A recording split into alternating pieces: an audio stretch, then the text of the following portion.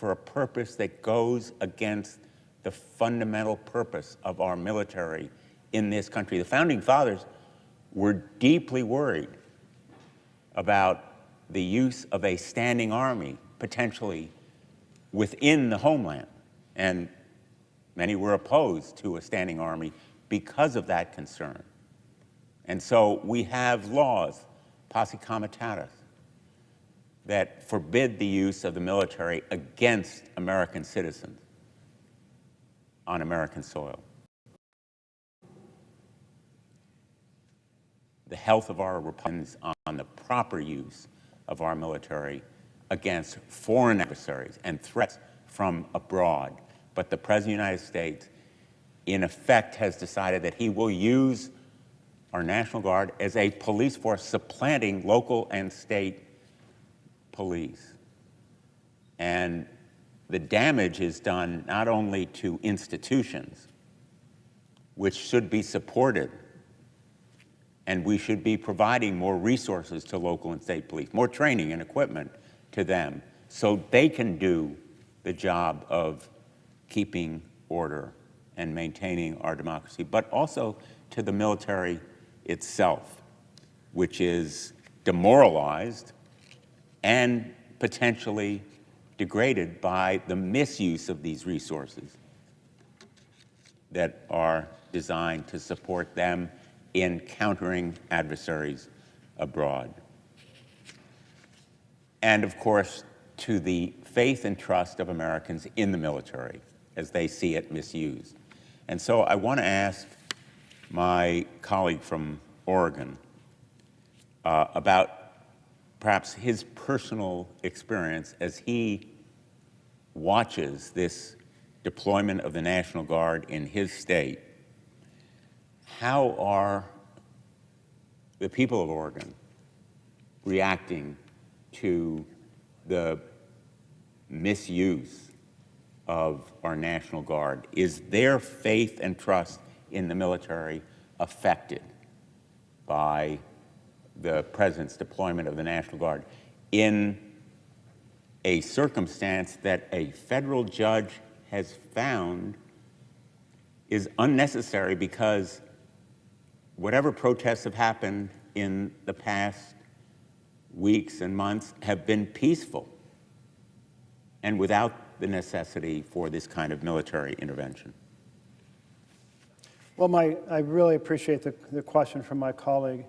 And we're at an interesting moment right now, because unless there's a decision that has been made while I've been speaking, and that's certainly possible, given the amount of time and the shift, there has not yet been a decision by the district judge to dissolve the second temporary restraining order, and so the National Guard has not been federalized and able to deploy.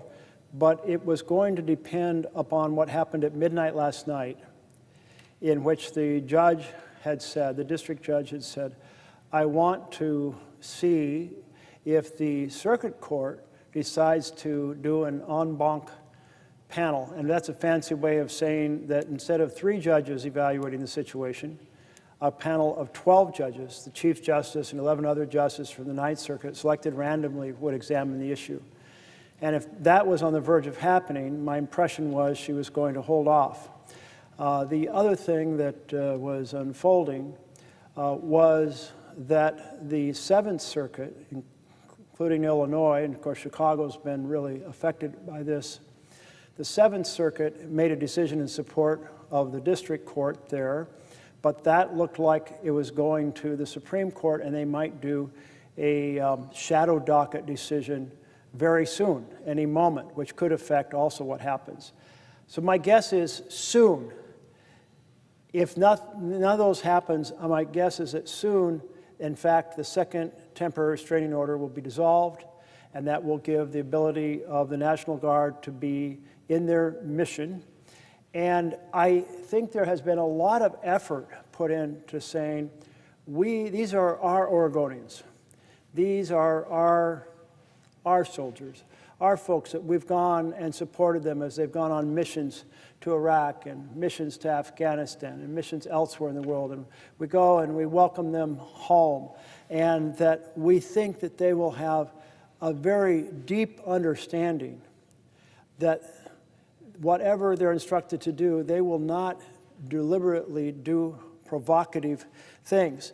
The thing that would really sour the situation, and I'm putting up a little picture here that I know you can't see, but it's a picture of one of the federal agents, not the Oregon National Guard, walking up and just spraying a protester straight in the face. She had gotten out of the way as she was requested. She was, giving a, saying she was sharing her opinion in a local manner, but not in the way of anything had moved as requested. And when people see that, or other things where agents start assaulting peaceful protesters, that's when things get dicey. And so far, the Portlanders have said, this is what Trump wants. He's almost instructed people, these other federal agents, to come and provoke a riot. In fact, they even staged a fake riot last week, which was an extraordinary thing that should trouble every American. They asked the protesters to back up several hundred yards, and they did without conflict.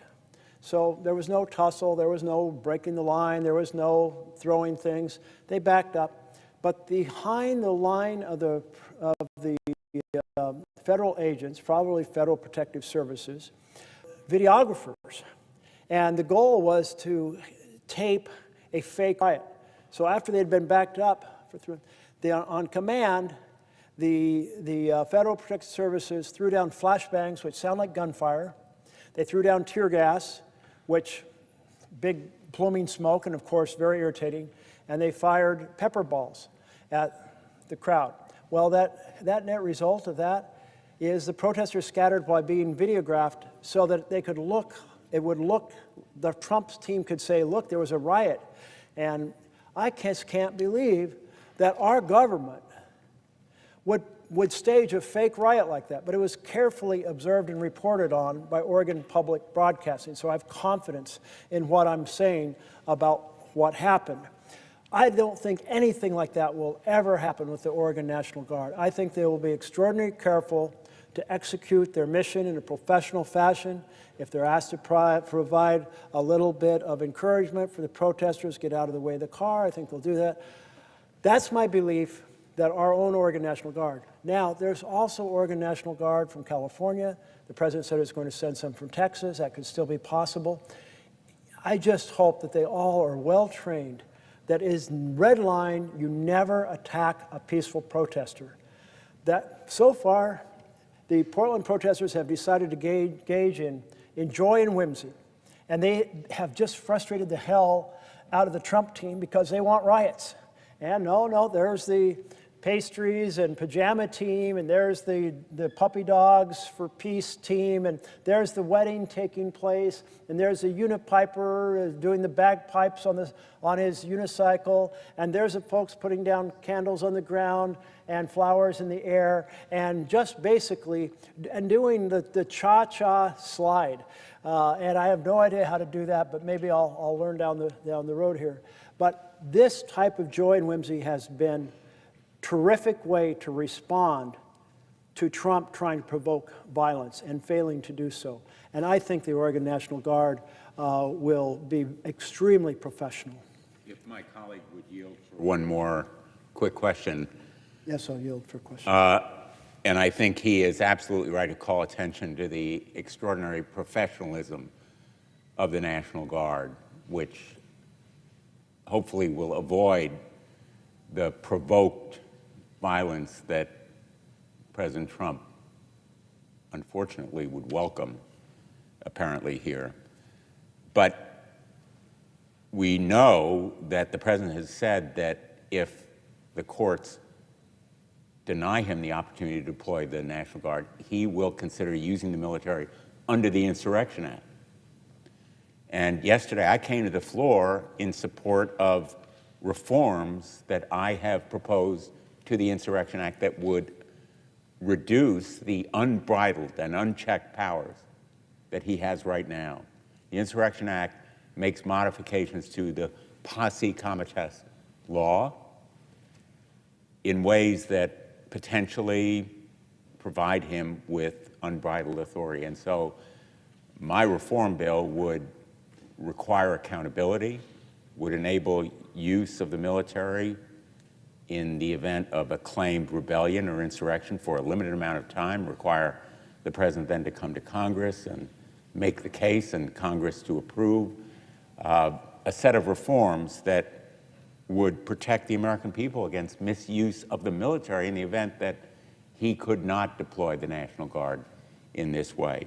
And so I want to ask my friend from Oregon, and I believe I know the answer because he has supported reforms in the past, whether these kinds of reforms to the Insurrection Act are important and necessary to protect the American people and the military itself against the kinds of misuse of powers that could occur.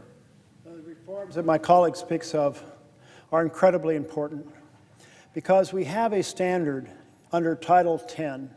Under Title 10, which is the federalization of the National Guard, the standard is there has to be a rebellion or there has to be an invasion. A rebellion, a sizable group, well-organized, well-armed, seeking to overthrow the government. An invasion, a significant military force coming across to attack us. They're well-understood terms. Even with that Title 10, I am very nervous because even though the law does not say give deference to the president in Title 10, two judges said you should give deference to the president, which I find absurd because what it means is these standards that were crafted in legislation here, I'm sure broadly and intensely debated and said, no, it has to be a rebellion or it has to be on the verge of a rebellion. And the understanding what that would look like. And to say it's a rebellion just if the president says there's one when there's nothing, like that type of deference, that's just throwing open the gates to say an authoritarian president can roll out the military under Title 10. That's scary as hell. But the Insurrection Act, in a way, is even scarier because it does have an explicit deference to the executive. And so while it has a standard, it says in interpreting that standard, there should be deference. And I have read a number of analyses that say there is no way that the Supreme Court's not going to essentially say if the president interprets what's happening, given the language that exists there. I mean, that was written with the belief we would always have a capable, responsible defender of the Constitution in the Oval Office, and we don't. So reforming that act and closing that loophole, absolutely incredibly important to save our republic. I thank the senator from Oregon, and I yield back now to my other colleague from Oregon. I note that my colleague from Oregon, following proper protocol here, has arrived on the floor, and I would be happy to answer a question should you have one. I thank my colleague very much. So I just want to make sure from a parliamentary standpoint, would the senator from Oregon yield for my question? I would be happy to yield for a question. Mr. President and colleagues, I want to start by commending my partner from Oregon, who has now been on the floor for close to 18 hours, what he is doing in ringing the alarm bells about authoritarianism in America is an important public service.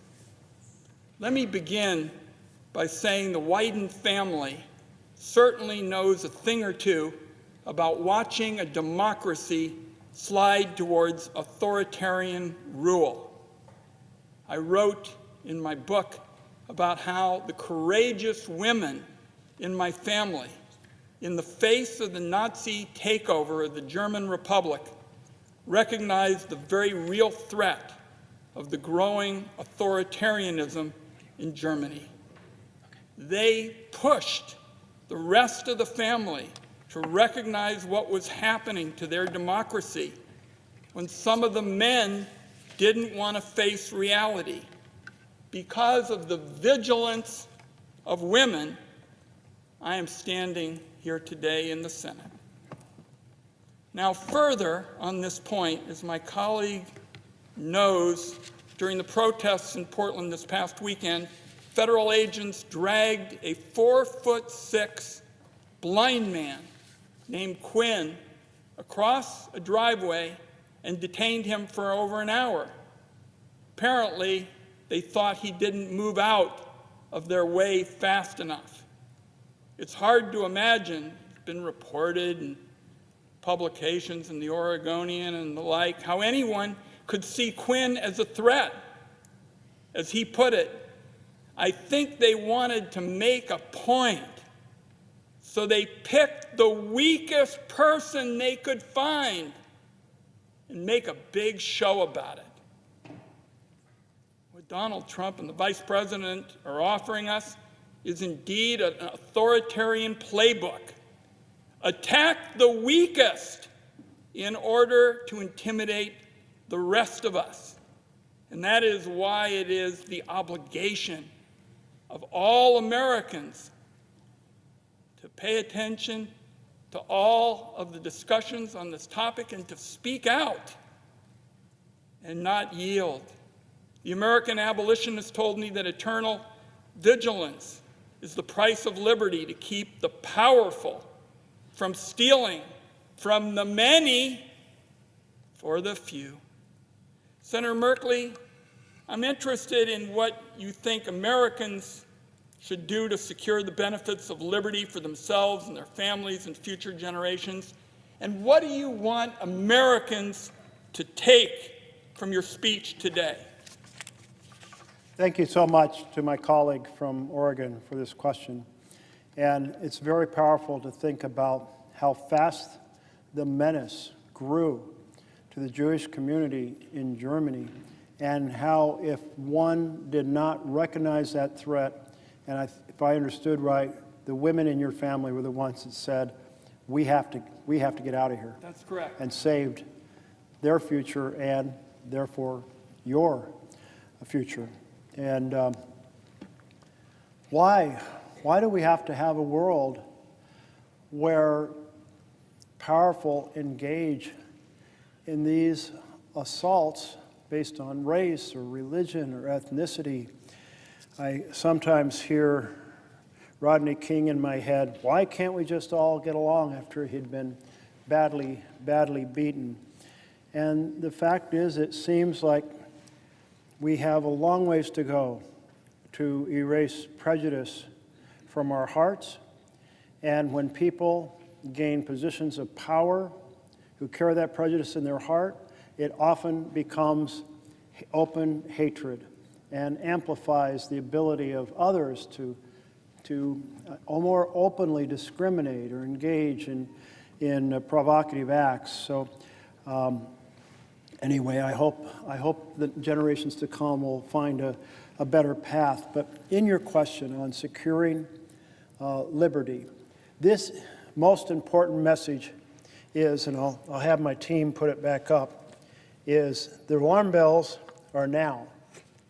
The authoritarian actions are not down the street. They are not around the corner. They are not something to worry about 2 months from now. They are here right now. All the basic characteristics of authoritarian control are present at this moment in the United States of America. Stealing the power of the purse so that the president makes decisions on what programs are funded. Taking and ignoring due process, which is our guarantee of freedom from authoritarian state. Attacking the issue of liberty for the press to be able to write what they want and not be compelled through using licenses or mergers as a way to coerce them to put up what the government wants. Telling the universities that they need to shape their education the way the president wants and support his political agenda. Are you kidding me?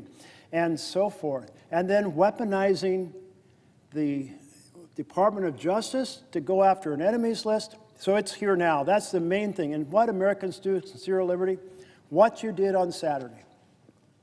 what you did on Saturday, 7 million people taking to the streets, the largest demonstration in the history of this country, saying no kings in the United States of America. Our presidents are not kings, our laws are not suggestions, and our Constitution is not optional. Because that outcry, both inside a chamber like this, but very importantly on the streets, is the outcry that tells the rest of the country this is not okay. This is not acceptable. This is breaking the law. This is shredding the Constitution. This is attacking our freedoms, and we, the people, will reclaim our Constitution, our separation powers, and our freedom. That's why the action of demonstration and the action of speaking out are so important at this moment, and it needs to work towards the next election where people of any party, if they believe in our Constitution, campaign and win on the basis that they are going to secure for the next generation, our generation, the next generation, the freedoms and the characteristics of our Constitution, and make sure this doesn't happen again. Senator Merkley, you said it very well, and it seems to me America is the last bastion of liberty in the world. There is nowhere to flee to, no mighty republic that stands if American democracy fails. I want to commend my partner from Oregon for taking this exceptionally important stand. And this is a message particularly for all of America. And it's high time it be made on the Senate floor, and I commend my colleague. Thank you so much for my colleague from Oregon. And I so appreciate so many folks coming down to echo and amplify that we have to ring the bells now of the alarm bells so the American people will be very clear what is going on. And I see my colleague from Rhode Island, and I'd be happy to yield to him for a question. Will the senator yield for a question? I think you will, sir. I will indeed yield for a question. Thank you very much. First, let me say that you are demonstrating incredible courage and conscience today and last evening as you stand here and point out the grave situation this country faces. You have clearly indicated, and I believe you're right, that the direction of this administration is towards authoritarian rule. Step by step, unfortunately, we seem to get closer. One of the great ironies of the administration is President Trump loves to sort of fake people out, if you will, while he's doing something he doesn't like or we wouldn't like. For example, for 56 times he's talked about the deep state, While at the same time, it appears he might be building such a deep state. For example, the Washington Post reported that the former chief data officer for Social Security Administration has said that Elon Musk and his Doge gang copied a mainframe database containing the personal information of hundreds of millions of Americans, including names, birthday, addresses, and more. In fact, if you step back, Doge has pilfered information in every federal agency. And we're in a situation where I believe Trump is prepared to weaponize that information against the American people in so many different ways. And I just asked, did you fear my distress that Trump could use this information to attack his opponents? Could he use this information to disrupt the elections in 26 as a path to further authoritarian influence in the United States? I say to my colleague from Rhode Island that when an authoritarian president starts collecting data in this fashion, they probably have a plan for it. And that plan is not going to be one to enhance liberty for the American people. One of the things that I'm deeply concerned about and I'm not sure if this is the same database you're referring to, but it's a collection of voter registration databases. Is that the same? Yeah, from across the country.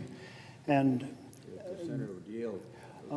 yes, I will yield for a question. DOJ, in my observation of the activities, has pilfered information from every major federal organization, and the Social Security Administration, a former employee, has indicated they've taken the most critical files that have detailed information on every American. And I think you're right. There's only two things you really do with this kind of data. You sell it or you weaponize it, or you do both. And the concern I think we both share is weaponization.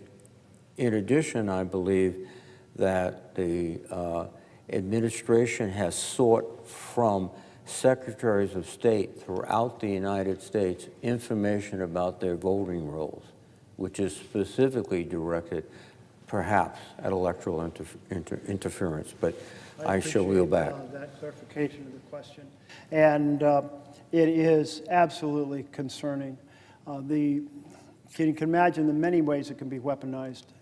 Like any hostile agent from outside the United States can use that data in all kinds of ways. What happens if suddenly your Social Security benefits aren't there, or the files regarding your disability benefits, or your age and birth records, or who knows what all could disappear or be modified, or banking records possibly included if you've had banking transactions in paying your taxes, or it could be incredible amounts of stuff.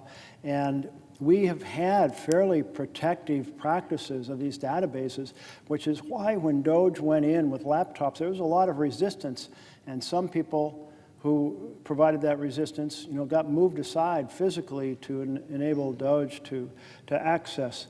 And then there's this other database effort, which is the voting registration database effort. And the idea of collecting that, and they've been pushing the Secretary of States. Many states have said no, they're going to court, they're resisting. Well, thank goodness they are, because a national registration voter database can be used just like a state could purge names from it, which several states have done, saying, oh, these names look the same. Maybe it's like you got two Jack Ryans, or more commonly, it's done to Hispanic names. Or said, well, hey, there's the same name in Georgia as there is in Mississippi, so we'll purge this name. I mean, hostile purging that people don't know that they're no longer registered until they go to the poll to vote, and it's often too late. So I'm very, very concerned. I want our states to maintain their own independent voting registration databases, because that would be a phenomenal way to manipulate the next election. And I used to, and I say used, like months ago in February, when people in my town hall would say, aren't you worried about an effort to postpone the next election or declare an emergency? And I said, no, I just can't imagine that taking place. Now I can imagine that taking place, because we've seen emergency measures abused. We've seen the president assume powers he does not have. For example, the tariff power is not delegated to the president. It's always been done by law here in this chamber and down the hall. So when the president is that authoritarian, taking powers the law doesn't grant, arguing in court, the court's giving him more power, consolidating information on voting, I am very, very worried about that. I want to encourage the Secretary of States in every state, whether you're a blue state or red state, hold on to your data, protect it, back it up, double secure it, and tell the feds to keep their hands off. Well, I concur. If I may raise one very brief question, that is... Yes, I yield for additional question. You see firsthand what's happening in Portland. It is outrageous. The situation has been completely distorted by the president to suggest that there is major civil upheaval, and that's not the case at all from the reports I've heard. And it also, by suggesting that military personnel can enforce the laws of the United States, violates the Posse Comitatus Act, which has been a barrier to police powers by the military since the 1870s. And I know, like myself, I assume you are particularly disturbed that he is, again, not only weaponizing data, he's weaponizing our military forces to go in and carry out civil laws. And your comments, Ms. Yes.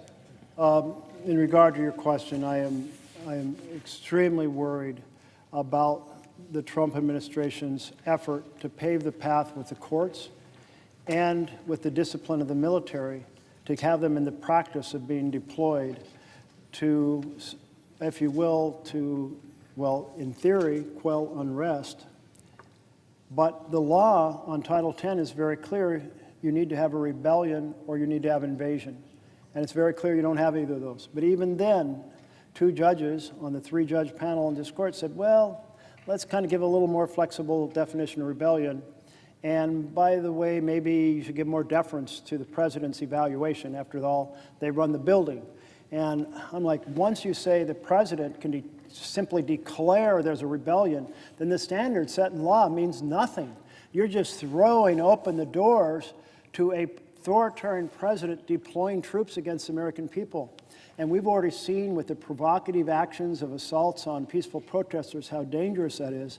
And then, of course, the Insurrection Act, as an exception to posse comitatus, is extremely scary because it explicitly has in the law a certain interpretation by the president, or deference to an interpretation by the president.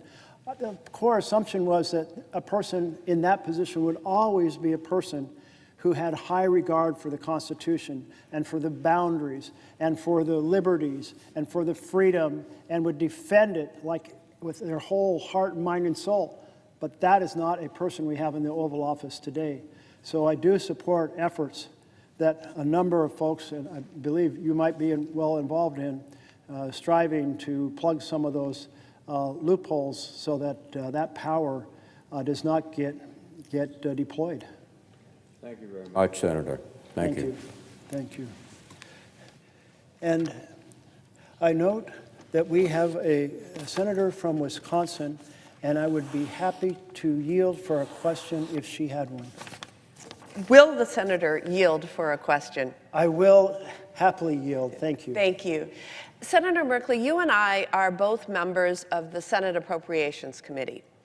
And I have a question for you about how critical a functioning Congress and a functioning appropriation process is to our separation of powers, our checks and balances, and therefore to our very democracy.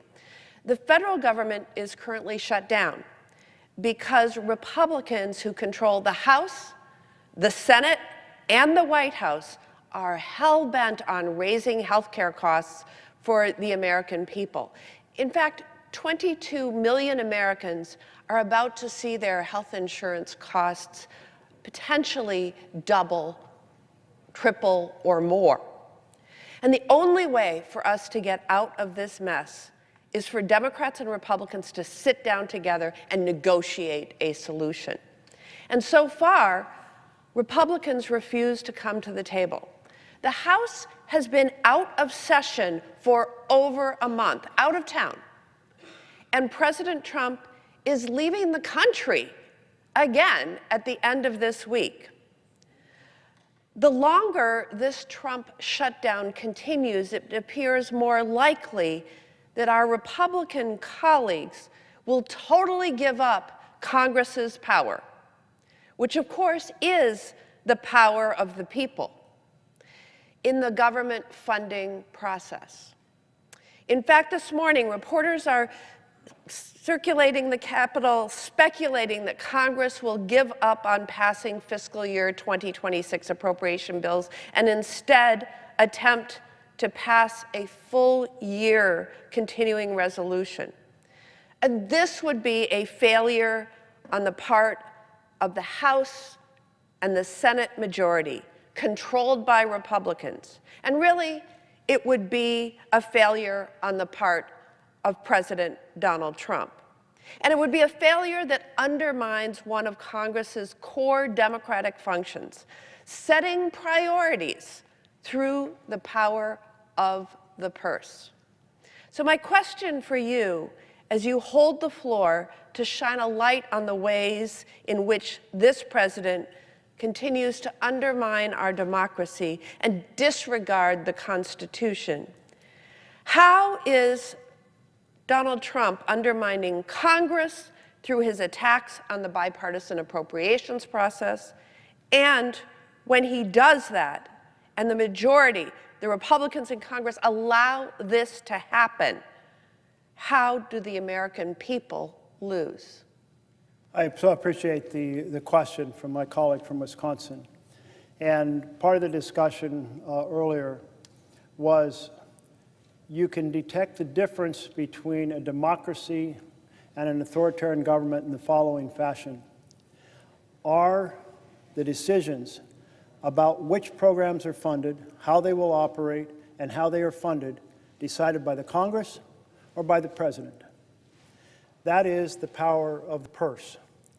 And it's so clearly laid out by our founders that you put it in Congress's hands, because if you put it in the President's hands, you have a strongman, one person, not 100 people in this chamber bringing their diverse life experiences, their knowledge, their particular interests, and saying these things are important to our various parts of the country. You just have one man from New York deciding what's important, one man who hangs out with a group of billionaires deciding what's important. So incredibly essential distinction between a democracy and authoritarian government is that the decisions about the programs, their design, and their funding are made by Congress. What we have seen is that the President and his head of Office of Management and Budget, Russell Vought, are attempting to take that power out of the hands of Congress and have the President decide which programs are funded and how much. Every time you hear the President say, I canceled these grants because they're out of sync with the priorities of the President, that is an authoritarian statement, because it's not the President's prerogative to decide how to spend that money. It is the power of the people through their elected representatives in the House and Senate. And then in addition, Mr. Vought has coordinated a series of strategies to essentially cancel programs by slow-walking the dispersion of funds, by freezing the funds, by impounding the funds, by delaying to the end of the year and then submitting a request to legislatively have the funds undone, but then the clock runs out on the year and poof, the funds disappear. He has a fancy name for it, a pocket rescission. But think of it more like the carriage in Cinderella that hits midnight and poof, the carriage is gone and you only have a pumpkin. In this case, we only have a lump of coal when we hit the end of the year. And then there is a requirement under the law for the President to lay out an expenditure schedule so that we can see whether or not funds are being delayed or frozen or impounded and so forth. And that schedule has disappeared. That website has been shut down. So the President is hiding, in contrary to the law, what's required so that we can protect the prerogatives of our Constitution. So these are the ways the President is directly attacking the power of the purse and trying to turn, this is one of the ways. He's doing a whole series of other things in attacks on freedoms, military weaponization of the Department of Justice to go after enemies, sending the military into the streets. But this is a key one in terms of the checks and balances of our Constitution. He's trying to take the power of the purse and has made substantial progress in doing so. I see my colleague from Hawaii has arrived, and should she have a question, Like yield for a question? I would be happy to yield. First of all, I commend you for holding the floor to raise issues of such concern to the American people. I want to focus my question on the corruption of the Trump regime. And this corruption is rampant and unending, from making untold sums off meme coins to the latest outrage demanding that Department of Justice pay him more than $200 million. That is taxpayers' money that he wants to get his hands on.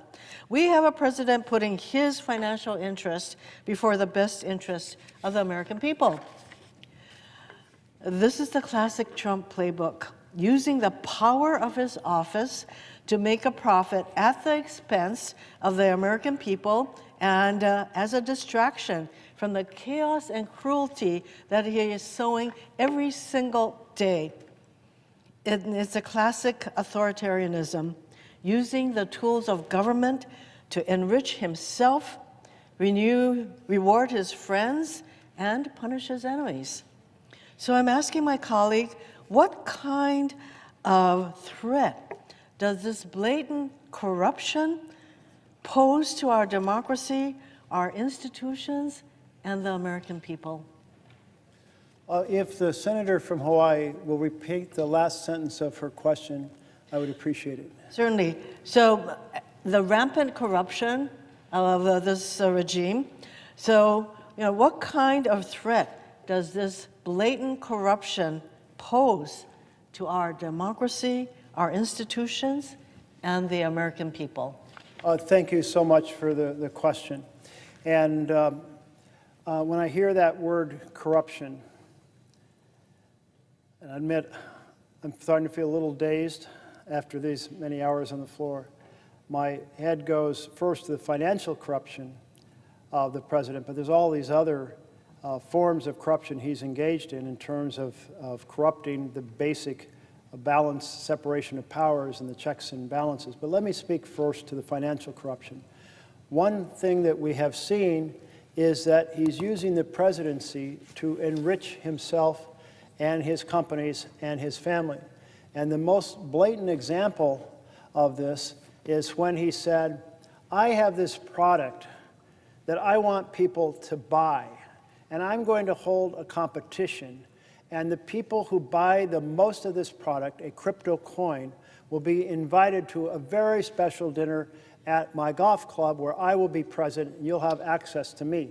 So he sold access to the presidency to the people who bought the most of his crypto coins. And in that case, it was a meme coin. And that means basically the coin is a collectible. It basically has no value. But then he engaged in another form of crypto corruption, and that involved saying, we're going to have a stable coin, and a stable coin means you give me $1 and I give you a crypto token that you can use in international transactions. And then there was a transaction involving I hope I still have this right, the United Arab Emirates, and they basically bought several $billion of these coins, and what happens then is the president can hold those dollars until the coins are redeemed and benefit from the interest earned on those several $billion. And meanwhile, there was a desire by the foreign government to get access to highly capable AI chips. And the answer was no, we're not doing that. But then after they bought all these coins and enriched the president of the United States, well, then the president said, let's give them the coins, or let's give them these advanced chips. So very much certainly the smoke, and I'd say even the flame of selling access and favors out of the presidency, now to the tune of having made billions of dollars in the roughly 9 months that he's been in office. I would be happy to yield for another question if you were talking about a different type of corruption. Okay. I yield. Oh, no, I don't yield yet because I have to do this protocol right. I see my colleague from New Hampshire is on the floor, and I would welcome a question if you have one. Will the senator yield for a question? Yes, I will yield. I'm normally your seatmate, but I thought it might be easier if we talk this way. So I am down here in a different place than I usually am to ask a question. But I want you to know how much I and all of your colleagues appreciate your standing up for democracy. because we are in a pivotal moment, as you've said, not just in this country, but globally. And I know that you care about not just what's happening domestically in the United States, but you also care about what's happening in the world, because you and I serve on the Foreign Relations Committee together. And I just came from a meeting with NATO Secretary General Mark Rutte, who shared that Europeans are now spending more on defense than the United States for the first time since President Eisenhower. And they are working together to strengthen sanctions against Putin and his bloodthirsty gangs who are wreaking havoc on Ukraine and Europe. And I have some good news that I wanted to share with you from the Foreign Relations Committee this morning, since you weren't able to be with us. And it applies to what's happening in Ukraine and Europe. Because this morning, in the Senate Foreign Relations Committee, the committee considered 3 bipartisan bills to address Russia's continued expanding aggression for the first time in this Congress. So the first time since the beginning of the year, we have actually taken action in the Foreign Relations Committee, action that you supported with your proxy votes, and I appreciate that, to take action against Russia's aggression in Ukraine. One bill will designate Russia as a state sponsor of terrorism because of what they've done to kidnap Ukrainian children. One will stop Chinese entities from supporting Russia's brutal war machine against Ukraine. And the final one will authorize a continued quarterly transfer of Russia's foreign assets that have been seized in the United States to support Ukraine. So I think all of these bills passed. They were bipartisan. They passed unanimously out of the committee. And I think it's a critical time in history for this Congress to be taking a stand on Ukraine. So, Senator Merkley, given this important moment in history, what more can we do in the Senate to support our allies and to protect the Ukrainians from further bloodshed from Vladimir Putin? I so much appreciate the good report and question from my colleague from New Hampshire, and appreciate her leadership on the Foreign Relations Committee as the top Democrat, working hard to partner across the aisle for the common cause of international security. And every time I think about Ukraine, I think about how fiercely, including the Orange Revolution, in which they did so much to say, no, we will not be taken over by Russia. We will not be put under the thumb of Russia by one of our presidents. They have said, we see the system to our north where there is no freedom, where people are not in charge of their own destiny because they are ruled by a dictator, and we reject that and will fight with our lives. And so many have, in fact, perished on the battlefield to defend our freedom. That inspires me every time I think about it. And at the moments in which President Trump has been less supportive of Ukraine and more supportive of Russia, I have tried to send him magical vibes. No, understand the difference between standing with a nation fighting for freedom and snuggling up with a dictator. We are a light to the world when we fight for democracy and support democracy. So I'm really pleased to hear about these 3 bills passing.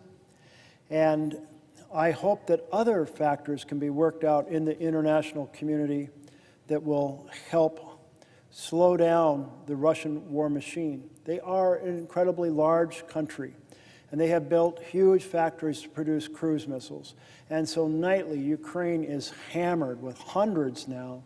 And so it just means more resolve by the United States, more resolve by Europe. I am surprised to hear that the Europeans collectively are spending more on defense than the U.S. I'm like, if that had been a trivia question, I would have failed, but there it is. And that certainly has been partly to recognize the threat from Russia. If Russia is willing to slice off a piece of Georgia as they were in 2008, I believe, if they're willing to throw thousands of soldiers into a fight in Ukraine, really with no consideration, I mean, it's just like fodder to the war machine. And then we're seeing that they're overflying some of the other European countries. And these are incredibly provocative. So I think all of that goes towards hopefully forging a unity of purpose between Europe and the United States. Something you may not know, one of the skeletons in my closet is I spent a rotation working at NATO in Brussels when we were trying to develop a treaty for intermediate range missiles because of the nuclear threat, to stabilize the threats, the middle of the 1980s. And the United States and Europe worked so closely together. That is the type of partnership. It's the type of partnership that has taken some hits in the last few years. We want to restore that vision of that careful, detailed, determined coordination so that we advance the best strategies. And of course, battlefield strategies are also changing dramatically as we go, being able to adjust to this changing world. So that's my hope, that building on the work that the committee did today, and hopefully those bills will be here on the floor, hopefully they'll be on the President's desk, that we can continue to strive to a peaceful conclusion with security for Ukraine and not allow the war machine of Russia to overwhelm it. Thank you. Thanks.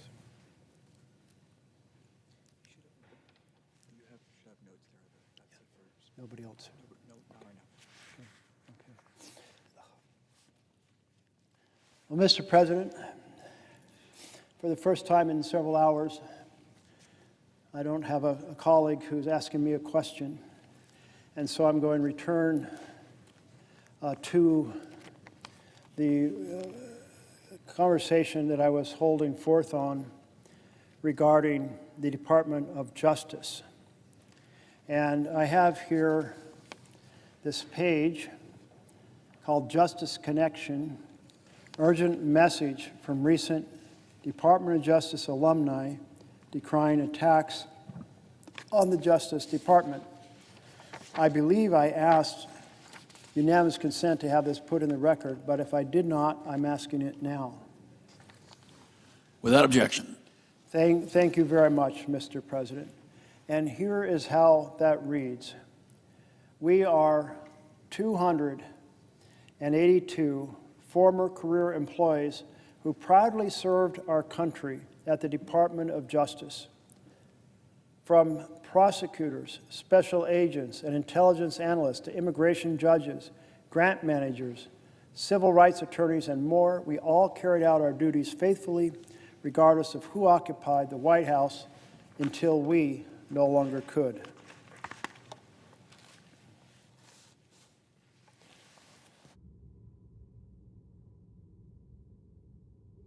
Left the department, either voluntarily or involuntarily, because of actions taken by this administration. Our fidelity to the Constitution and our dedication to our country did not end when our jobs did.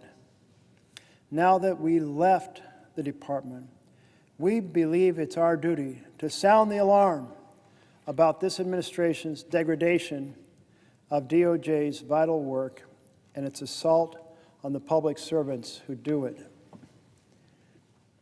It is incumbent on all of us to fight for the Justice Department before it's too late. DOJ's mission is to, quote, uphold the rule of law, to keep our country safe, and to protect civil rights. And it's failing on all three fronts. The Justice Department cannot uphold the rule of law when it carries out the President's retribution campaign and protects his allies, violates court orders, evades due process requirements, directs attorneys to violate their ethical responsibilities, and fires its employees without notice or cause in violation of civil service laws.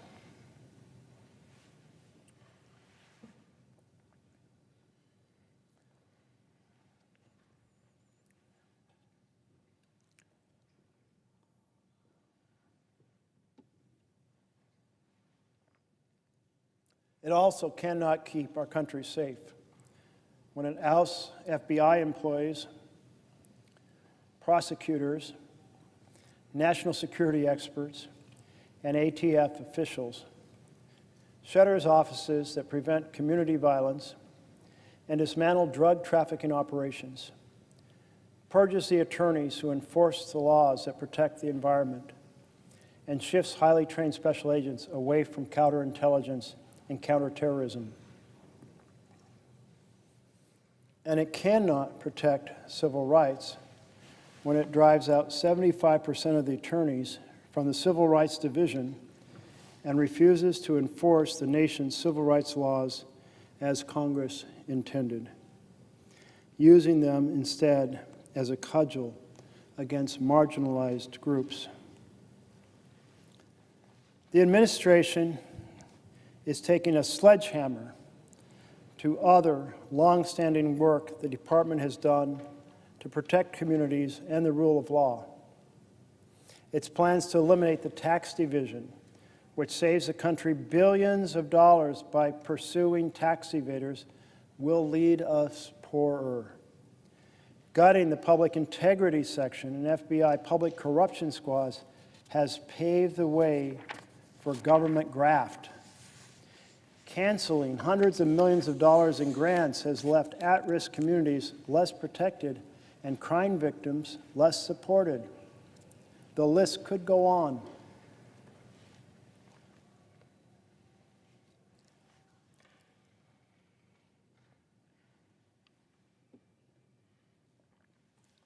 As for its treatment of its employees, the current leadership's behavior has been appalling. This administration lies about the deep state and exaggerates about government inefficiency, and exaggerations about government efficiency have eroded the respect our country once held for public servants. And demonizing, firing, demoting, involuntarily transferring, and directing employees to violate their ethics duties has already caused an exodus of over 5,000 of us, draining the department of priceless institutional knowledge and expertise, and impairing its historical success in recruiting top talent. We may feel the effects of this for generations.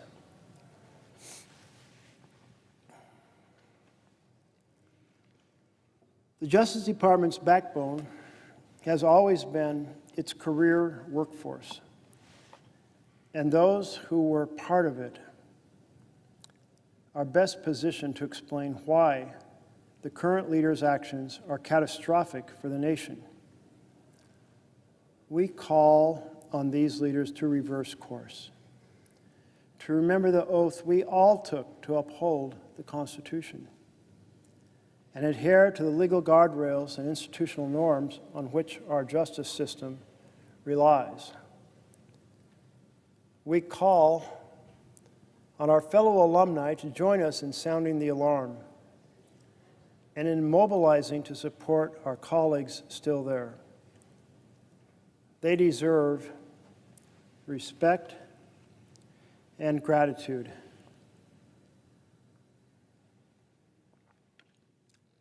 Neither of which they're getting from the administration. We call on Congress to exercise its oversight responsibilities far more vigorously. Members in both chambers and on both sides of the aisle must provide a meaningful check on the abuses we are witnessing. And we call on all Americans whose safety, prosperity, and rights depend on a strong Department of Justice to speak out against its destruction.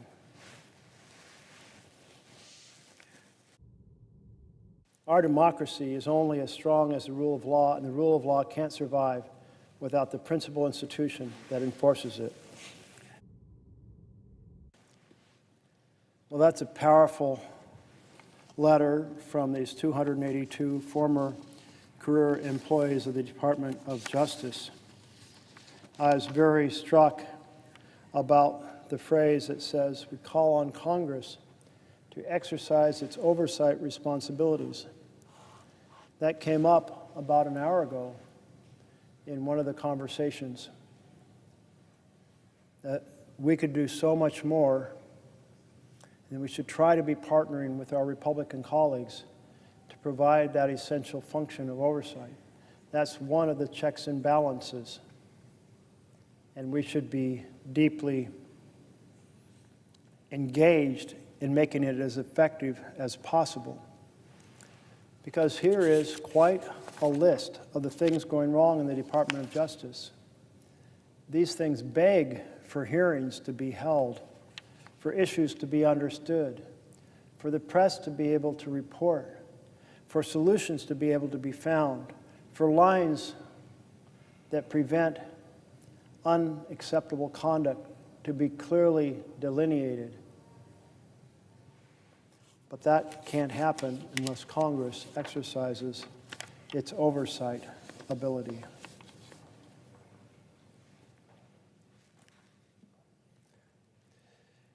Do we have one more chapter? Okay. We have chapter 8. So we are headed back to the book. And the book is this book, How Democracies Die. And with each chapter, I'm trying to give some sense of the chapter, though not every element of it. So I'll read some of the pages, maybe scan through some others, and try to address a few of the issues that are raised. This particular chapter addresses President Trump's first year in his first administration, and it's titled Trump's First Year, an Authoritarian Report Card. So remember, this was just his first year in office. We're now in his 5th year in office, headed towards his 6th year in office, and we've seen such an acceleration. So the items identified in the first year, well, we may well see that they become more serious over time. Donald Trump's first year in office followed a familiar script. Like Alberto Fujimori, Hugo Chavez, and Tayyip Erdogan, America's new president began his tenure by launching blistering rhetorical attacks on his opponents. He called the media the enemy of the American people, questioned judges' legitimacy, and threatened to cut federal funding to major cities. Predictably, these attacks triggered dismay, shock, and anger across the political spectrum. Journalists found themselves at the front lines, exposing, but also provoking the president's norm-breaking behavior. A study by the Shorenstein Center on Media, Politics, and Public Policy found that the major news outlets were unsparing in their coverage of the Trump administration's first 100 days. Of news reports with a clear tone, the study found 80% were negative, much higher than under Clinton, 60% negative, and George W. Bush, 57% negative, and Obama, 41%.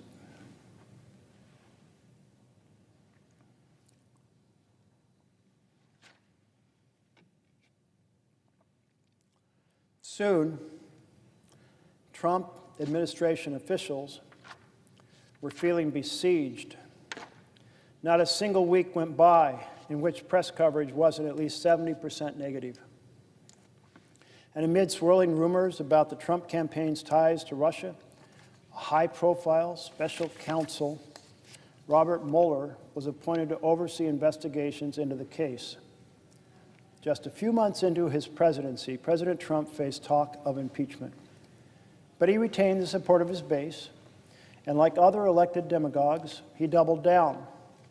He claimed his administration was beset by powerful establishment forces, telling graduates of the U.S. Coast Guard Academy that no politician in history, and I say this with great surety, has been treated worse or more unfairly. The question, then, was how Trump would respond. Would an outsider president who considered himself to be under unwarranted assault lash out, as happened in Peru and in Turkey? President Trump exhibited clear authoritarian instincts during his first year in office. In Chapter 4, I'm just reading how the authors are presenting this. In Chapter 4, we presented 3 strategies by which elected authoritarians seek to consolidate power: capture the referees, sideline the key players, rewrite the rules to tilt the playing field against opponents. Trump attempted all 3 of these strategies.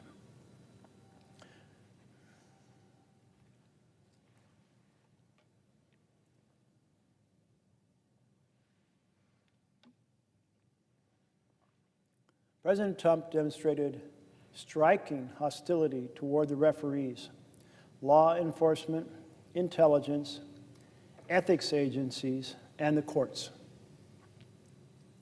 Soon after his inauguration, he sought to ensure that the heads of U.S. intelligence agencies, including the FBI, the CIA, and the National Security Agency, would be personally loyal to him, apparently in the hope of using these agencies as a shield against investigations into his campaign's Russia ties. During his first week in office, President Trump summoned FBI Director James Comey to a one-on-one dinner in the White House, to which, according to Comey, the president asked for a pledge of loyalty. He later reportedly pressured Comey to drop investigations into his recently departed National Security Director, Michael Flynn, pressed the Director of National Intelligence, Daniel Coats, and CIA Director Mike Pompeo to intervene in Comey's investigation, and personally appealed to Coats and NSA head Michael Rogers to release statements denying the existence of any collusion with Russia. Both refused.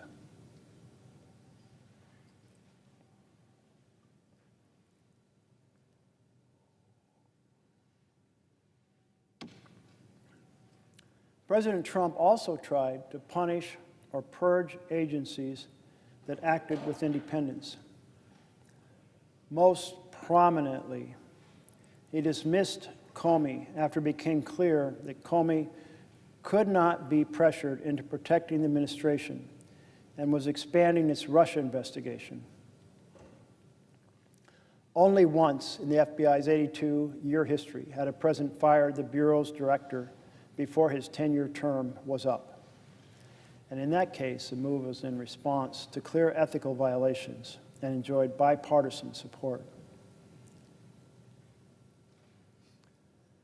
The Comey firing was not President Trump's only assault on referees who refused to come to his personal defense. Trump had attempted to establish a personal relationship with Manhattan-based U.S. Attorney Preet Bharara, whose investigations into money laundering reportedly threatened to reach Trump's inner circle. When Bharara, a respected anti-corruption figure, continued the investigation, the president removed him. After Attorney General Jeff Sessions recused himself from the Russian investigation and his deputy, Rod Rosenstein, appointed the respected former FBI Director Robert Mueller as special counsel to oversee the investigation, Trump publicly shamed Sessions, reportedly seeking his resignation. White House lawyers even launched an effort to dig up dirt on Mueller, seeking conflicts of interest that could be used to discredit or dismiss him. By late 2017, many of Trump's allies were openly calling on him to fire Mueller, and there was widespread concern that he would soon do so. So in this section, we're hearing about all of the attack on the referees during Trump's, and this is just a classic part of an authoritarian government, attack the referees. And of course, we saw in year 5, this year, immediately Trump took out the special investigators of the various agencies and did so in order to make sure that there wasn't the type of oversight that would point out to the public or to Congress where things were going wrong. Take out the referees. That is the authoritarian strategy being laid out here. President Trump's efforts to derail independent investigations evoke the kind of assaults on the referees routinely seen in less democratic countries.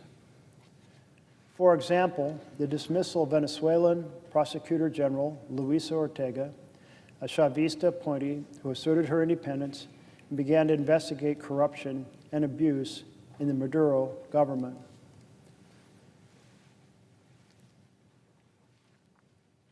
Although Ortega's term did not expire until 2021, and she could be legally removed only by the legislature, which was in opposition hands, the government dubiously elected Constituent Assembly sacked her in August 2017. President Trump also attacked judges who ruled against him after Judge James Robart of the Ninth Circuit of the U.S. Court of Appeals blocked the administration's initial travel ban. Trump spoke of, quote, the opinion of this so-called judge, which essentially takes law enforcement away from our country, end of quote. 2 months later, when the same court temporarily blocked the withholding of federal funds from sanctuary cities, the White House denounced the judgment as an attack on the rule of law by an unelected judge. Trump himself responded by threatening to break up the Ninth Circuit.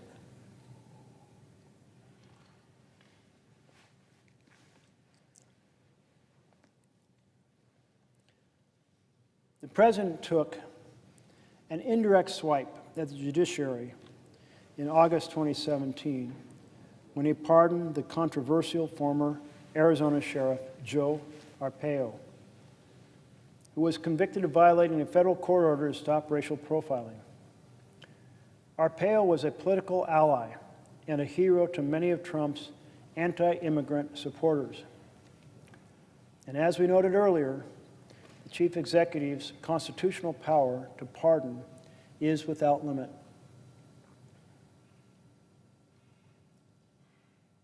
But presidents have historically exercised it with great restraint, seeking advice from the Justice Department and never issuing pardons for self-protection or political gain. President Trump boldly violated these norms.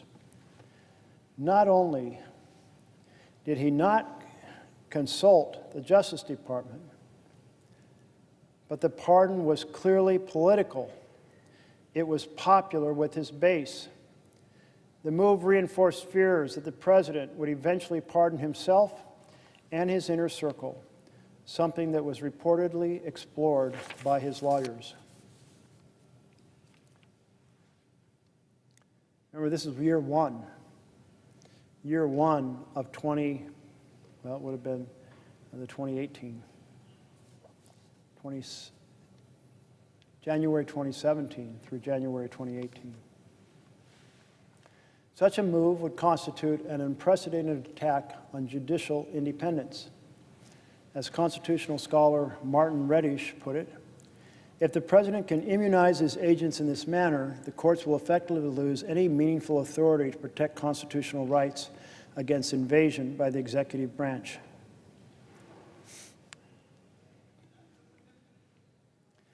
You know, this discussion over pardoning himself and the risk it creates of misbehavior is an interesting prelude to the fact that essentially the Supreme Court pardoned Trump, saying that the president cannot commit a crime. If you can't commit a crime, then you can do whatever, and you don't have to be pardoned because you haven't committed a crime. So the Supreme Court essentially gave him the same protection and created the same risks for an authoritarian state that Trump pardoning himself would have resulted in. The administration responded by launching attacks on the OGE, Office of Government Ethics. House Oversight Chair Jason Chaffetz, a Trump ally, even hinted at an investigation of Schaub. In May, administration officials tried to force the OGE to halt investigations into the White House's appointment of ex-lobbyists. Alternatively harassed and ignored by the White House, Schaub resigned, leaving behind what journalist Ryan Leza called a broken OGE, Office of Government Ethics. President Trump's behavior toward the courts, law enforcement, and intelligence bodies, and other independent agencies was drawn from the authoritarian playbook. He openly spoke of using the Justice Department and the FBI to go after Democrats, including Hillary Clinton. And in late 2017, the Justice Department considered nominating a special counsel to investigate Clinton. Despite its purges and threats, however, the administration could not capture the referees. Trump did not replace Comey with a loyalist, largely because such a move was vetoed by key Senate Republicans. Likewise, Senate Republicans resisted Trump's efforts to replace Attorney General Sessions, but the president had other battles to wage. And I think this is an important moment to remember back in 2017 that colleagues across the aisle played a role of reason in pushing back on some of the unacceptable things that Trump was trying to do.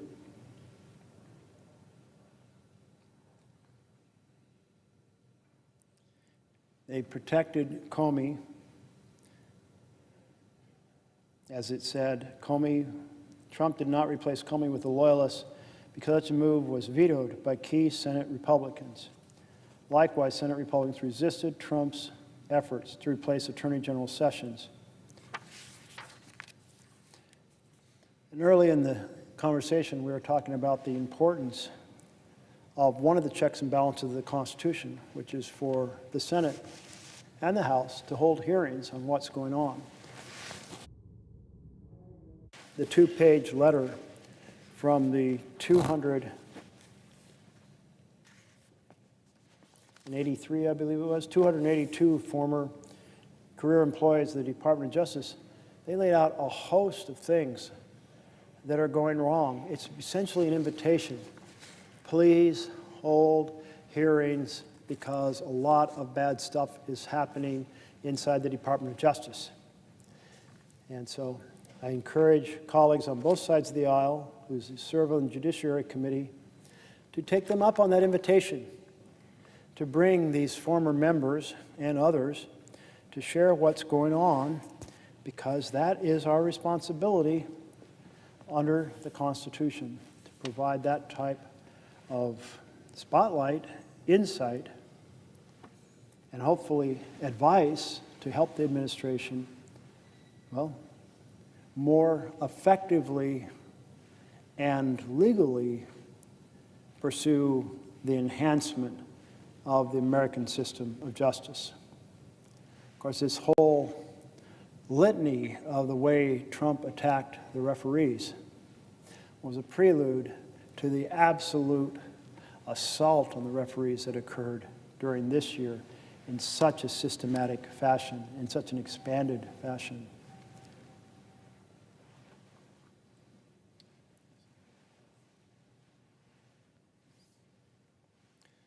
The Trump administration also mounted efforts to sideline key players in the political system. President Trump's rhetorical attacks on critics in the media are an example. He repeated accusations that outlets such as the New York Times and CNN were dispensing fake news and conspiring against him.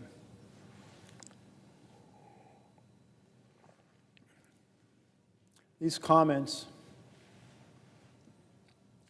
look familiar to any student of authoritarianism. In a February 2017 tweet, he called the media the enemy of the American people, a term that critics noted mimicked one used by Stalin and Mao. Trump's rhetoric was often threatening. A few days after his enemy of the people tweet, Trump told the Conservative Political Action Committee, or CPAC, "I love the First Amendment. Nobody loves it better than me. Nobody. But as you saw throughout the entire campaign, and even now, the fake news doesn't tell the truth. I say it doesn't represent the people. It never will represent the people, and we're going to do something about it."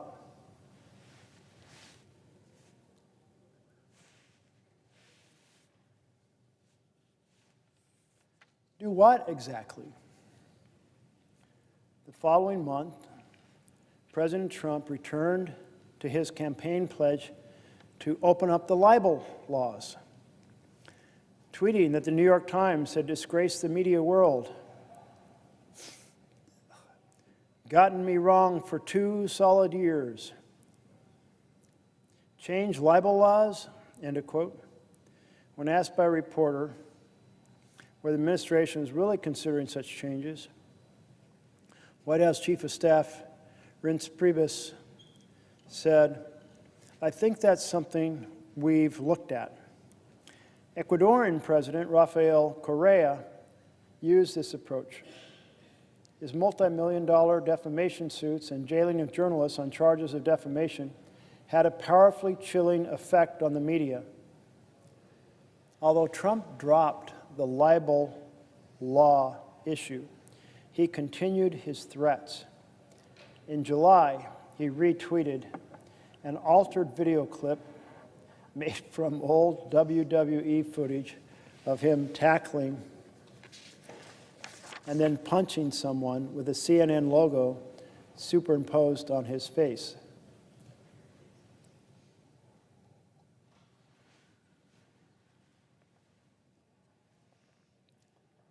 President Trump also considered using government regulatory agencies against unfriendly media companies. During the 2016 campaign, he had threatened Jeff Bezos, the owner of the Washington Post and Amazon, with antitrust action, tweeting, "If I become president, oh, do they have a problem." He also threatened to block the pending merger of Time Warner, CNN's parent company, and AT&T.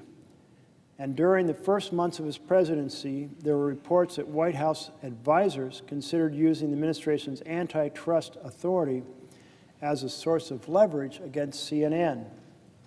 And finally, in October 2017, Trump attacked NBC and other networks by threatening to challenge their license. This is written in 2018, but you see the strategies as they're reporting on January 2017 through January 2018. You see how the strategies were being explored that have been so fiercely pursued this year. You see that here he was threatening a merger which is something he did with CBS. You see that here he was threatening libel law changes, and while he didn't do that, apparently, what he did in the most recent year was to do a lawsuit, a $10 billion lawsuit against the Wall Street Journal, because he didn't like something that they said. He also attacked, of course, 60 Minutes over them and how they edited an interview with Kamala Harris. So the strategy of attacking the press in 2017 continues up Trump re-entering office in 2025. See if we get anybody down.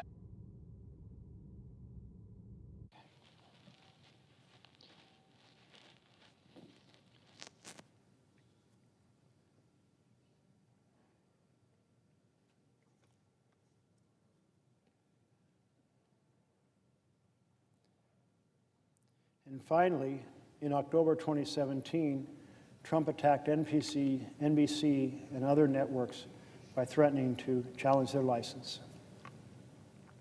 There was one area in which the Trump administration went beyond threats to try to use the machinery of government to punish critics. During his first week in office, President Trump signed an executive order authorizing federal agencies to withhold funding from sanctuary cities that refuse to cooperate with the administration's crackdown on undocumented immigrants. If we have to, he declared in February 2017, we'll defund. The plan was reminiscent of the Chinese government's repeated moves to strip opposition-run city governments of their control over local hospitals, police forces, ports, and other infrastructure. Unlike the Venezuelan president, however, President Trump was blocked by the courts. Although President Trump has waged a war of words against the media and other critics, those words have not yet led to action. No journalists have been arrested. No media outlets have altered their coverage due to pressure. Trump's efforts to tilt the playing field to his advantage have been more worrying. In May of 2017, he called for changes in what he called archaic Senate rules, including the elimination of the filibuster at the expense of the Democratic minority. Senate Republicans did eliminate the filibuster for the Supreme Court nominations, clearing the way for Neil Gorsuch's ascent to the court, but they rejected the idea of doing away with it entirely. Now that topic is something I know a little bit about, having immersed myself in exploration of the ins and outs of the filibuster. And one may wonder, why did the Senate Republican majority not proceed to eliminate the filibuster? Well, here's the reason why. Mostly, my Republican colleagues do their policy through tax bills. Tax bills can be done through reconciliation, and reconciliation is a simple majority mechanism. So therefore, they largely don't need to dump the filibuster because they can do their policy by simple majority already. You saw that this year with the so-called Big Beautiful Bill that we called the Big Ugly Betrayal, done solely on a party line. And if I recall right, although this is a 53-47 Senate, I think we ended up with a 50-50 vote broken by the vice president. So it passed by the narrowest of margins, but it was done entirely on simple majority by one party. Meanwhile, Democrats tend to like policy ideas, and policy ideas require a supermajority. So if you are a Republican leader, you can pursue your objectives by simple majority through a tax bill. And then when you're in the minority, you can block the Democrats' policy bills using this supermajority requirement. So it's essentially heads, we win, tails, you lose. That's a pretty good arrangement. Who would want to mess with that? Now, Trump didn't understand that. I'm sure if he was asked, he couldn't explain it. But that's why it doesn't make no sense for Republicans to get rid of the filibuster, because it's inherently advantageous for them, given the difference in how Democrats and Republicans pursue bills.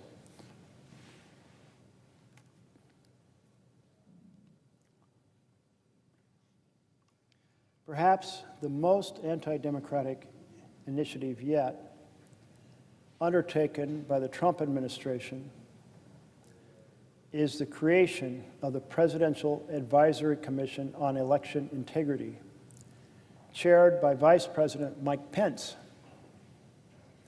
but run by Vice Chair Chris Kobach. To understand its potential impact, recall that the Civil Rights and Voting Rights Acts prompted a massive shift in party identification. The Democratic Party became the primary representative of minority and first and second generation immigrant voters, while the GOP voters remained overwhelmingly white.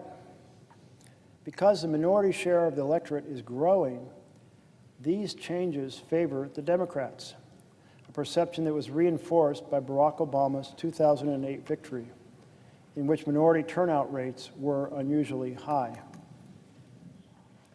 Every now and then, we see the parties flip on a significant issue. And it's always kind of an interesting question to explore how that happened. So here's the Republican Party that was founded anti-slavery, Republican Party that fought for civil rights bills against the Southern Democrats who resisted civil rights bills, including filibustering them to keep them from happening.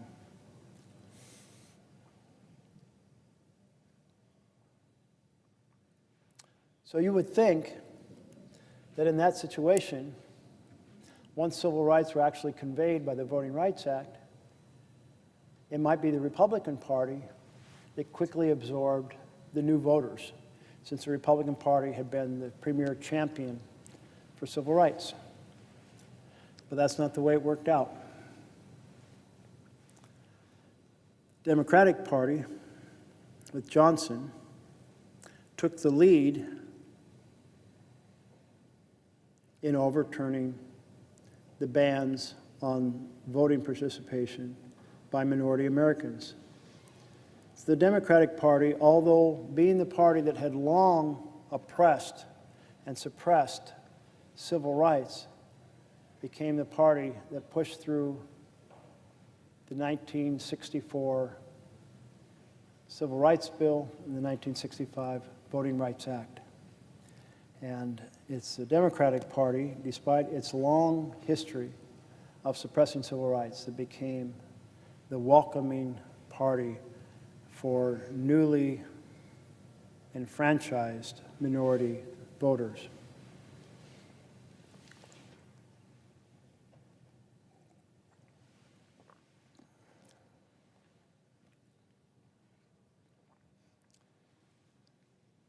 Another interesting flip in my mind is on international trade. When I came to the Senate, it was primarily Republicans that wanted the Trans-Pacific Partnership. in fact, very important trading strategy for very powerful companies. And it was mostly Democrats who opposed it. Not purely, but that was certainly the weight. But then Trump, when he ran for president the first time, he started advocating against the TPP and started advocating for bringing factories back to America, including using tariffs to make American factories more competitive. And so the Republican Party, after his election, became the party that was driving against the TPP, and it was more the Democrats who still had folks who were supporting it. Anyway, another flip worthy of thinking about as over time special events take place that change the direction. The first special event was the passage of 64 and 65 bills led by Democrats that converted the anti-civil rights party into the pro-civil rights party. And the flip on the Trans-Pacific Partnership being driven by the Trump's effort as a Republican candidate to become an opponent of the TPP rather than the traditional position of the Republicans to be for it. Perceiving a threat. Some Republican leaders came up with a response that evoked memories of the Jim Crow South. Make it harder for low-income minority citizens to vote, because poor minority voters were overwhelmingly Democratic. Measures that dampen turnout among such voters would tilt the playing field in favor of Republicans. This would be done via strict voter identification laws, requiring, for example, that voters present a valid driver's license or other government-issued photo ID upon arrival at the polling station. The push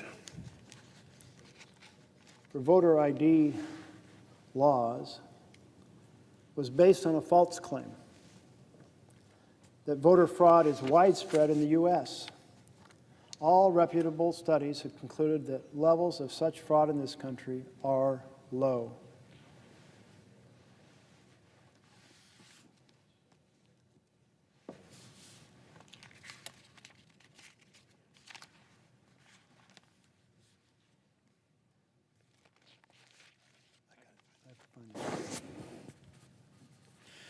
Will the senator yield for a question?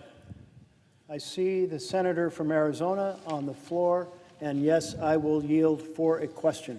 Well, Senator Merkley, I appreciate everything you're doing to highlight the many ways that this president has been undermining the Constitution and the rule of law. We've now experienced about 9.5 months of this presidency. And I'm going to ask you a question about one thing in particular, and it's about the U.S. military and the leadership of the U.S. military. But I want to kind of set the stage here a little bit. The United States has the most lethal military in the history of the world. The president presiding right now has experienced that as a U.S. Navy SEAL. You know, I myself, as a pilot flying off of an aircraft carrier in the first Gulf War, no nation, at least today, matches the combat capability, the professionalism, the effectiveness of the United States Navy, Air Force, Army, Marine Corps, and now Space Force. And I'll include the Coast Guard too, because we like to count the Coast Guard, especially when they partner with us on things that really matter to the United States. One of those I'd like to discuss, where we should see more involvement from the Coast Guard, is what we are currently seeing in the Caribbean with regards to drug trafficking, which is a problem and presents a clear and present danger to the citizens of this country. And it's something we need to do more about. I was on one of the cable shows last night talking about this specific issue. So to date, there's been about 6 or 7 strikes in the Caribbean that have killed 32 people. And, some of those were trafficking drugs. Those routes, by the way, Senator Merkley, are used generally to traffic cocaine and marijuana through the Caribbean to Caribbean islands and onto Europe.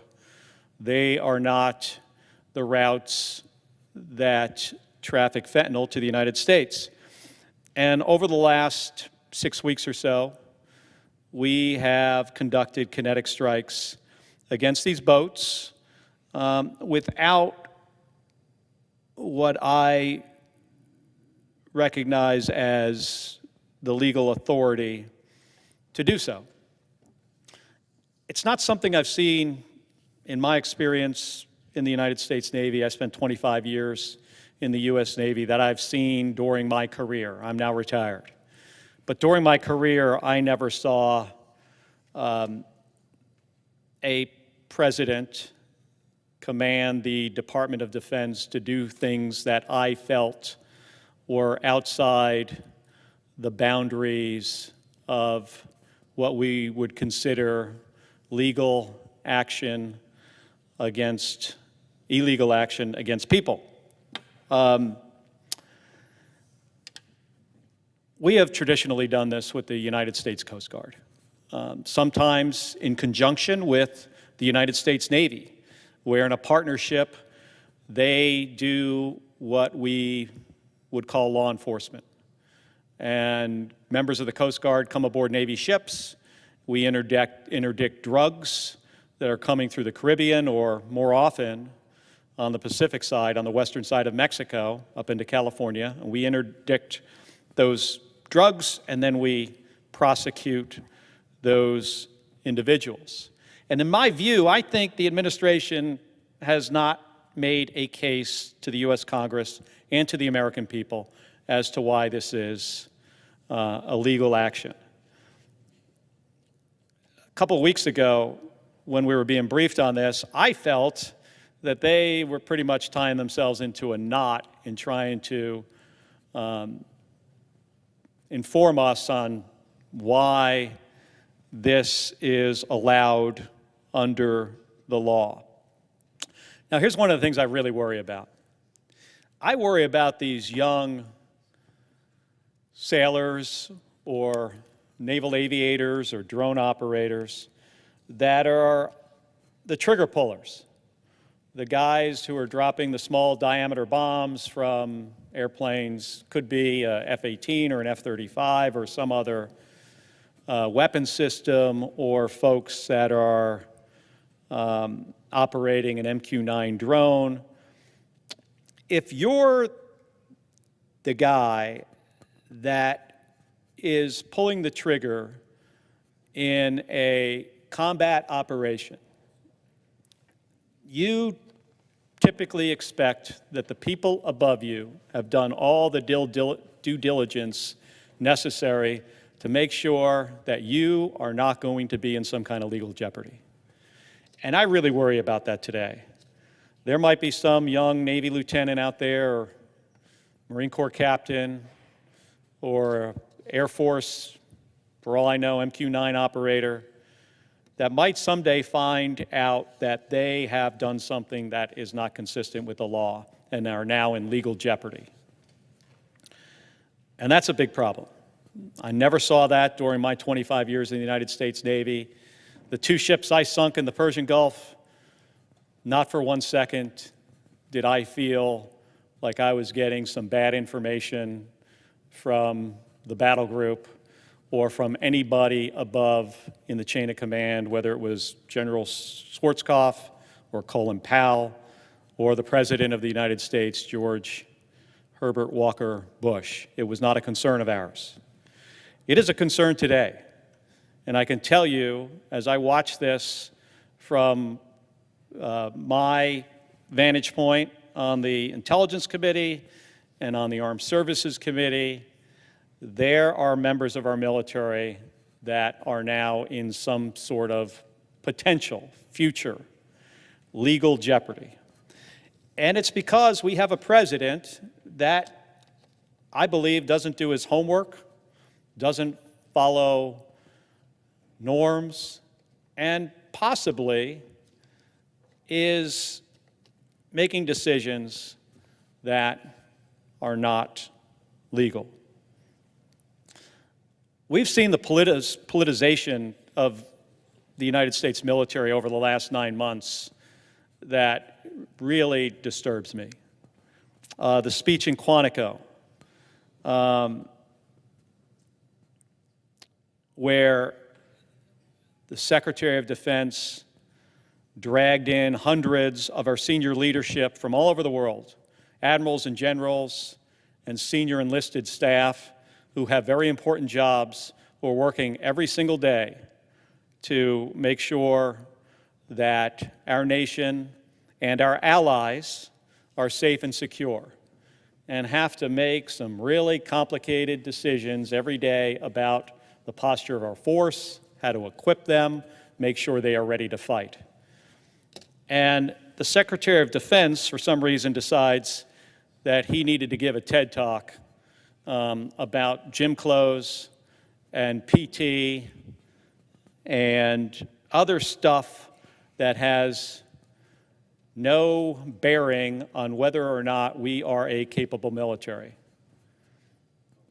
And I don't know why he feels this way, but in my experience, from the time I first put on the uniform in 1986 to the time I took it off in 2011 and then beyond, since I've been retired from the United States Navy, our effectiveness has never been diminished. Our innovation and our professionalism and our ability to train well is something that really makes us stand out. And I've got experience with some of our allies, but I also have a little bit of experience with our adversaries. While I was at NASA, flying the space shuttle, over a decade, my first flight in 2001 to my last in 2011, every one of my missions, I had a lot of interactions with Russian cosmonauts. And most of these Russian cosmonauts, not all of them, but most of them were members of the Russian Air Force, pilots, some of them test pilots. I flew with these guys. They weren't the best pilots in the world, I have to admit. I was shocked the first time I flew with a guy who I will not share his last name. His first name was Vladimir. But I was really shocked that this guy, who was a MiG-25 pilot, could not fly formation in an airplane. Something so fundamental and basic to a military pilot, that they did not train enough to be capable enough to do something that was so fundamental to be an effective fighter pilot. And then after, that was early in my NASA career. Later, as I started flying in space with these guys, I realized that Russians, and the Russian military in particular, because that's where my experience was with these military guys, they were motivated by different things. It explains a lot of what I see out of Russia today. Now, as Americans, whether you're in the United States Navy, whether you're a naval aviator,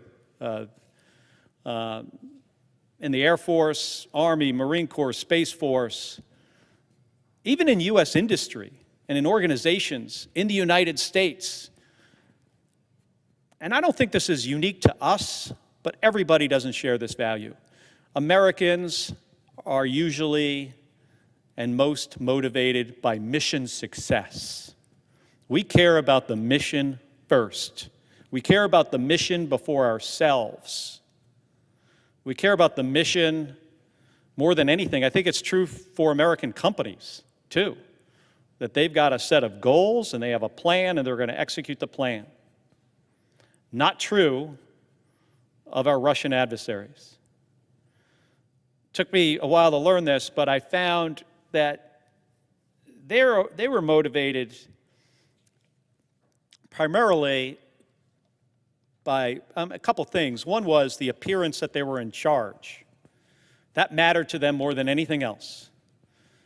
That I look like I'm in charge of whatever this operation is, not mission success. The second thing would be, who could I blame if things go wrong? Where to place the blame? And the third thing, which was really interesting, was what can I steal from my employer? That were, to me, was three principles I saw in my Russian cosmonaut colleagues. They talked about the stealing. I wasn't so sure they were actually stealing anything from the Russian Space Agency or not. But they talked about it as something that's fundamental to their system and their economy. And I bring this up because I often feel that we're unique as a service, as a fighting force in the world. Our allies, some of them are really, really good. But there is nothing that I have found in my experience in my career, I'm 61 years old, that is as professional as U.S. service members and as motivated by mission and doing the right thing and making moral and ethical choices. And that's all at risk. You know, in Senator Merkley's state in Portland, they're sending armed, uniformed soldiers to do what we traditionally feel is police work, intimidating the population, using tear gas against U.S. citizens for no reason. And by the way, National Guard and active duty service members, they're not trained for this mission. My 25 years in the Navy, I never once did anything that you would consider to be close to police work. And I would know I'm the son of two cops. So I would get a sense for what that was. Never happened. And unless you're a military policeman, it doesn't happen for infantrymen, for special ops, for submariners, and certainly not for active duty infantry. So at this time in our history, I am, really worried about legal jeopardy that our young service members are being put in. But I'm also, worried about does this fundamentally change the nature of the United States military, which has been, in my view, a force for good around the world, where we come to the defense of our allies, we do it in a way that garners a tremendous amount of respect, I think even from our adversaries. And I think that that is all at risk. So I wanted to ask Senator Merkley, you've been here, 16 years now in the United States Senate. You've got tremendous experience at this. And my understanding is you've got a very close relationship with the people you represent in Oregon. How worried are you about the changes that could happen to the United States military? And also I'm interested in, what are you hearing from your constituents about this. They've been the focus and have been highlighted by this administration, not just this year, but in Donald Trump's first presidency as well. So with that, I yield back to the senator from Oregon. Thank you so much to my colleague from Arizona for your question. And I so appreciate the decades of experience and knowledge you bring in regard to the services. I have only a small chapter in my life of 2 years working for Secretary Weinberger as a presidential fellow, but I didn't wear the uniform.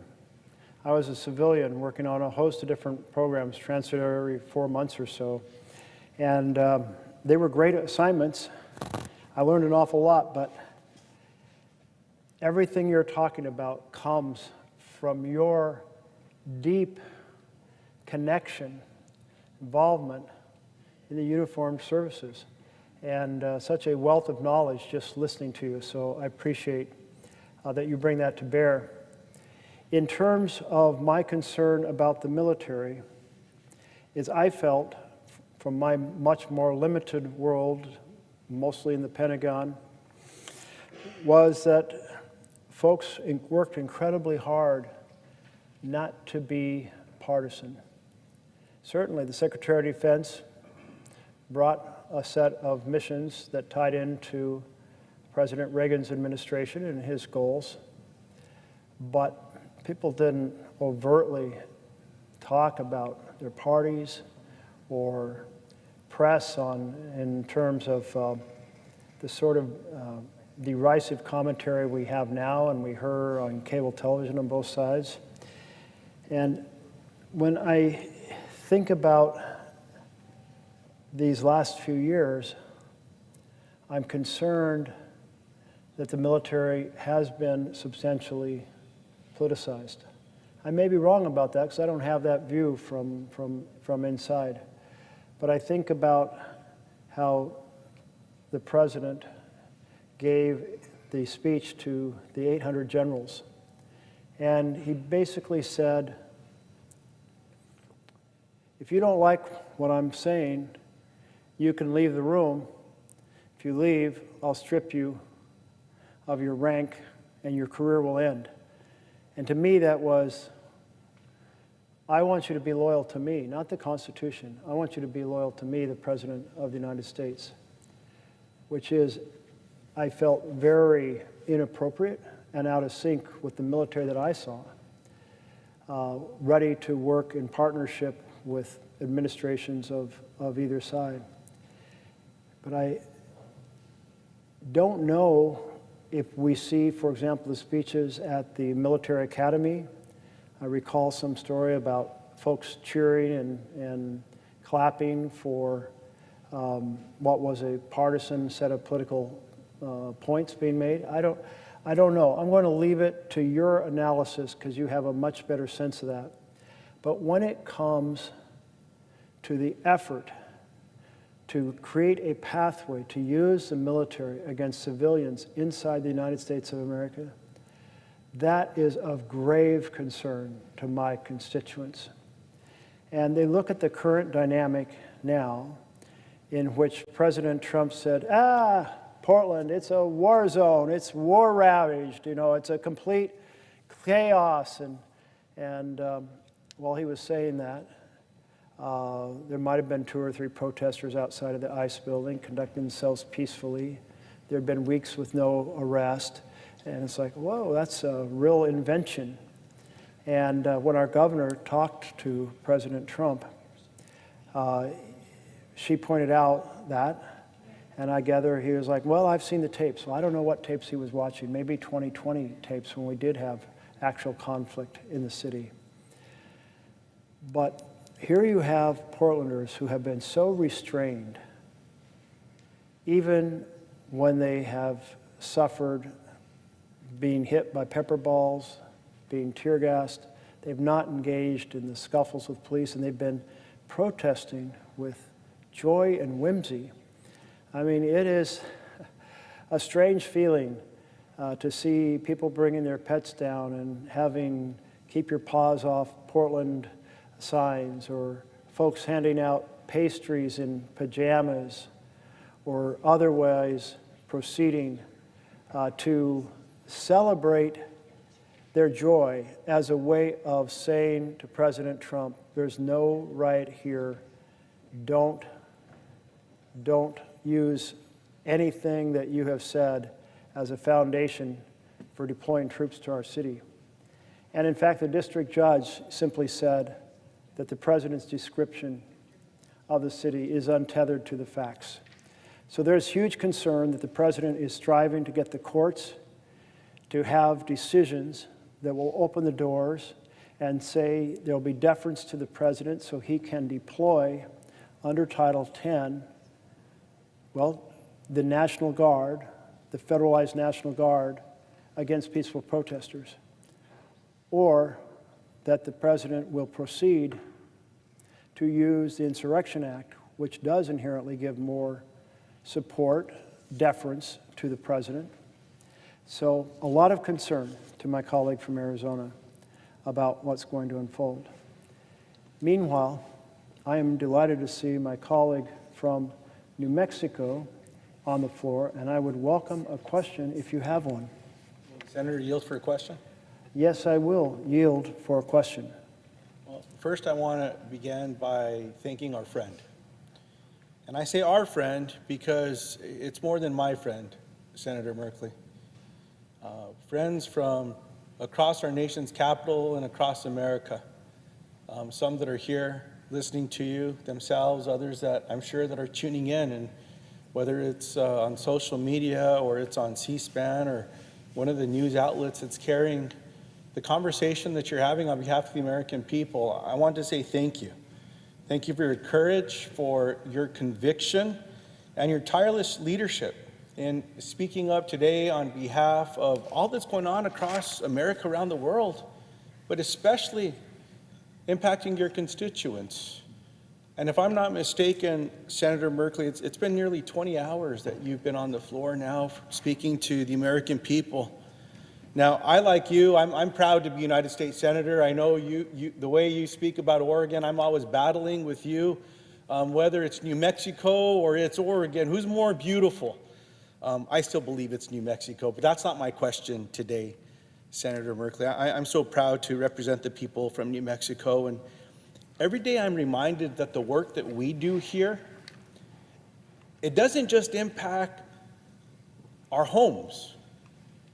The work that we do here touches every corner of the United States of America. Now, for the last 3 weeks of this Republican shutdown, and the reason I say that is the American people know that the House of Representatives is a majority of Republicans. The Speaker of the House is a Republican. The majority in the United States Senate is controlled by Republicans. The majority leader's a Republican. And the President of the United States, a Republican. Now, as I visit with constituents from across New Mexico, and last night, Senator Merkley, I had a town hall, a telephone town hall. We had thousands and thousands of New Mexicans that were on this call. They all told me that they were worried about what will happen if their health insurance premiums double, even triple. Every news article I read this morning and those that I saw on television or on social media today had similar stories from constituents about concerns about maybe losing their health care. Now, Senator, you know as well as so many people across New Mexico and a few across America that 3 years ago, I survived a stroke. When someone has a heart attack or a stroke or some other chronic episode like that, you learn that time is not on your side. You're not thinking about how expensive those hospital bills may be. All you're hoping is that you can get to see a medical professional that might be able to save your life.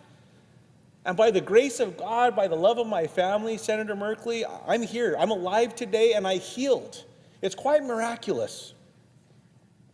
But a big part of that was because I was fortunate to have health insurance.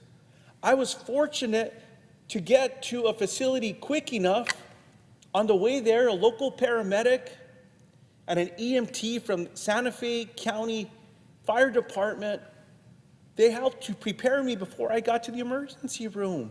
They helped save my life. Well, right now across the country, it's not just the concern of health insurance premiums doubling or tripling where millions of people could lose coverage under this thing called the Big Beautiful Bill.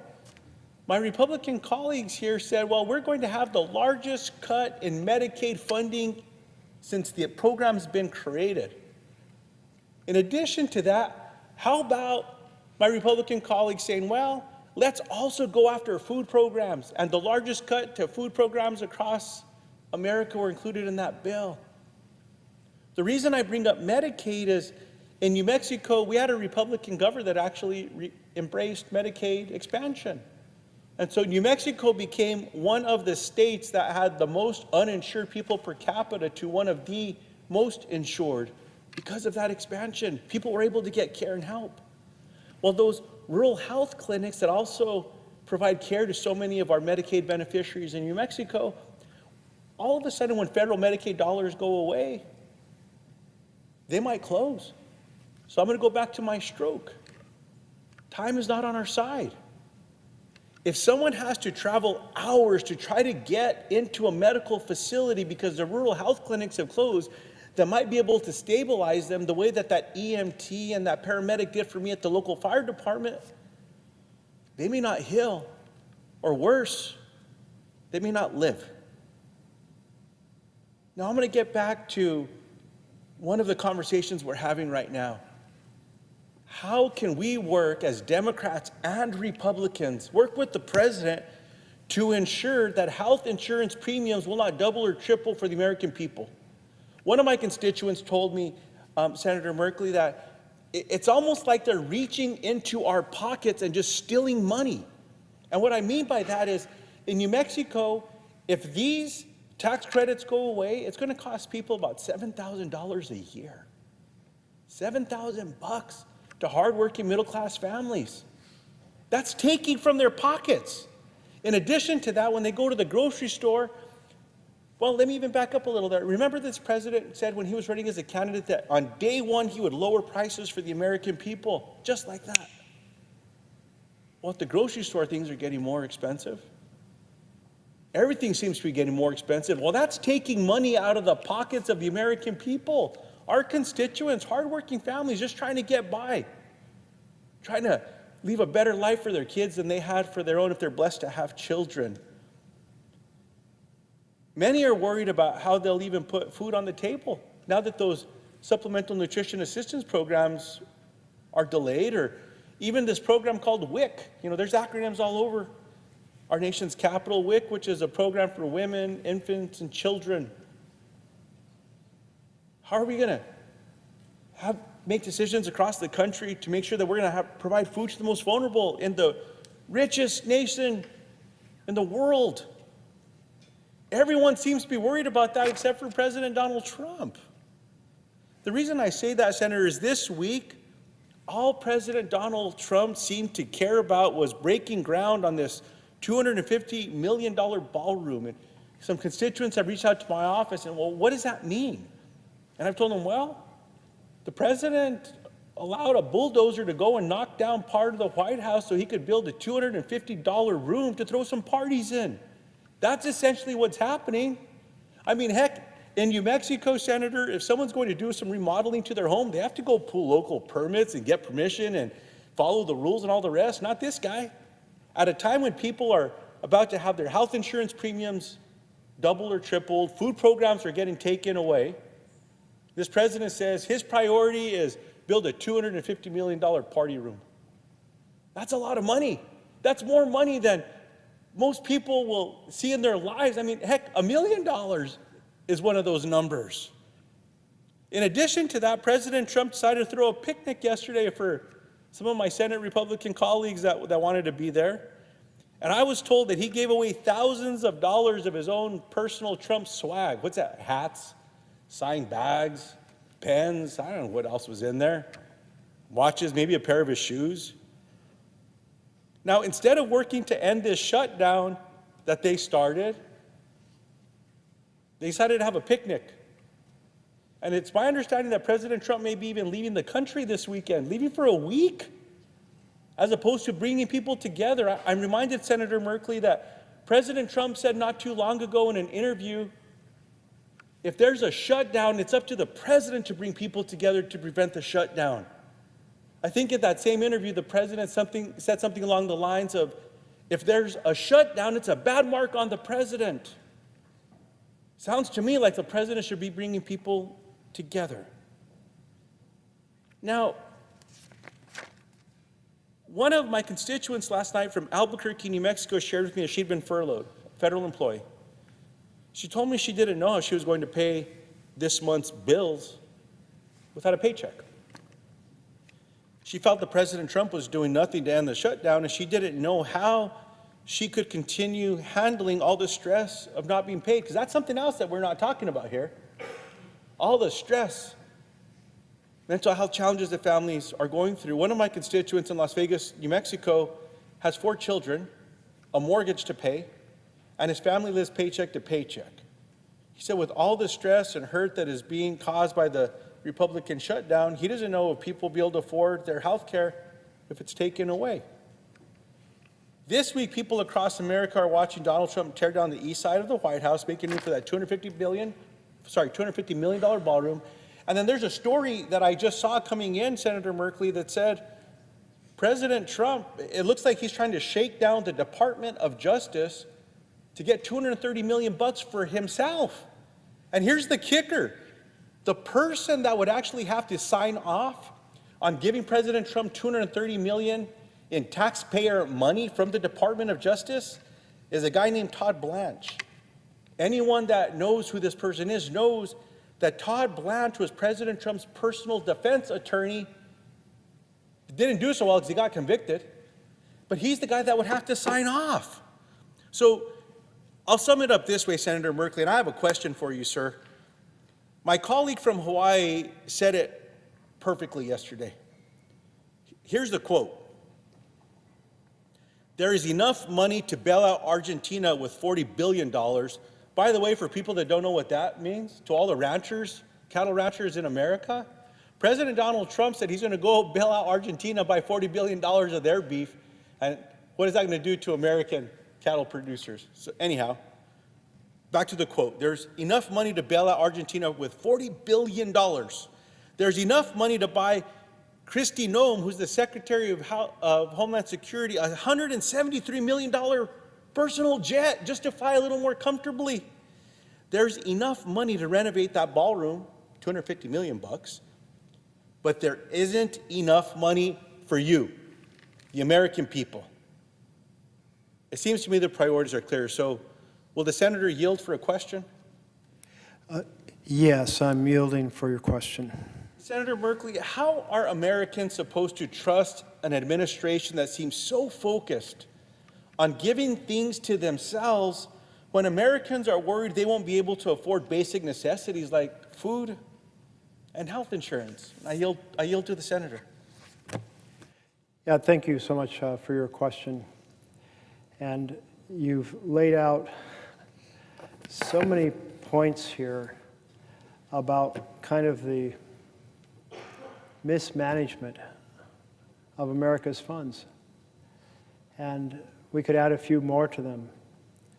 The craziness of spending more money than it costs to buy a presidential jet to rehab a jet that was given to the president so that he could actually send it on to his personal library after he leaves office.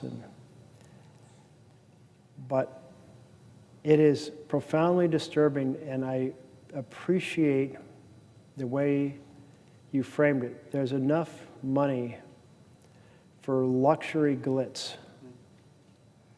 for a mega ballroom.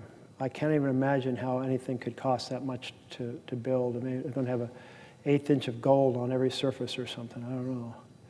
But that doesn't serve the American people. That doesn't make one single person in America have better health care or better education or a decent home in a decent community, or a better job.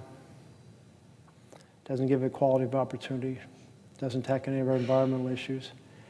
It is simply a gross display by a president who has constructed his entire administration on the basis of a theory to govern, which is families lose and billionaires win. Families lose their health care, so there can be massive tax breaks for billionaires. They lose their Medicaid on top of their ACA health care in order to fund massive tax breaks for billionaires. They lose their nutrition assistance to fund tax breaks for billionaires. And then over the next 30 years, their bill runs up 30 trillion in additional debt to fund these breaks for billionaires. Maybe I should say trillionaires now. And you think about how that debt, that additional 30 trillion in debt, how much that will compromise the ability to have future programs of healthcare and housing and education. I mean, the folks in my state are looking at the same thing as the folks of your state. We had last Wednesday the information come out a week ago so people could look on the exchange and see what their policies were going to cost. And we don't have a new comprehensive analysis. The pre-analysis, the projection, was that the average cost would go up not 5% or 10% or 15%, but about 68%. And that's because the premium goes up, the tax credits come down, and you're massively more expensive. Now, maybe a lot more because the average across the country is that premiums payments will go up 114%, more than double. But how do you explain to anyone that you slashed their health care affordability to fund a giveaway of $20 to $40 billion to Argentina, or to fund that new ballroom? I mean, that's insane. I mean, that is, well, just like the rich rubbing our nose in it for ordinary Americans, that you won't be able to afford health care, but wow, we got that new jet, the jet you talked about for Nome. I hadn't heard about that one. We got the new ballroom. We got the tax breaks for the richest people. This government buying for the billionaires, and it ties in to the authoritarian perspective. Because if you're a regular leader of a democracy, you feel you're accountable to the people, and you would never, ever pursue a bill that defunds health care for ordinary families to put more dollars in the pocket of the already richest Americans. But if you're an authoritarian, and the entire time I've been on the floor has been to ring the alarm bells. Ring the alarm bells. Authoritarianism is here now. And I'm told that each time I say this, lots of bells are posted online. So just for my team's fun, ring the alarm bells. I want that to be heard all across America, that we are way off track. This is the wrong way to go. In a democracy, you want to have the foundations for families to thrive because you're accountable to the people, and the people run the operation. But in an authoritarian government, boy, that's not the case at all. Instead, it's like the leaders feel like the people are accountable to them. So if they have to do without, well, too bad. As the phrase goes, let them eat cake. If they don't have bread, oh, let them eat cake. And so there we are. And our responsibility is to say to the American people, the way to stop this authoritarian takeover is to have a very significant, robust demonstrations across America like we had on Saturday, that the citizens have to make a big deal, protest outside our offices, write to us, phone us, give us a hard time, tell us we should be doing more. It's that feedback that really caused me to say I need to try to do more to ring the alarm bells about where we're headed, and thus to be up here all night and now through the morning and into the afternoon. I'm getting a little unsteady on my feet,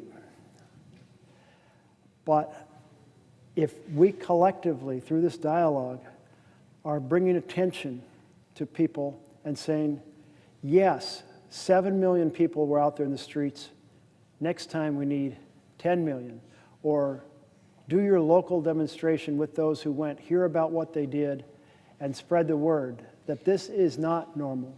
This destruction of our rights, this weaponization of the judiciary to go after political enemies, the effort to open the doors so that the president can deploy with court's approval the military into our cities when there is no rebellion, no insurrection, and no invasion.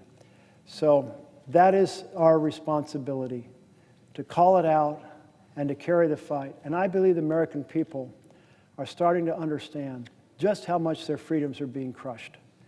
And that's what we need to be in partnership with, to steer this country back and save our republic.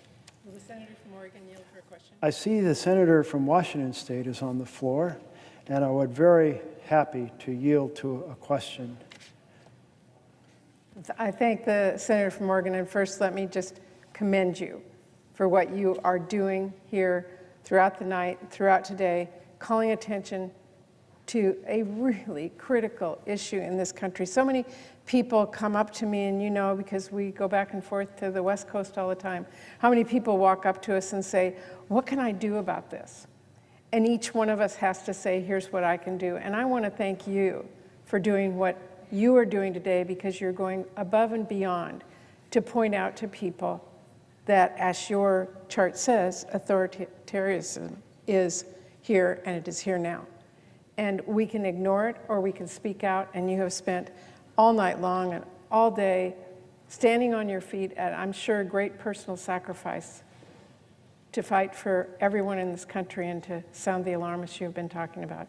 And so I just personally want to thank you, and I want to reiterate something that you have said for all of these hours, and actually many times to me over the past few months, that the fact that Trump is using his place in government to control every aspect of our life, whether it's what our schools are teaching or not teaching.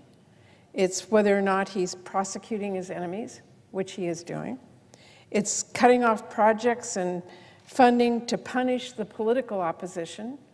And as you and I both know, we represent, quote, blue states, but we have a lot of red counties and cities and neighborhoods, and even within all of our blue districts. And you can't just randomly say I'm hurting blue without hurting red, because these are all Americans.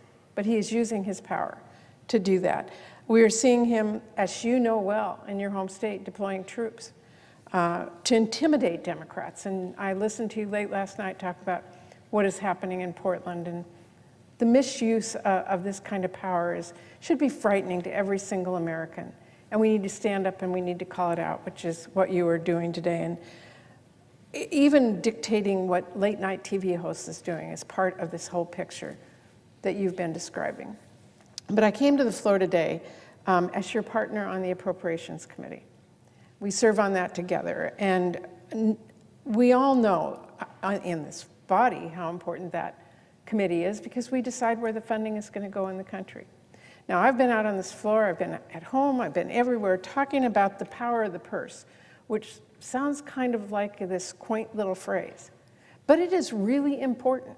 For anybody who has a family, you know that the person who writes the checks in the checkbook decides where the money is going to go. Well, that power of that checkbook, that power of the purse, as it is called, lands in this side of the aisle, on this side of the White House and Congress. We have the power of the purse. Why is that? Because we represent our constituents from across the country. I'm from Washington State, you from Oregon, people from Illinois and Alabama and Florida, all come here to be a voice for their constituents on where their taxpayers are going to go. And within this country, the power of the purse means we have the ability to decide where the money is going to go because we represent our constituents.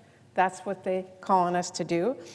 And I am seeing Trump do an all-out assault on Congress's power of the purse. So I wanted to come here today and ask you your thoughts on how this president is undermining the power of the purse and how it plays into your ringing the bells about authoritarianism. Ringing the alarm bells for the authoritarian takeover. And the power of the purse is one of those fundamental ways that, in fact, the president is concentrating his power. The difference between a democracy, in a democracy, the legislature says, here are the programs, here's how we want to run them, and here's how we're going to fund them. And it brings together the collective wisdom of a large group that comes from every portion of the nation, like we do here, our 100 senators from 50 states. And we not only bring our geographic differences, we bring our life differences and our life skills, and all of that helps us form a pretty complex set of decisions about the programs that need more support because of the challenges we're facing as a nation at that moment, and those that can do with less support. And that's our responsibility, but all those voices together are just so central to that. In an authoritarian nation, all of that responsibility, design the program, fund the program, choose whether the program will live or die, is all transferred to the executive.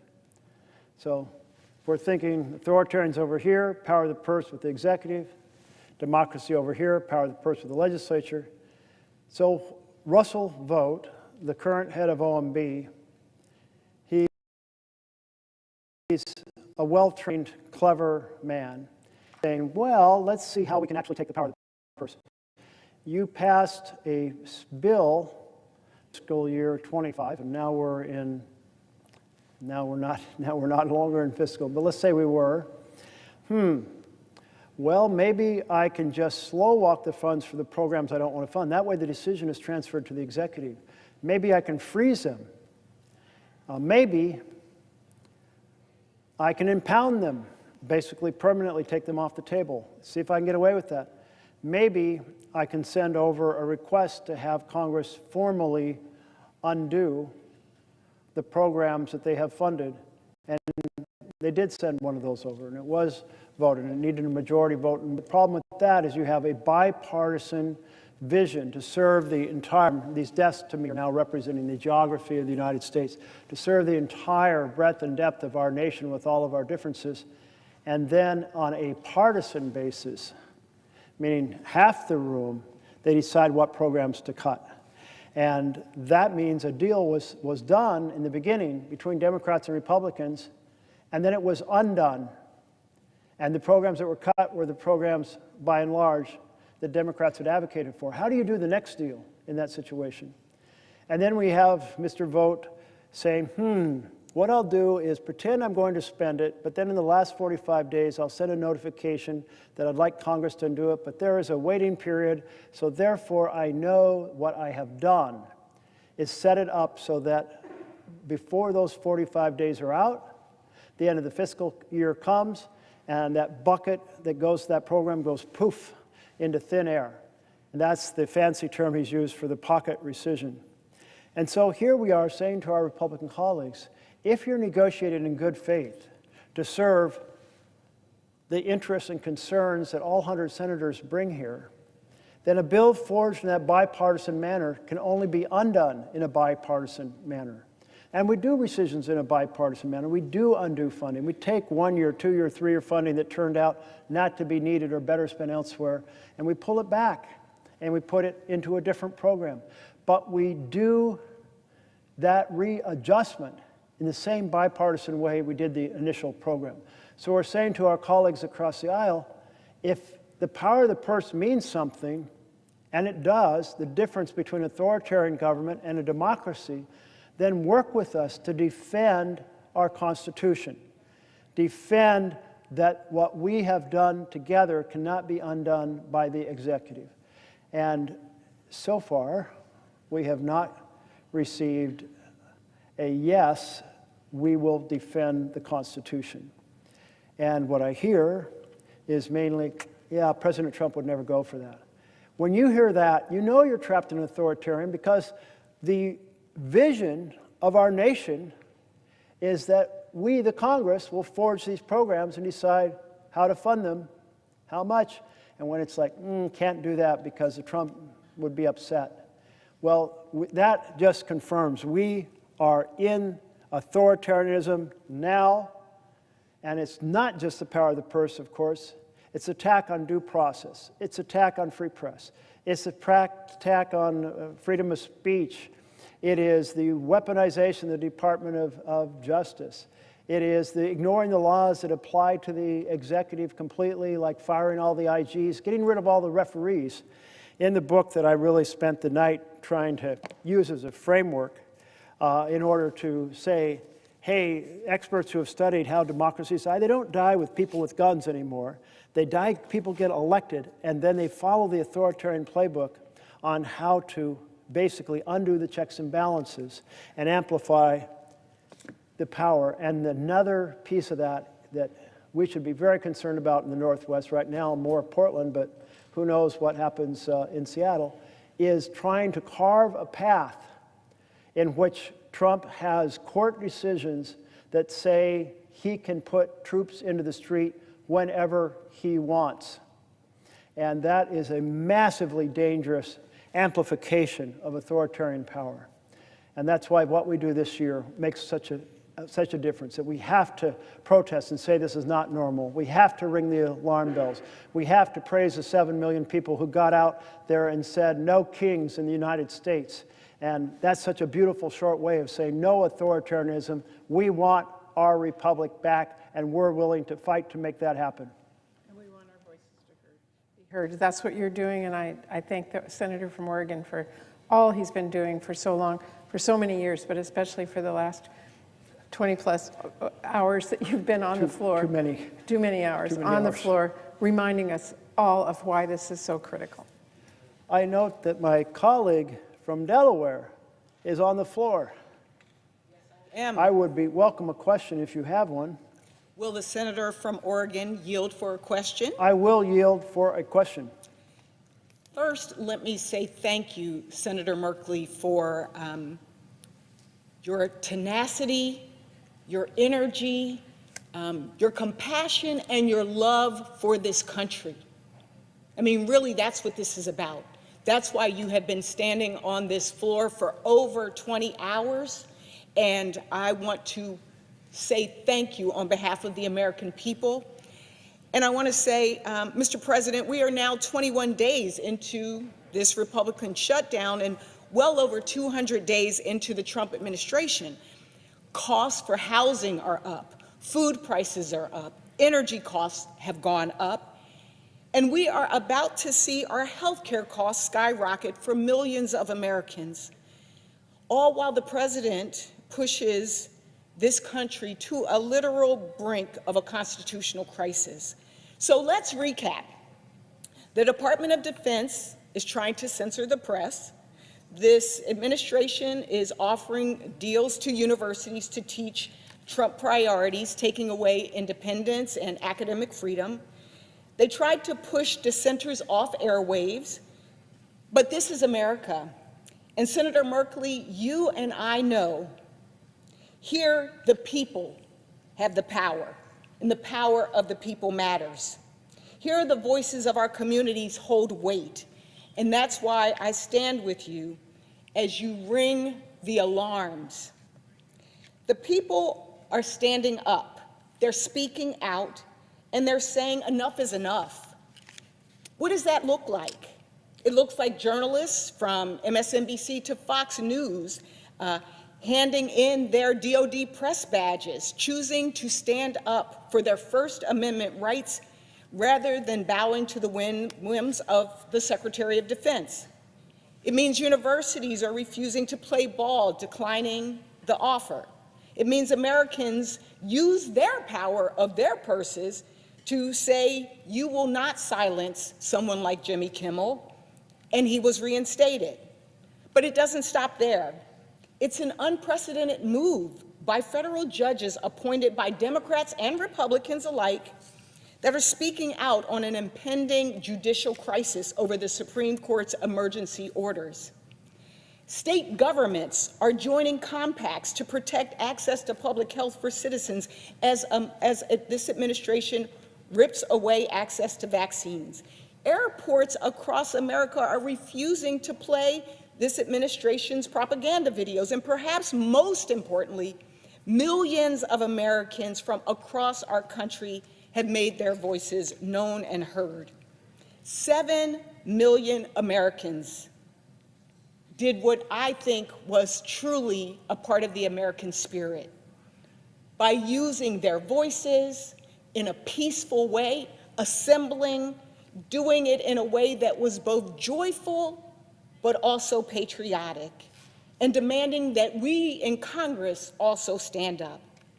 So we are standing up for our communities, and thank you again, Senator Merkley, for doing so.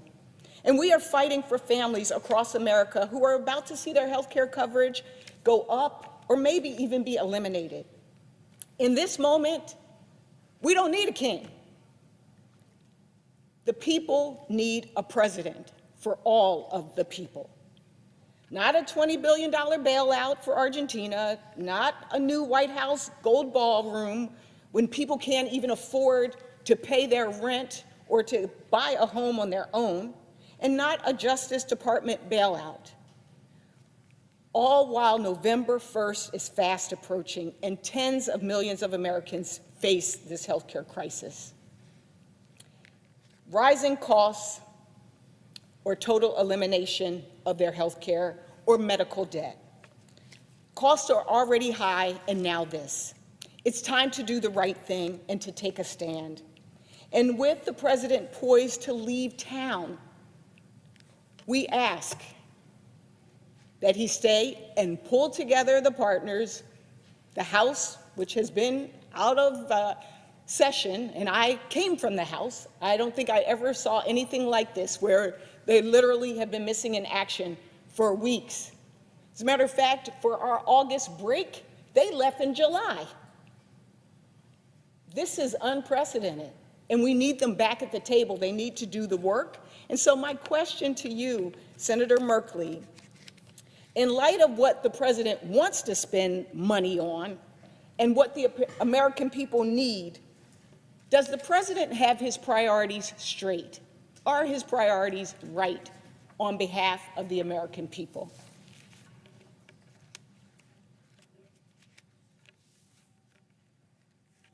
Thank you so much to my colleague from Delaware.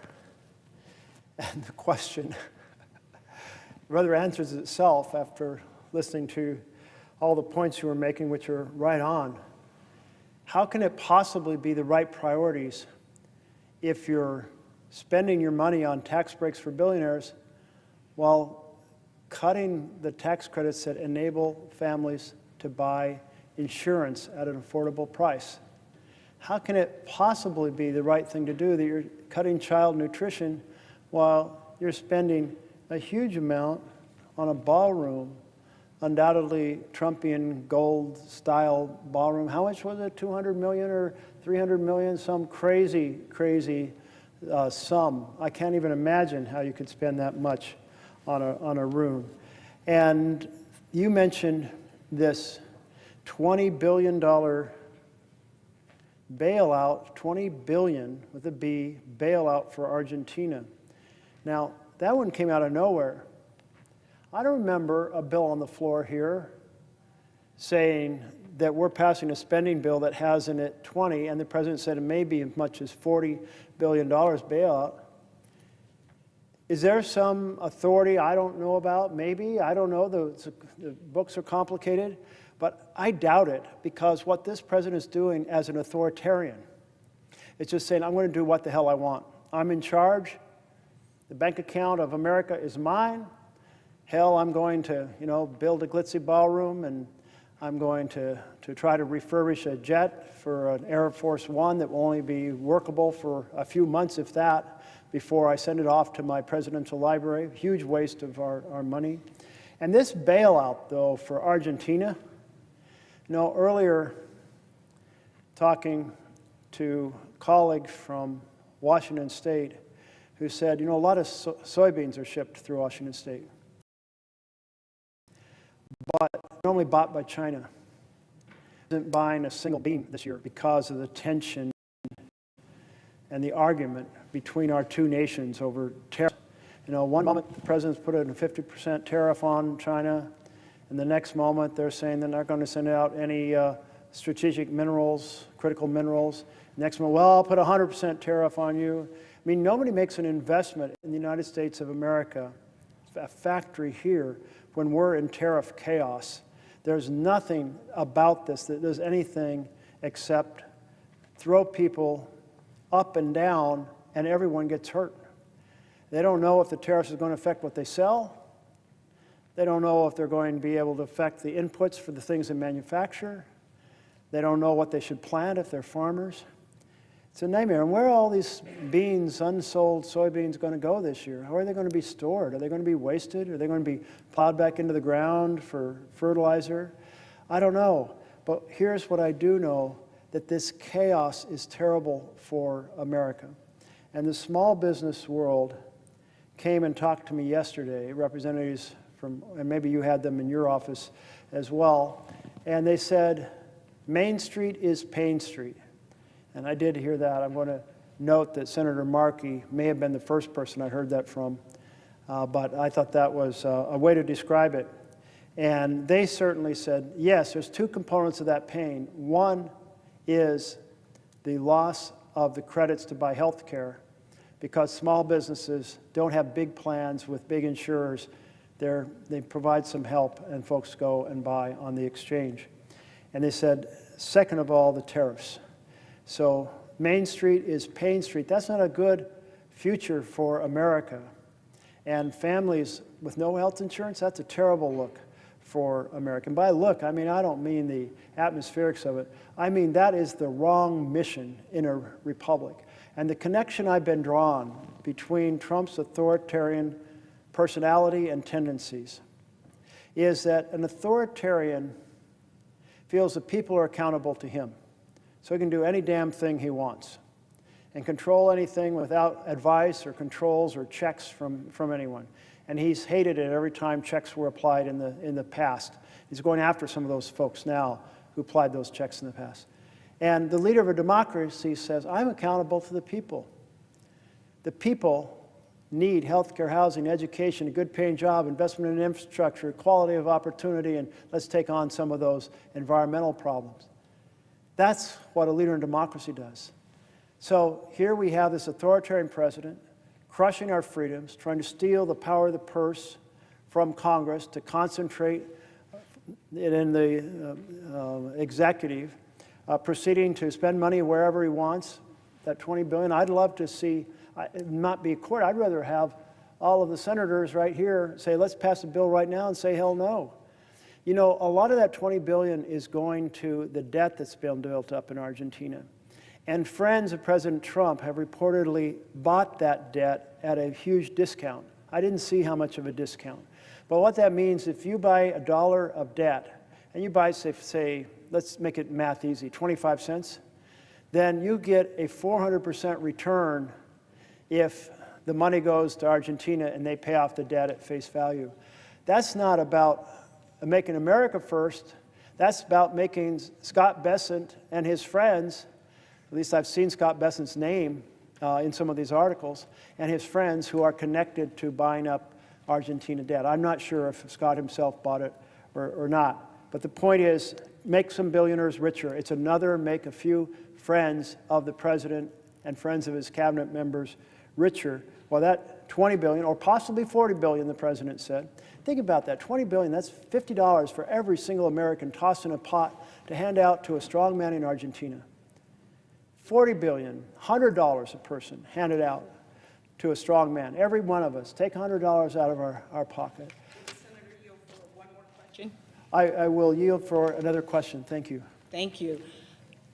As you talked about the small businesses, Senator, I was reminded that as we look at who is actually purchasing this health care in the marketplace, a lot of people don't even know they're on ACA and receiving the tax credit, that half of them are small businesses. I come from Delaware. We are urban, suburban, rural, and coastal. And so we also know that a quarter of farmers and ranchers are getting their health care this way. And then we think about the fact that this issue is disproportionately affecting red states, not just blue states. All Americans are going to be hurt. This is why your ringing the alarm is so important. And I would ask a very simple question. Is there a connection between the healthcare crisis that we are in and an authoritarian regime? Oh, there is absolutely such a powerful connection, because the authoritarian doesn't care about the fundamental programs for the people, because they don't feel they're accountable to the people. So just as our authoritarian president is weaponizing judiciary to go after his opponents, is using the power of the government over licenses and mergers in order to try to control what our broadcasting does, an attack on freedom of speech, trying to compel what our universities teach by threatening the collapse and threatening taking away the research grants and telling them they can't have foreign students that are essential to their revenue stream. All of those authoritarian pieces, the stealing of the purse, but then there's this piece, the philosophy. And the philosophy is the people owe me, the authoritarian, not I'm accountable to them. So therefore, it's totally legit to go for legislation that slashes the programs that are fundamental to families to make the rich richer. And I want to go back to that picture that I had up earlier of the billionaires standing behind President Trump at the inauguration. And at that point, maybe we didn't know for sure, but he had campaigned on helping families, but we didn't see the champions of families behind him. We saw the billionaires behind him. That is exactly what's happened. The philosophy is families lose and billionaires win. And our effort, as those in a democracy, we are fighting for the vision of families thrive and the rich and powerful pay a fair share. My colleague yield for another question. I would yield for a question, yes. And I thank my colleague from Delaware for her great questions. And I want to, before I ask my question, I just want to thank the great senator from Oregon for his strength, his fortitude, his integrity, and just shining a spotlight on this erosion of democracy under Trump in so many different ways. I've been to the floor earlier and we've talked about it. But now I'd like to ask a question about one of the most serious threats that our American people face, which is the healthcare crisis, a horrible crisis that is going to leave millions without any health care insurance at all. That's going to raise premiums for people from $500 to $1,000 a month, not a year. That will close rural hospitals. That will kick people out of nursing homes where they will have nowhere to go. And I'd remind my colleagues that this president, instead of negotiating a way out that addresses the crisis with Leader Jeffries and I, is going away for 6 days.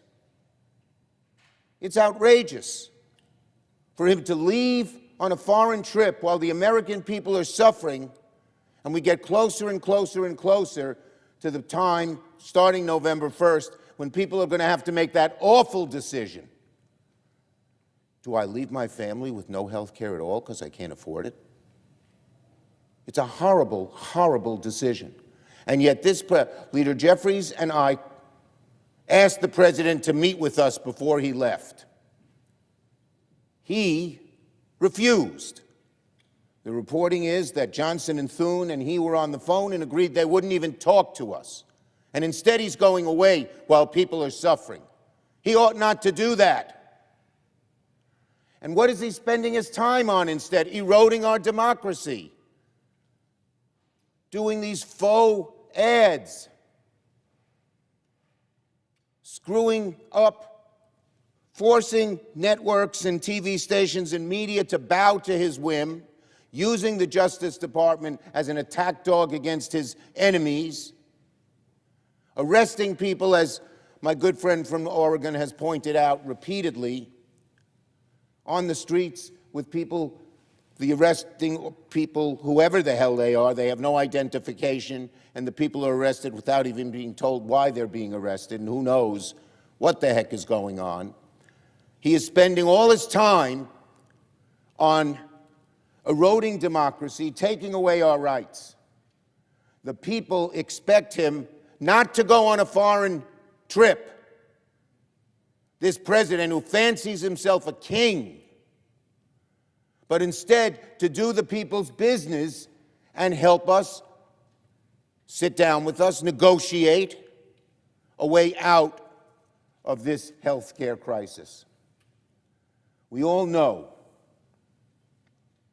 I think, and I'd ask my colleague, he knows, I believe, that before Donald Trump leaves the country, he should at the very least sit down and negotiate in a serious way and address the health care crisis that affects the American people. Shouldn't we be working to lower people's premiums, to keep rural hospitals open, to prevent people from being kicked out of nursing homes, to ensure that research that saves lives continues? Shouldn't the president listen to the cares of the American people and their desperate need on health care rather than taking a foreign trip? Jeffries and I asked him yesterday. We demanded, really, he sit down and talk to us and negotiate, not just talk to us, negotiate a serious approach to avoid all the devastating things that will occur. And he said 4 hours later, after conferring with Thune and Johnson, no, he wouldn't. Well, that is a disgrace. So I would ask my colleague, I would ask him, shouldn't the president be spending time addressing the health care crisis rather than spending all this time eroding our democracy? If he negotiated a fair treatment of people with their health care, he'd be doing something good, and when he erodes our democracy, he's doing something evil. So his priorities are wacky and misplaced and awful and so detrimental to what the American people want. So my question to my colleague is this, and one more thing. Doesn't my colleague, and there are a bunch of questions here, agree that Trump is the focal point of this health care crisis, that Johnson is paralyzed because of the divisions in his caucus, that Thune just goes along, that the president, this President Trump, is the person who could get the Republicans to pass a decent proposal, a fair proposal, a proposal that helps the American people out of this crisis. And the president is the focal point because he can get Jeffries and Thune to act, and there's probably no one else. And yet, he's flying away, ignoring this issue facing the American people after he's eroded our democracy, as the senator from Oregon has pointed out. He's flying away and abandoning the American people. Isn't it correct? Does my friend from Oregon agree that the president's priorities are so detrimental to the American people, are really perverse, in that he seems to enjoy eroding democracy and doesn't even give a damn when the American people are suffering? So I'd ask my colleague to answer that series of questions. My colleague from New York, the minority leader, is absolutely right. The Trump priorities are absolutely perverse. Well, here we are in a structure of the Senate. And what is the Senate about? Coming together and saying, here's where I want to go. Where do you want to go? How can we make those two things work together to make America better? We can't always find the answer, but I'll tell you, one thing's for damn sure, you can't find the answer if you can't sit down and have the conversation. And here we are with the House on vacation for over a month, and I guess they're getting paid. And here we are in the Senate without an agreement to just sit down and talk to each other about the framework, because it appears that the key, as you have suggested, the linchpin, is it will not sit down and offer ideas and work out a deal without Trump in the room or Trump guiding the outcomes. So he is the factor. So as he jets off, and in Oregon last week, people on a week ago Wednesday, they saw what their prices are going to be. The premiums are higher, the credits are lower, they got to fill in the gap in between. And are they going to be able to afford insurance? Are they going to be able to make that decision by January 1st? They are stressed about this. I had small business in yesterday, representatives from Oregon, and the vision there is Main Street is in Pain Street because of the tariffs and because of the fact that many of them, a large share of them, buy their insurance on the exchange. And this man who runs a small company, it's a lighting for events company, and I think he said he had 4 employees. He was able to talk to 3 of them, and the 3 of them said, we're not buying insurance. We can't afford it. We looked at the new prices. We can't afford it. So they're going to go without insurance. We all know the huge calamity. Well, when the Speaker of the House that I saw on the boob tube, on the television, says there's nothing to talk about, I think immediately there's 20 million reasons to talk about. Those 20 million are the 20 million Americans that are seeing these huge increases. Many of them will not be able to buy insurance at all. And let's add to that, since the bill also is just 15 months out now from slashing in a devastating fashion our Medicaid program, which in combination with the effects on the Affordable Care Exchange will put 15 million people out of health care, 235,000 in my home state of Oregon. 70% of the kids in my rural areas are part of the Oregon Health Plan, or Medicaid.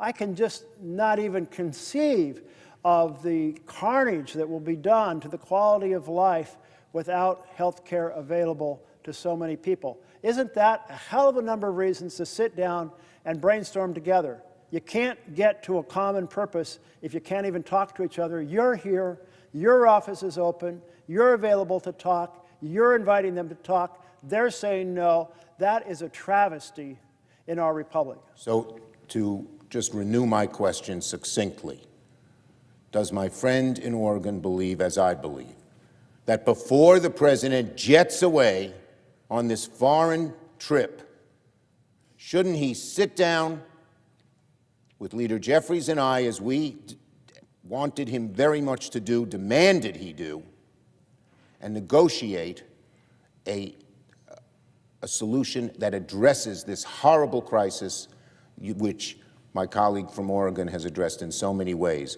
whether it's ACA premiums or Medicaid or nursing homes or community health centers or scientific research. All of those need to be addressed, and this president is flying away. Isn't that appalling? That is horrific that he's flying away. He absolutely should be sitting down right now and holding a conversation with you about how we solve this problem for millions of Americans. Let me thank my friend from Oregon for his amazing, strong, persistent efforts. I yield back to the senator from Oregon. I see my colleague from Vermont on the floor. I'm going to take a question if he has one. Will my colleague yield for a question? I will yield for a question. Well, let me thank Senator Merkley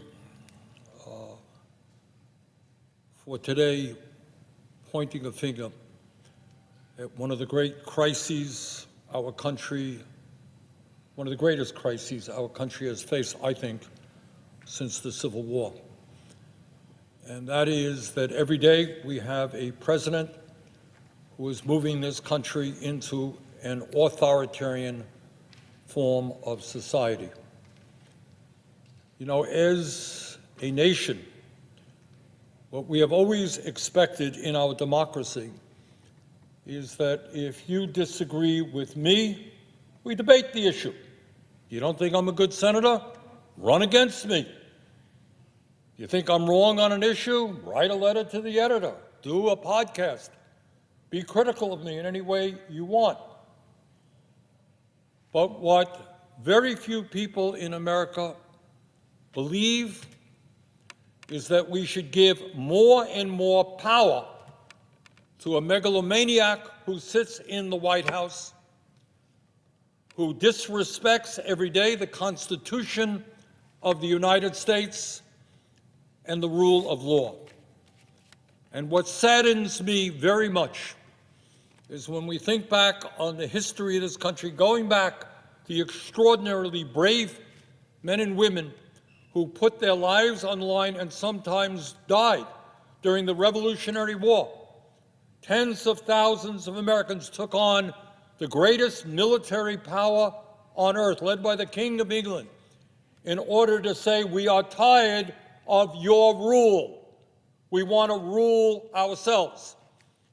And then in 1789, these brilliant people came up with a constitution, and the essence of that Constitution, having learned their lesson from the King of England, who had absolute power, is what they said: we are going to create a Constitution that will never give absolute power to any one person or one entity.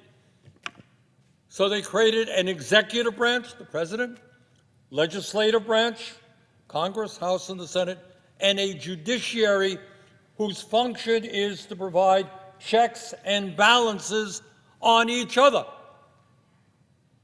Rather extraordinary document, 1789. And since then, we have had so many millions of men and women putting their lives on the line and sometimes dying in order to defend that Constitution, to understand that what freedom is about is the right to disagree, that we do not have to live under the control of one person. And in an unprecedented way, and I know my colleague from Oregon has been talking about this, every day there is another attack on basic American freedoms. The First Amendment, not the second, not the third, First Amendment to the Constitution is freedom of the press. And that was not an accident. They understood that in order to maintain a free society, you had to have the right of people to express their point of view, to write what they wanted to do, to rally people around their point of view. And yet we have, in an unprecedented way, a president who has sued one major media after another, ABC, CBS, Meta defunded PBS, defunded the NPR. This is a president who does not want to be criticized. Well, guess what, Mr. President? In a democracy, you will be criticized. I will be criticized. Senator from Oregon will be criticized. That is what a democracy is about. And if you don't like criticism, get out of the White House. Get out of politics. We're not going to sit back and allow one media after another, intimidated, frightened that if they stand up tomorrow and run a story critical of the President of the United States, oh my God, they may be sued. And you got an FCC chairman, I think, I say to my friend, during the Jimmy Kimmel episode, was now threatening to rescind licenses of networks if the White House did not like some of the content that was coming out. That's not the America that we love, not the America that we are prepared to defend. But it's not just the media. You got a president who was suing law firms.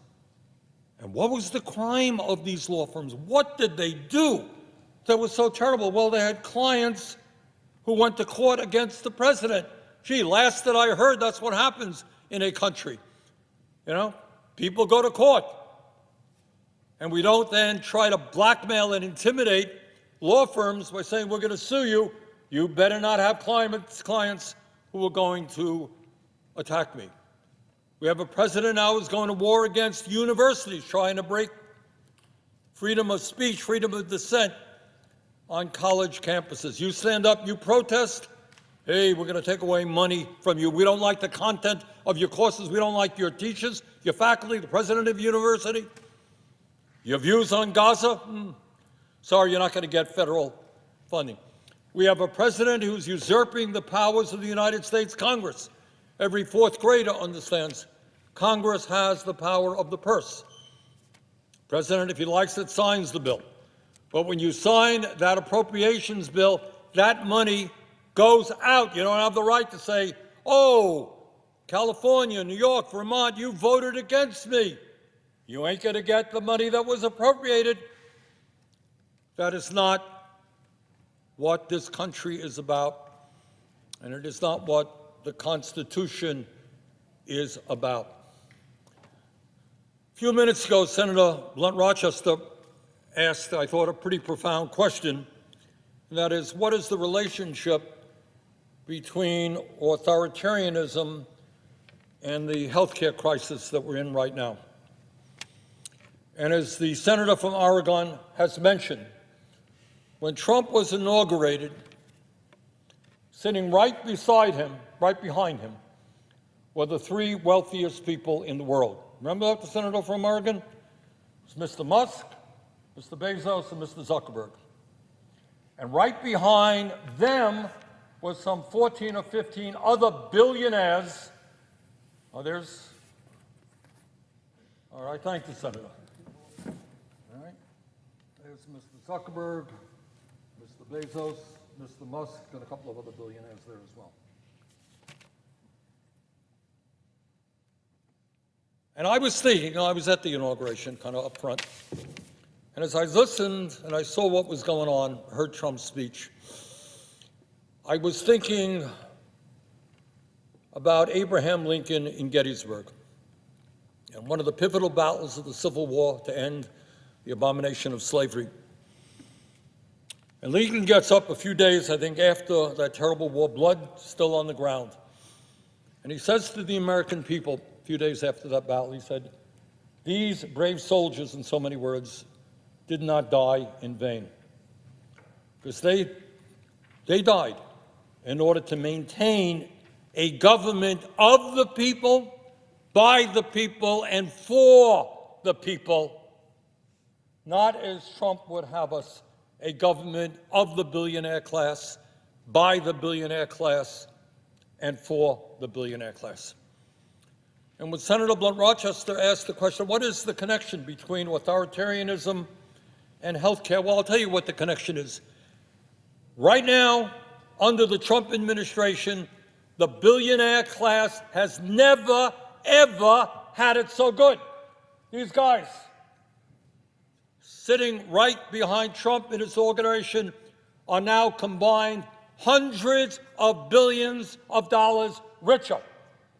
They donated to Trump's campaign. They've given him gifts since.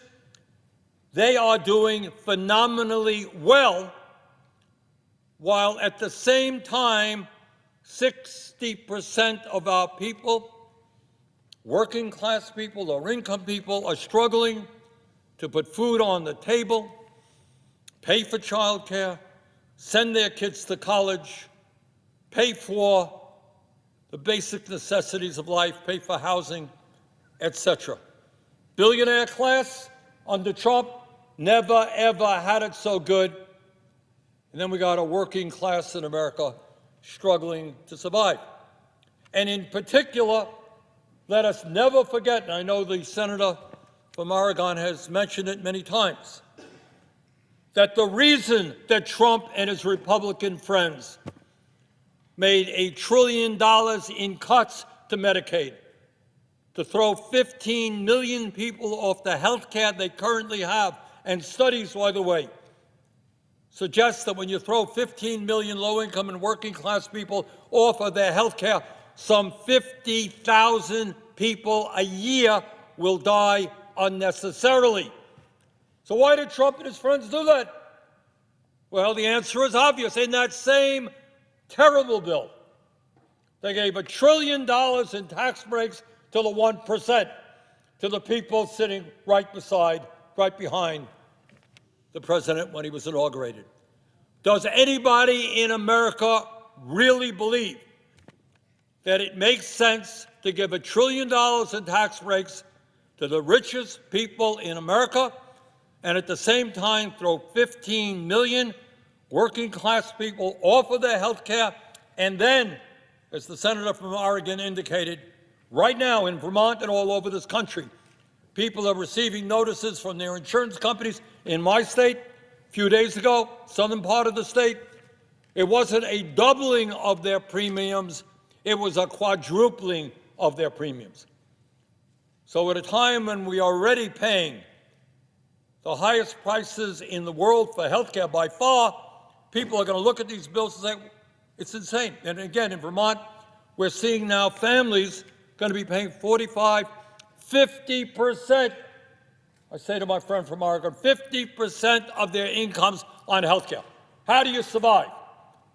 When you're spending 50% of your income on health care, what do you have left for food or for anything else?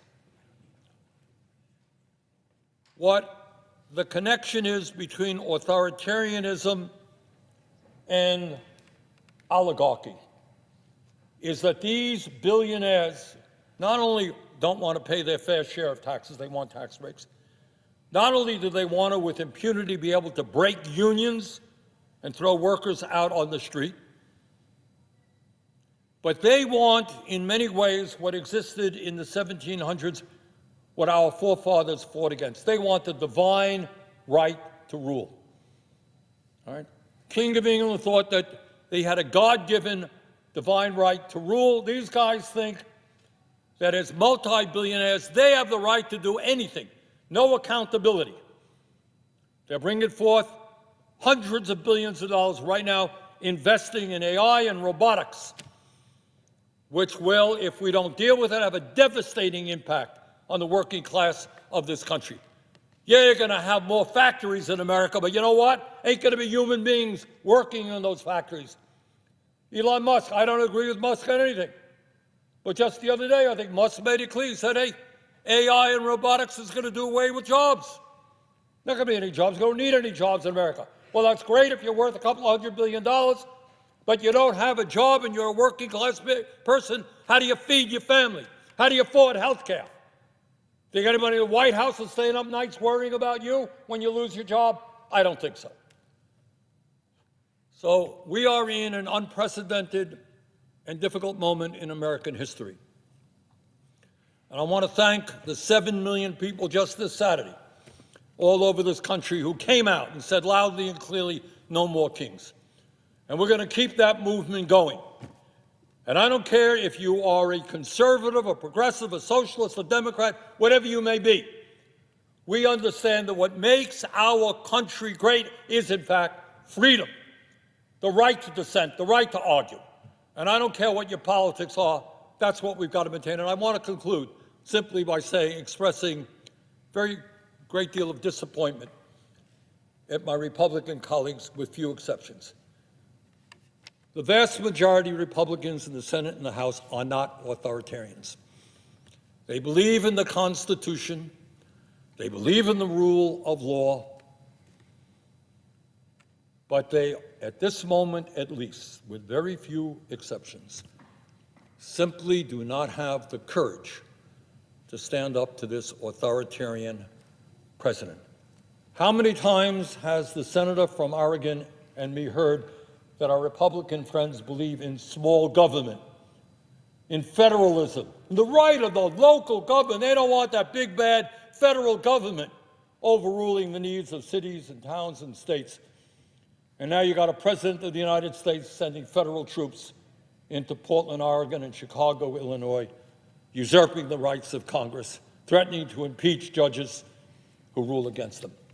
So this is a very difficult, unprecedented moment in our history, but I have every confidence that when the American people stand together and they do not let Trump and his friends divide us up by the color of our skin or where we were born or our sexual orientation, when we stand together, defend the Constitution, defend American democracy, we will prevail and we will defeat authoritarianism and we will defeat oligarchy.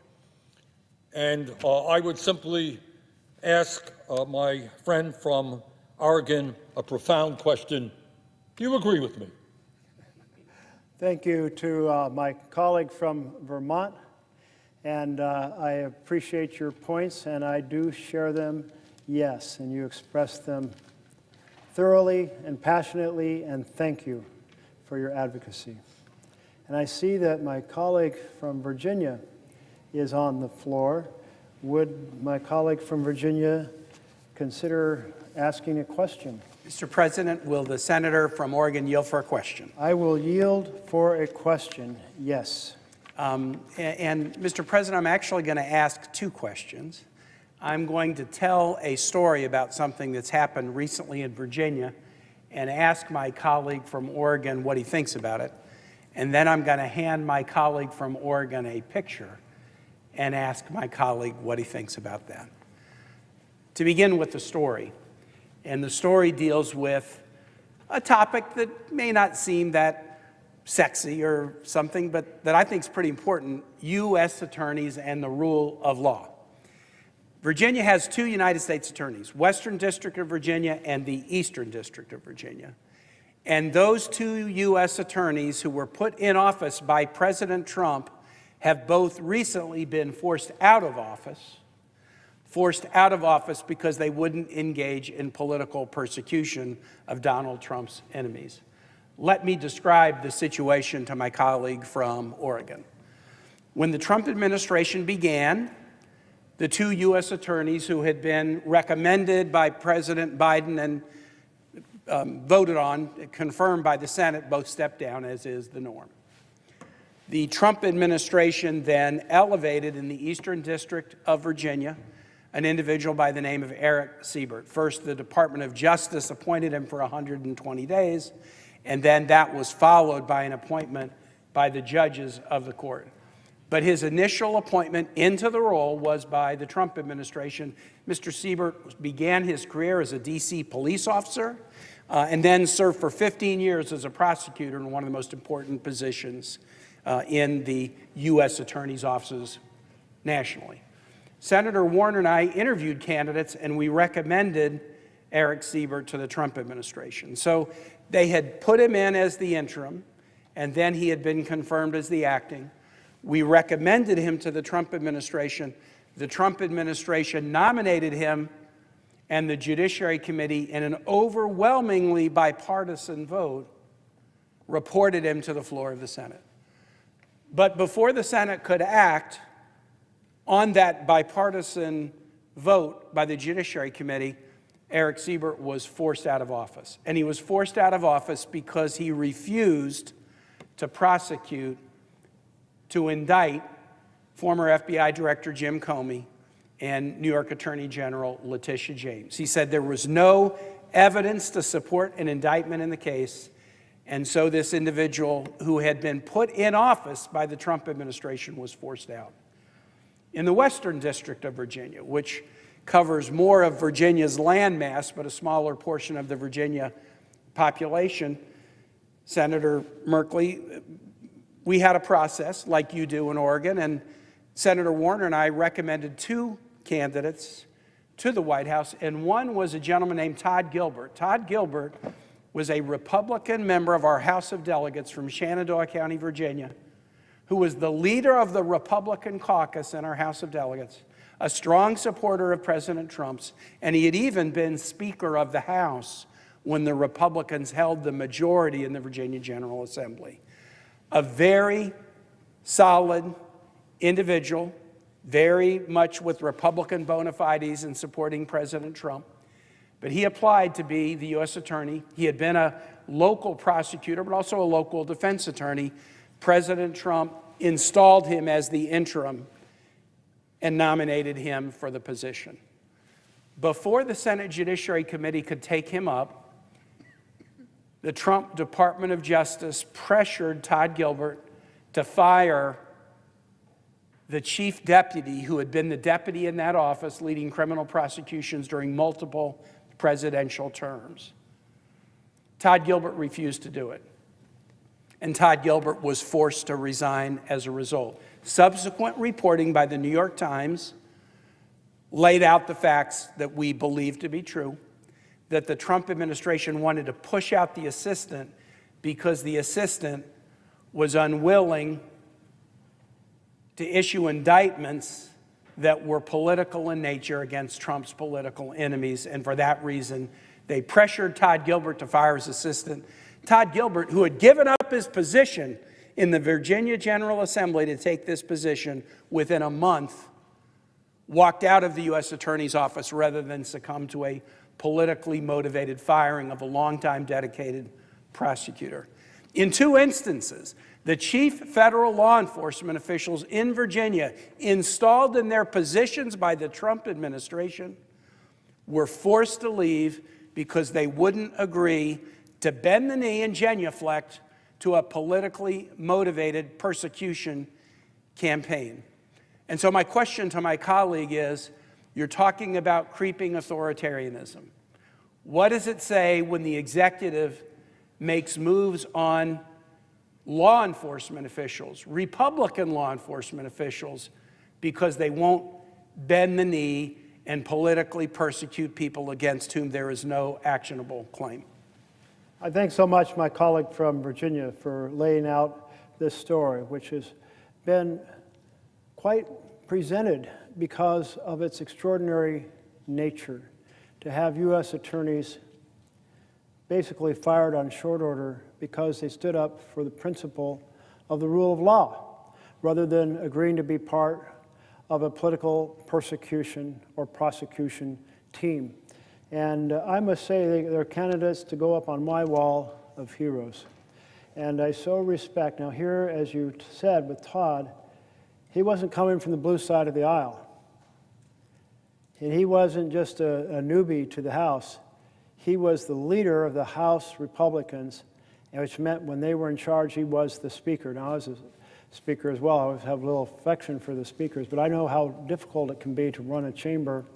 And so you have to be deeply, deeply connected to your colleagues in your caucus as you manage that process. So this individual, just by that resume, clearly was coming with a set of values deeply rooted in the Republican Party. But the value he didn't have was to screw over innocent people. And thank goodness we still have people willing to stand up for justice. Not, if you will, injustice. Because that's what we're seeing. We see it in the form of the enemies list that the president is going after. But we also see it, and more hidden normally, the firing of individuals, the tossing of individuals who aren't willing to take a loyalty test. Their loyalty is to the Constitution, not to the president. So I think it says a tremendous amount about how far we are into the authoritarian state. This is kind of standard operating procedure for an authoritarian. You mentioned kind of creeping authoritarianism. I would say we're on full stream authoritarianism because so much is happening in terms of the firing of employees who are failing the loyalty test, the decimating of programs at the whim of the president rather than by laws being passed here, the ignoring of laws that apply to the executive, like the fact that you can't fire inspector generals unless they for cause in 30 days, the attack on due process and free speech and free press, the weaponization in general of the Justice Department, of which this is kind of a facet of it, and then the effort to get court decisions that enable the president to deploy the military in the streets when there is no insurrection, no rebellion, and no invasion. And this last piece, I think, is extraordinarily dangerous. Not yet an issue that has come to your home in Virginia, but it's come to Southern California and to D.C. and to Portland, Oregon, and to Chicago, Illinois, and there will be others, because the whole intent is to have the court decisions resolved that provide the precedent for deploying troops when and how the president wants, according to his definition of what a rebellion is or an insurrection is, as opposed to the reality. So there are no checks then on that use of military. So these are all so many things happening all at once. Remember, we are simply 9 months into this administration. Wow. I mean, it's breathtaking. The team had to have a careful plan, ready to roll with things that were going to be done every day. And that is why they had Project 2025. That is why they have Russ Vogt at the head of OMB, being the engineer of that Trumpian train. We're in big trouble, so we're ringing the alarm bells. You're ringing the alarm bells. The people, they're 7 million strong on the weekend, we're ringing the alarm bells. And the biggest demonstration in U.S. history on a single day. But that is so important right now if we're going to save our republic. And thank you for being a core part of the rescue team. Let me tell I yield for a possible additional question. Mr. President, might the senator from Oregon yield for another question? Yes, I will. For a question. Thank you. And I'll tell a quick story.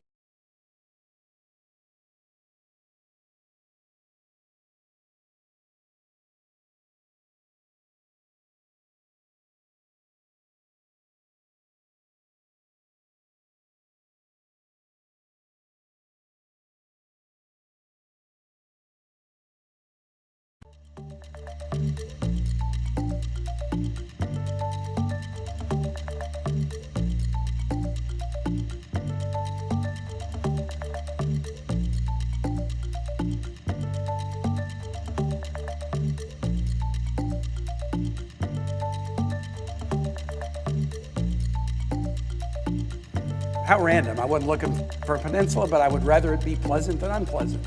Virginia's is the only motto that's not positive. The Virginia motto was designed by the framers of the Virginia Constitution, who were meeting in Williamsburg when the framers of the American Constitution were meeting in, the Declaration of Independence was being drafted and voted on in Philadelphia.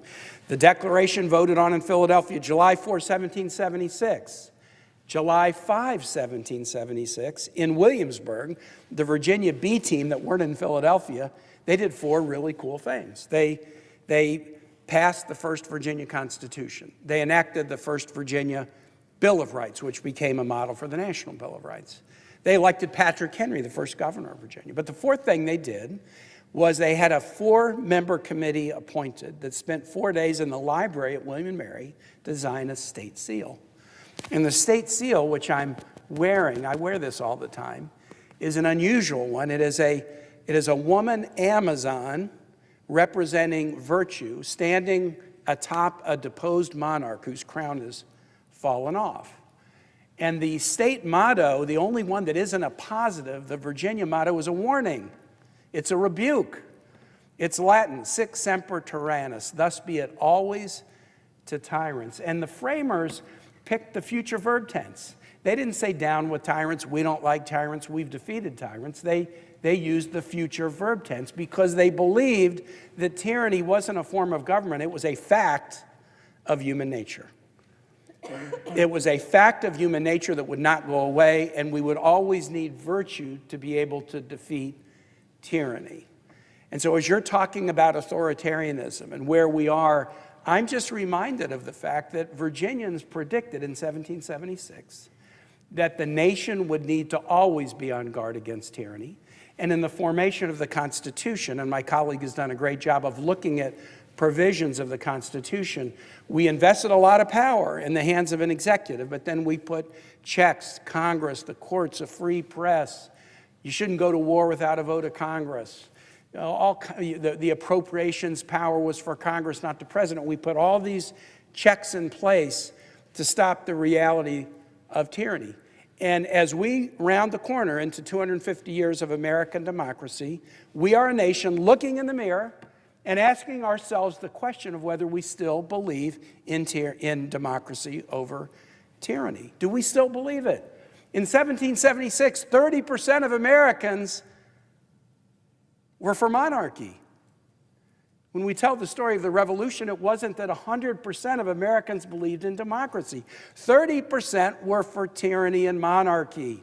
It was what they knew, or they had a financial tie, or a family tie to England, or maybe they were worried that democracy would be too messy. It wasn't a foregone conclusion that democracy would be the choice. Every generation has to answer the question for itself. Do we still prefer a democracy over tyranny? And as we face this 250th anniversary of the nation's birth, we're confronted with that.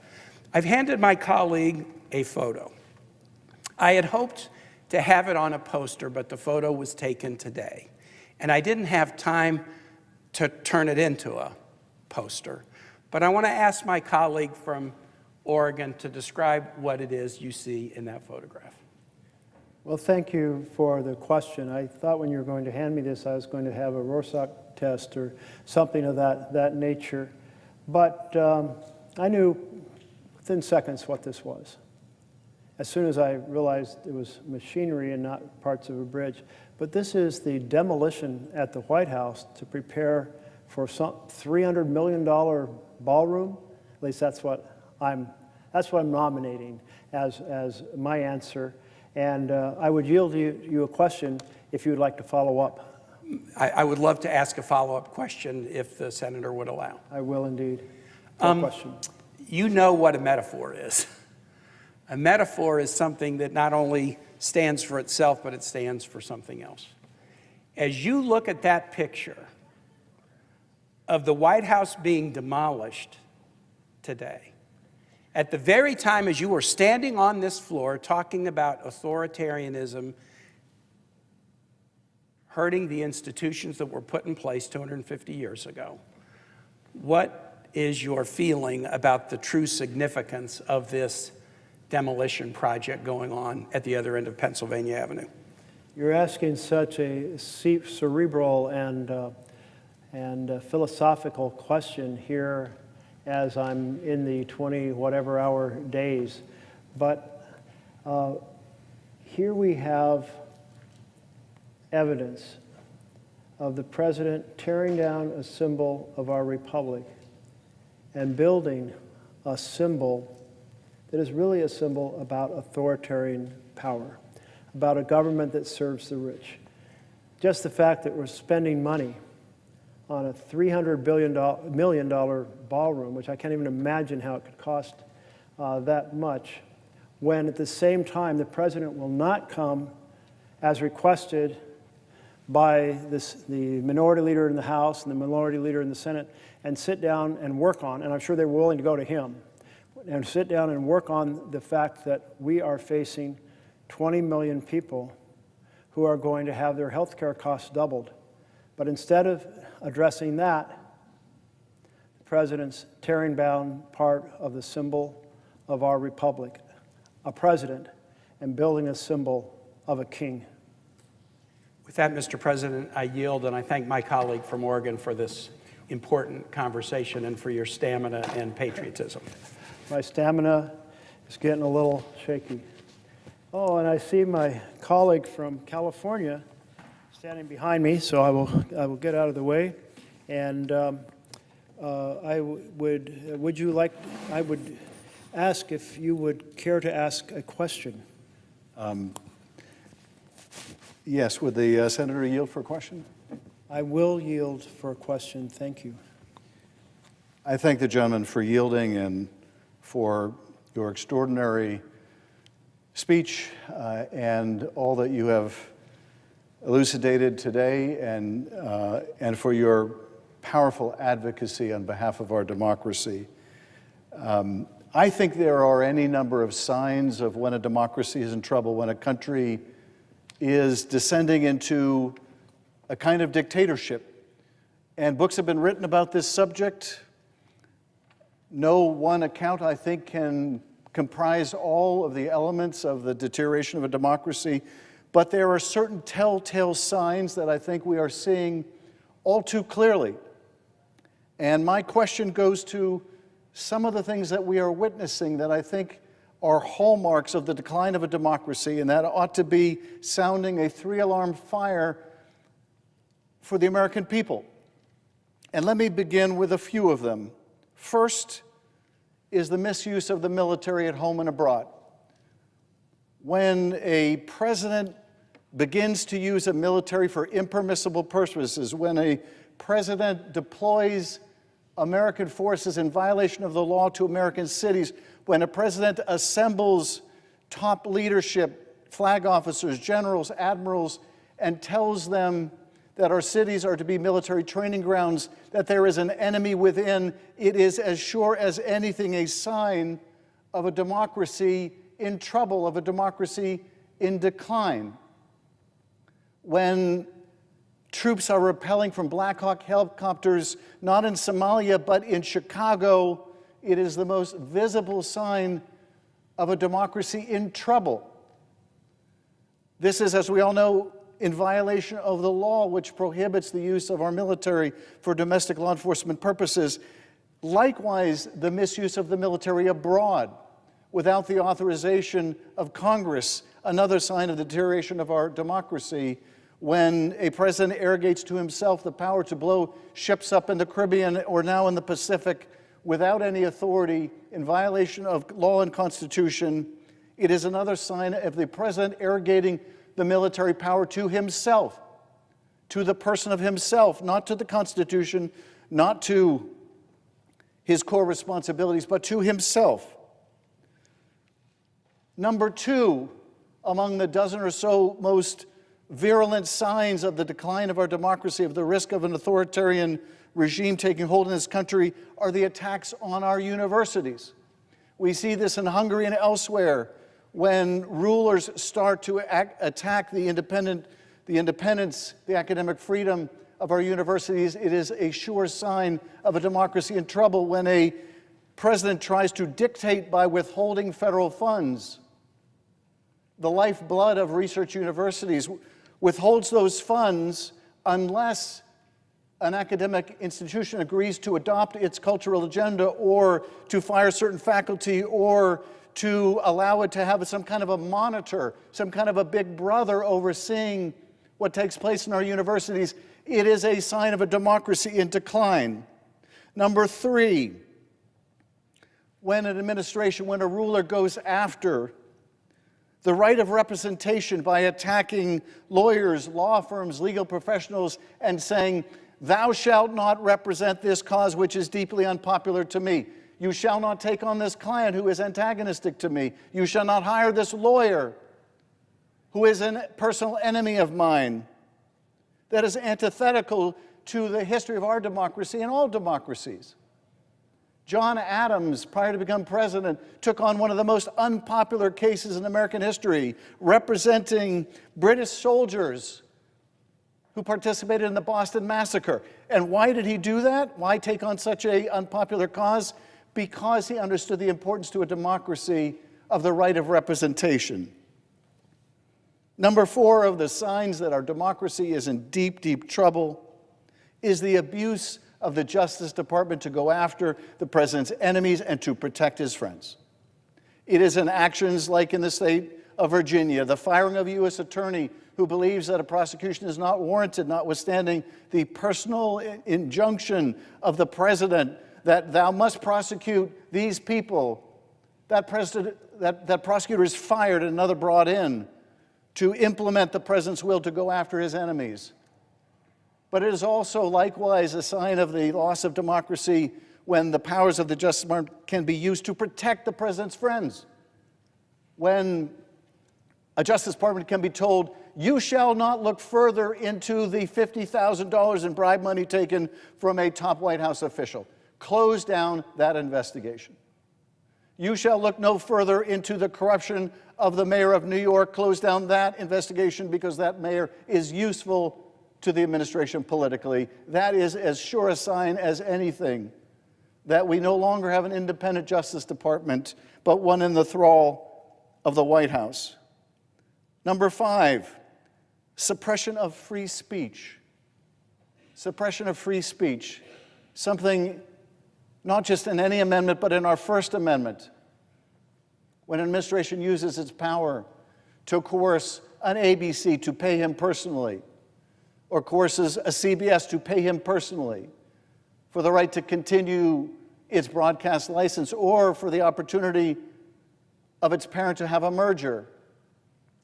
These are overt efforts to censor the press when it uses its regulatory power and threats to to try to take off the air a comedian or two comedians.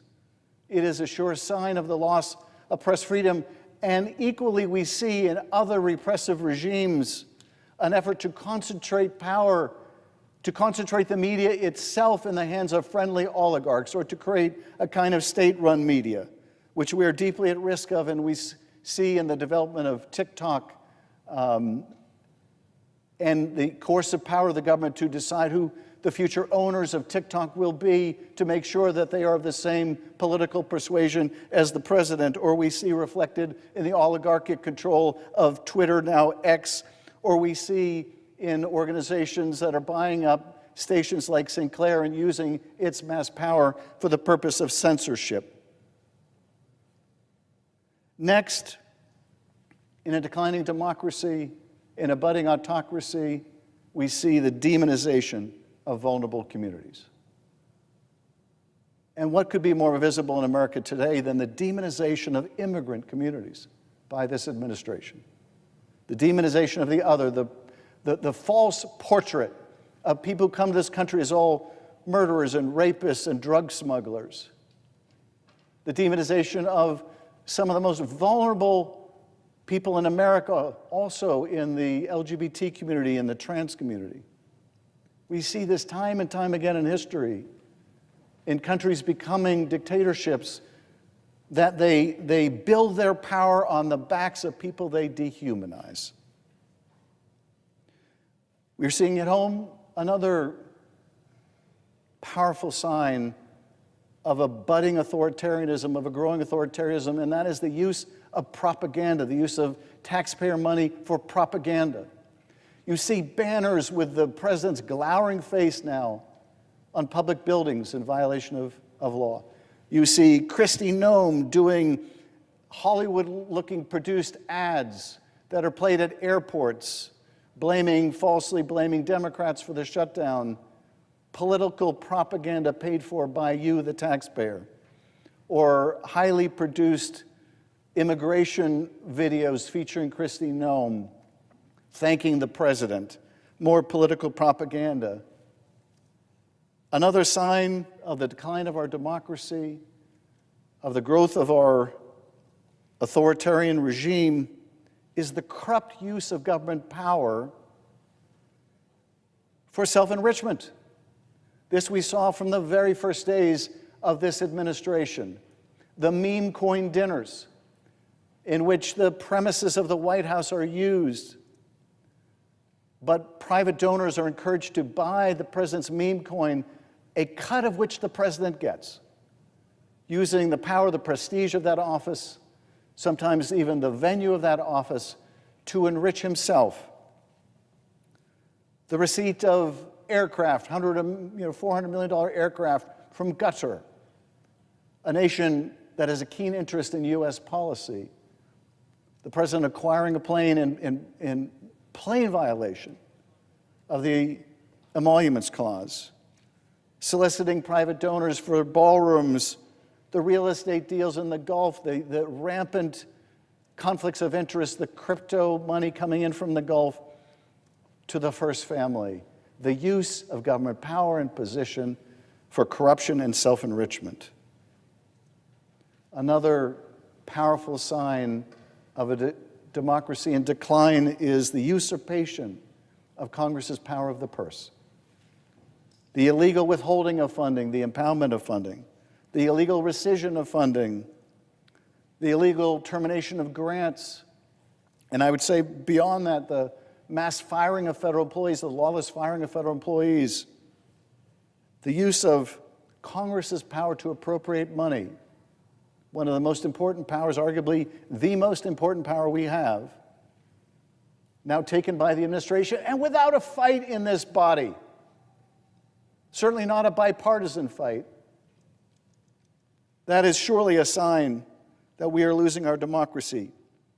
The undermining of elections and voting. Another key ingredient in dictators around the world cementing their position in power is the undermining of the foundational right to vote. We see it in its various forms now. We see it in this push to engage in gerrymandering around the country, but we see it in closing down of polling stations in urban areas.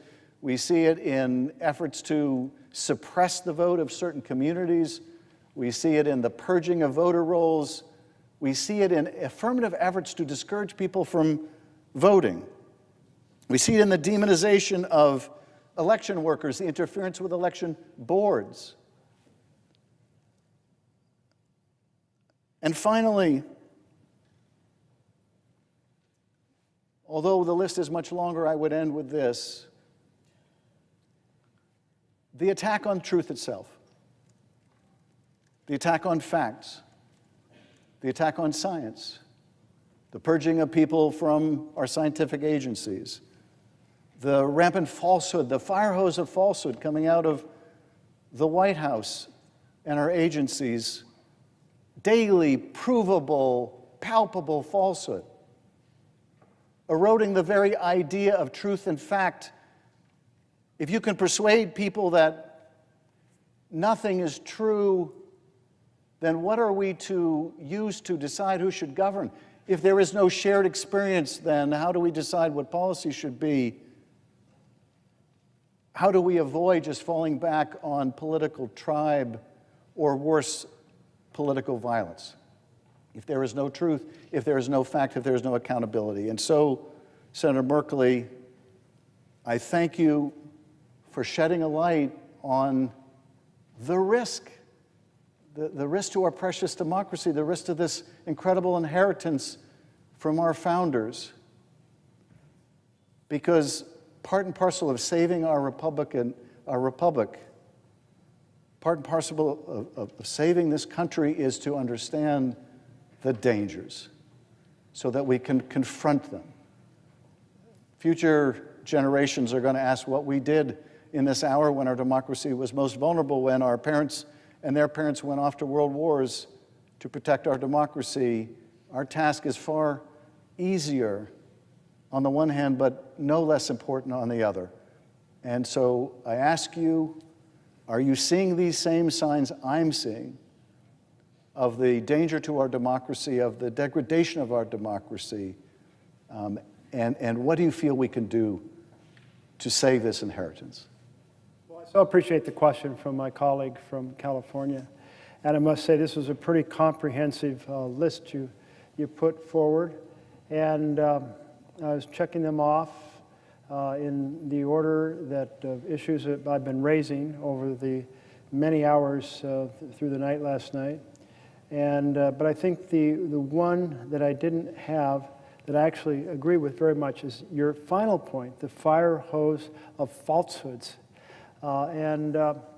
Because we are just adrift in a sea of misinformation and disinformation. And added into that toxic brew is a whole lot of just basic propaganda in a place it doesn't belong. And that we see, if you go out to the Portland airport, you will not hear the tape that Noam once played, because she wanted it played in airports all around the country, and a group of airports, led first by Portland, Oregon, said, no, it's breaking the law, it's breaking the Hatch Act, it's breaking the Anti-Lobbying Act, it's breaking some other act on the list. And in this situation where the administration does not care what the law says, the philosophy is we are the unitary executive, we're in charge, and we can do whatever the hell we want, take us to court if you don't like it, attitude. And then we see the deliberate crushing of rights, and we see the deliberate grabbing of the power of the purse from Congress. The difference between an authoritarian government, and there's many differences, but one way to describe it, authoritarian government and democracy, is in the democracy, representatives of the people decide what the programs are, how they're funded, and how they'll be run.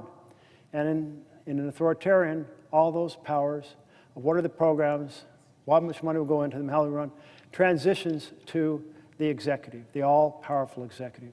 So we can see every time we hear Trump or his cabinet members saying, I'm canceling that grant, I'm defunding that program, because it doesn't act consistent with the priorities of this administration, that's an authoritarian statement.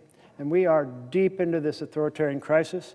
The poster behind me says, "Ring the alarm bells." I thank you for helping to ring these alarm bells in a very cogent and extensive way. I thank the 7 million people who went out and protested on Saturday for ringing the alarm bells.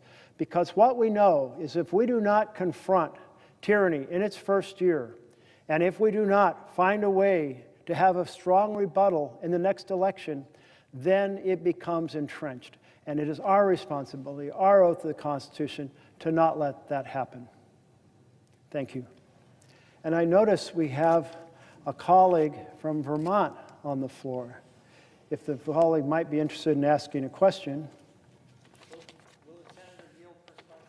I would yield for a question. How are you managing to do this? You've been up all night, and your staff too. It is really, really quite extraordinary. Well, thank you for that question. I am on the verge of And the staff. falling over, but I've got an hour more before we're going to wrap up this effort. I am so pleased that so many have been able to come from the caucus and help ring the alarm bells, because this is the most perilous moment for our republic since the Civil War. And never did I expect it to be in my time. I thought, yes, we argue over housing policy and how can we best have a decent home and a decent community. And yes, we argue over education policy and how can it be a pathway for every child to have a full and productive life. All these foundations. Oh, another question. I would yield for another question. Yes, I would. All right, well. Make it a long one.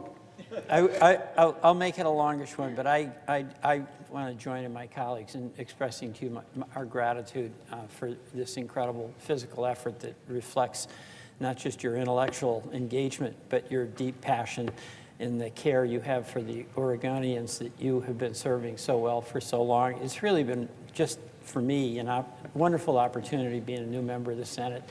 Along with Senator Schiff, I know you feel the same way, to be working with somebody like the senator from Oregon, who's just honest and true and totally grounded in your commitment to the people that you serve, in the Constitution that all of us serve. It's just a gratifying experience for us to be your colleague.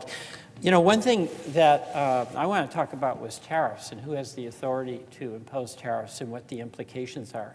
Because what I'm seeing is that our farm economy is really being devastated by tariffs. And let's talk about Midwest farmers. They're proud folks, like the dairy farmers in Vermont. And they used to have markets. The thing they love to do is have purchasing power that they earned by tilling the land, family farm operations that would be passed down from generation to generation. They really didn't want a lot of government involvement or interference, so they wanted to be able to grow their crops. And what I'm seeing is that the Trump administration embrace of tariffs has resulted in the total collapse of the markets that used to be available to our Midwest farmers, including the China market. And you know, last year, our farmers sold about 30 or 40% of their soybean crops to China. They haven't sold a bushel, okay? They haven't sold a bushel. And there's now talk by Trump of taking revenue from the tariffs to pay farmers a subsidy. And I get it that farmers need it, but wouldn't it make more sense to let farmers sell the crop that they grow rather than have a tariff that prohibits them from selling to markets they have had? And the second thing I noticed, and I really am interested in this because rural America is the heart of America. You know, the wonderful community values folks have, family values, hard work, service. We've got a billionaire who's the Secretary of the Treasury, and my understanding, I don't know how I guess if you're a billionaire, you'll own lots of things in lots of different places, but he apparently owns lots of farmland out in the West. But his major new initiative is to take $40 billion of our money to bail out the Argentine peso. So maybe you can explain to me how that's going to help our Midwest farmers. A stronger bailed out peso from Secretary Bessent, and how the Bessent policy on tariffs is going to give any kind of lifeline to those family farms that have been so much part of our heritage, who do so much for the well-being of our country, and whose prosperity is so essential to the well-being of our whole country. Farmers like to feed people. They like to work hard. They don't want to bail out. They don't want to hand out. And we've got the tariff policies that are wrecking their markets, and then we've got a bailout that's going to Argentina that's going to further erode the ability of our farmers to sell their product, because, oh, by the way, the Argentinian farmers are now going into the markets we're helping them create that have been opened up as a result of denying access to those markets for our Midwest farmers. So perhaps you could explain to me how this makes sense. Well, I appreciate the question from my colleague from Vermont. And I must say soybeans have come up several times today, as has Argentina. And this is so troubling. Now, I'll tell you, when I met with my Farm Bureau, everyone has a little bit of queasiness, even if tariffs haven't touched them yet. But the tariffs are changing all the time. And how might it suddenly affect the market if another tariff changes, or the input, or so forth? And everyone in the agricultural world is terrified that if they lose their market, even temporarily, those relationships deteriorate, new relationships are forged. It's hard to get people back. If you've let people down once, then what happens next? And so this situation, this double deal, I guess I'll call it, with Argentina, where by us, well, having a trade war with China, so China doesn't buy a single bean. You said not a single bushel, and I've heard, yep, nothing, nada. And so Senator Murray of Washington was down here saying, we've got all these beans that normally travel through Washington State to get exported. Where the hell are they going to be stored? I don't know. But what I do know is that a lot of folks aren't going to sell them, may not have a place to store them. I look forward to learning more about what's going to happen to this massive crop that there's no customer for because China went to Argentina. And then you mentioned the second part of the Argentina deal, that the president says, you know what, I want to bail out this far-right government down there because they're in trouble, and we don't want to let a far-right government be in trouble. And $20 billion and maybe $40 billion. Think of how much money that is. That's $100 for every single person in the United States of America. You know, if I went door to door in Oregon and personally asked everybody, would you like to give $100 to Argentina? You know how many takers I'd have? I think I would get 0 takers. And by the way, where is the legislation that gives the president the power to give $20 billion or $40 billion to Argentina? I haven't looked it up yet. I'm going to look it up. But I think it's exactly a feature of an authoritarian government that he wants to self out a fellow authoritarian government, but with a twist. And the twist is that apparently a group of well-placed colleagues, maybe friends of the Treasury Secretary, I believe I may have read, I won't say that definitively, they bought up some of the debt in Argentina. And they bought it at a discount, is my understanding. And again, I have not double-checked this, so I'm saying it with some caution. But what happens when you do that, and then there's a bailout, and you get face value? Let's say you paid 25 cents on the dollar, and you get face value after bailout, and you make 400% return. Well, that's great for the riches of whoever they are, that in America that Trump wants to help out. I would yield. It has to be in the form of a question, but I would yield for a question. So here's my question. Is this really a bailout for the financiers on Wall Street who bought this debt at 20 cents on the dollar, but may get paid $1 on $1? Or is this just flat out enrichment? They didn't lose. They're winning as other people suffer. So is this really a bailout or just a flat out, hey fellas, here's $40 billion. I love you, Donald Trump. Well, thank you for that question. And I must say, it reminds me of a town hall because every now and then I realize I'm way over my head in what I actually know to be the facts. So I'm going to stop before I dig a deeper hole because I have not personally researched it, read up on it. I've heard a variety of comments, almost in passing, from colleagues who are so disturbed about this arrangement, disturbed about what's going to happen to soybeans, disturbed that China's buying them from Argentina, disturbed that so we're sending a bailout to Argentina, and disturbed that they have heard that a lot of that money may come back to some very rich people in the United States of America. But I do not know the details, and I'm going to leave it as a bit of a conjecture. And when we talk soon, I'll have the answers. Well, I appreciate that, and I'll yield back to the senator. Thank you. I notice my colleague from Illinois has returned to the floor. If he would like to, I'd be happy to entertain a question should he have one. First, I thank my colleague from Oregon for his endurance and determination. Hang in there. You're bringing up a critical issue and subject for America at a critical moment. And I'd like to return to an issue we discussed this morning when I was visiting, and that's the issue of the militarization of our federal government and its impact on states like yours, Oregon, and mine of Illinois. What I'm finding as I read the newspaper accounts is that the ICE operation from the Department of Homeland Security in Illinois continues to intimidate people who live in the city, in their neighborhoods and all around, and really bring fear. There are parts of the city of Chicago, Little Village and Pilsen are the ones most well known. I'm going to interrupt you for just a moment.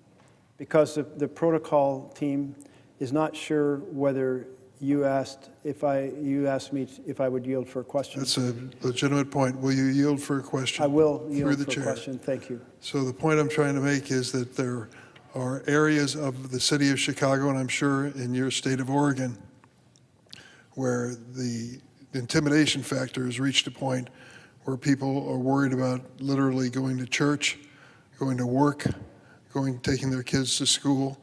It's a genuine problem.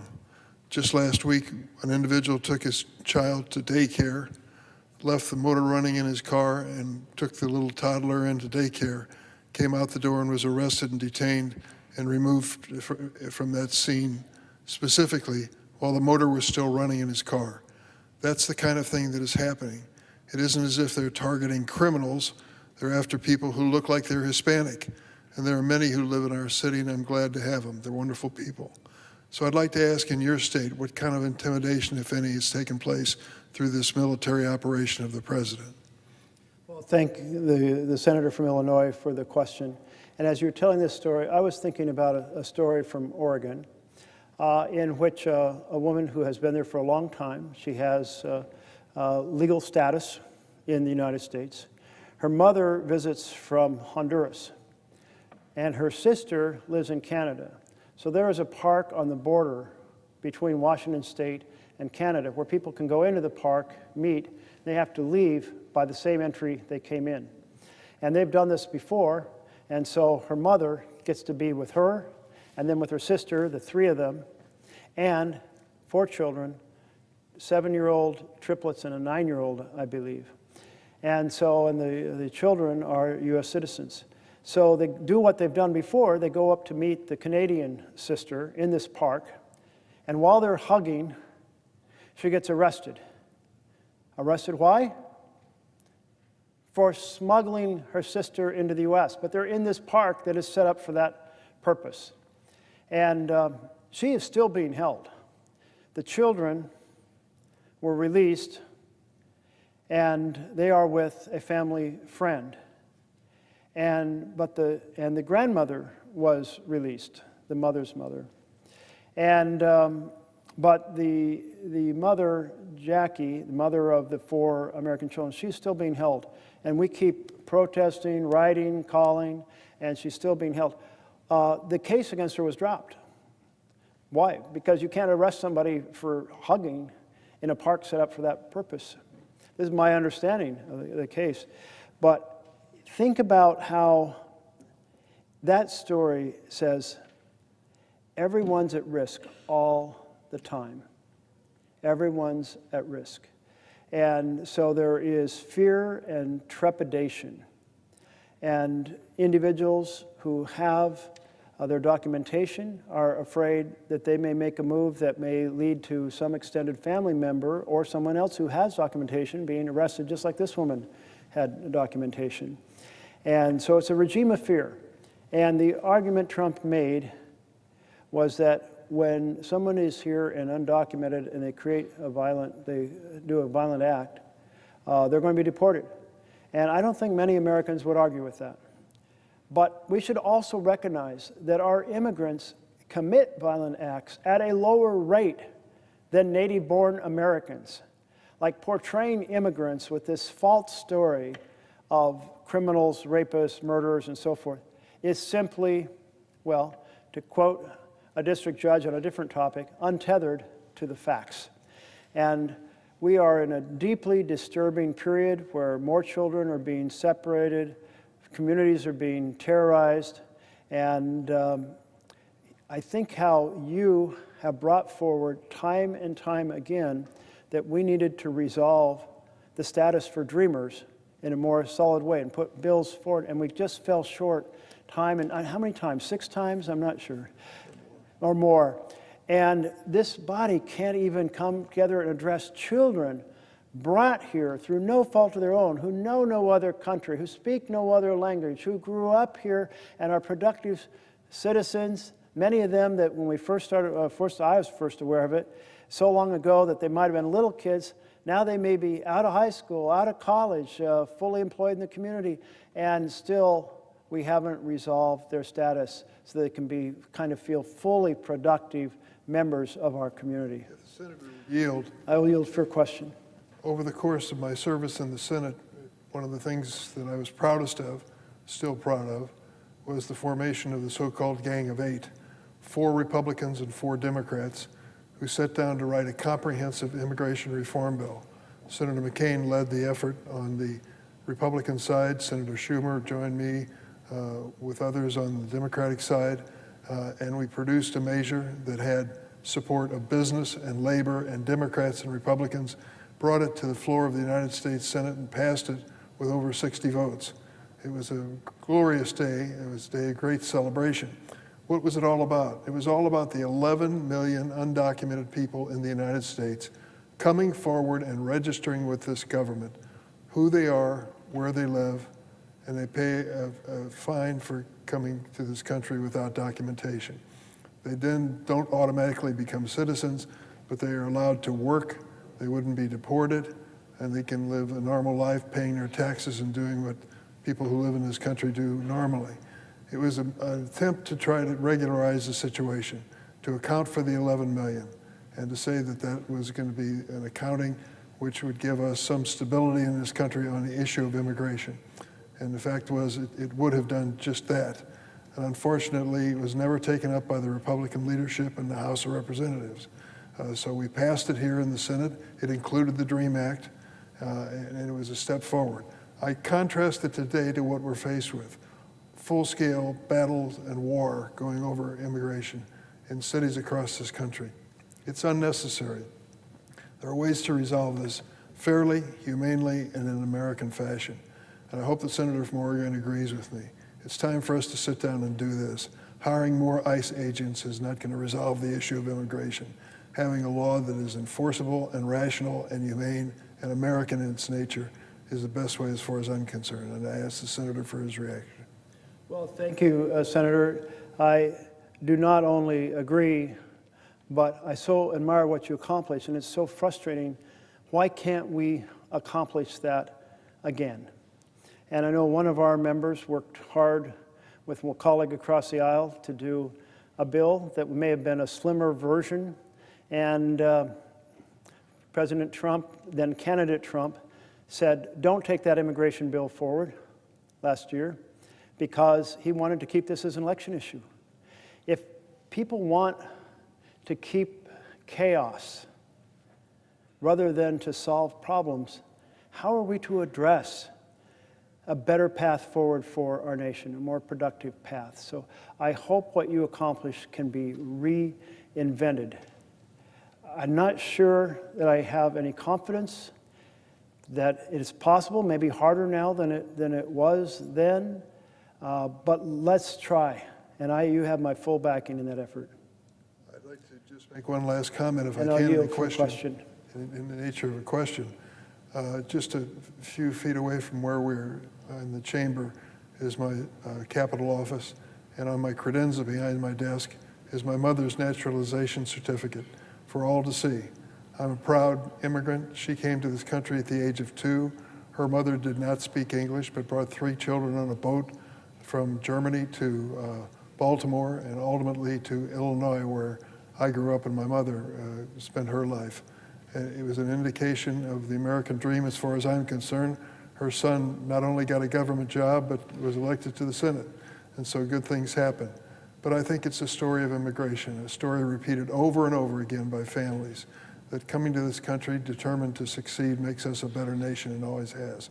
Has a senator run into that in the state of Oregon? Well, I must say, Senator, I don't think there is an individual that we have in the Senate who is not the descendant of immigrants.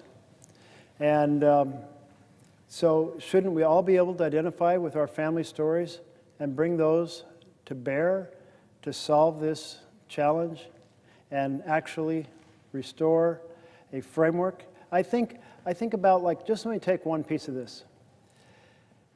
The process for being able to have an asylum hearing has a backlog of about 6 years. Well, that's a piece that we can find a rational way to address that. The Dreamers, we can find a rational path to bring the Dreamers fully into our society as you have laid out in the past. We can proceed to, I think, find a deal on border security, what we pay. But there are many pieces that will never get solved unless people are sitting down like you did with your Gang of 8, bringing people together and say, let's iron this out. And so that is my hope and prayer. In the nature of a question, I asked the senator from Oregon, is he aware of the fact that we have approximately 700 immigration judges facing that backlog you just described, and the Trump administration has dismissed 100 of them? So instead of adding more judges so we can expedite the hearings and resolve them, the opposite has been the case. Was the senator aware of that? I was not aware of that, no. And that's insanity. It certainly is. I also asked the senator, when it comes to... I yield in the nature of a question. Nature of a question. When it comes to the issue of due process, the question is whether or not we can in this country offer due process to the people who are asking for their fate to be resolved. That has been part of our Constitution, applying not only to citizens, but those who are in our country petitioning to become citizens. Does the senator agree with me that due process is a critical part of our democracy? Absolutely. Well, we face this reality now with children. I just described it earlier, and this is the question I would ask you is this. I yield for the question. Does the senator believe that these unaccompanied children need to have humane treatment at all times? You told the story earlier of going down to the border and watching what happened under previous administrations. Would the senator recount that story at this point? Well, yes. I think you asked me to recount the story. And the story involved the fact that I read a speech by Attorney General Sessions. And Attorney General Sessions was delivering this speech at, I think it was called Freedom Park in Southern California on the border. And as I read the speech, I said out loud to people around me, it sounds like he's planning to separate children deliberately from their parents in order to have that trauma be a deterrent for people coming.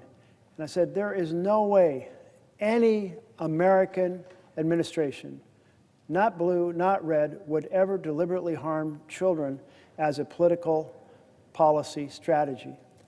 And a member of my team said, there's one way to find out. Go down to the border. And I checked, and I had that weekend free, so I was down to the border. And I go into this warehouse, And in this warehouse, there are all of these, basically what we'd call in Oregon, cyclone fence cages, wire cages. And I stop in front of one of them, and it has a group of boys lining up from the smallest to the tallest. And the smallest was just knee-high to the grasshopper, as we say, just a little tyke, maybe 4 years old. And I see these kids looking out across the warehouse because in other cages inside that warehouse were groups of women or men, and my impression is they were looking to see, where did my mother go?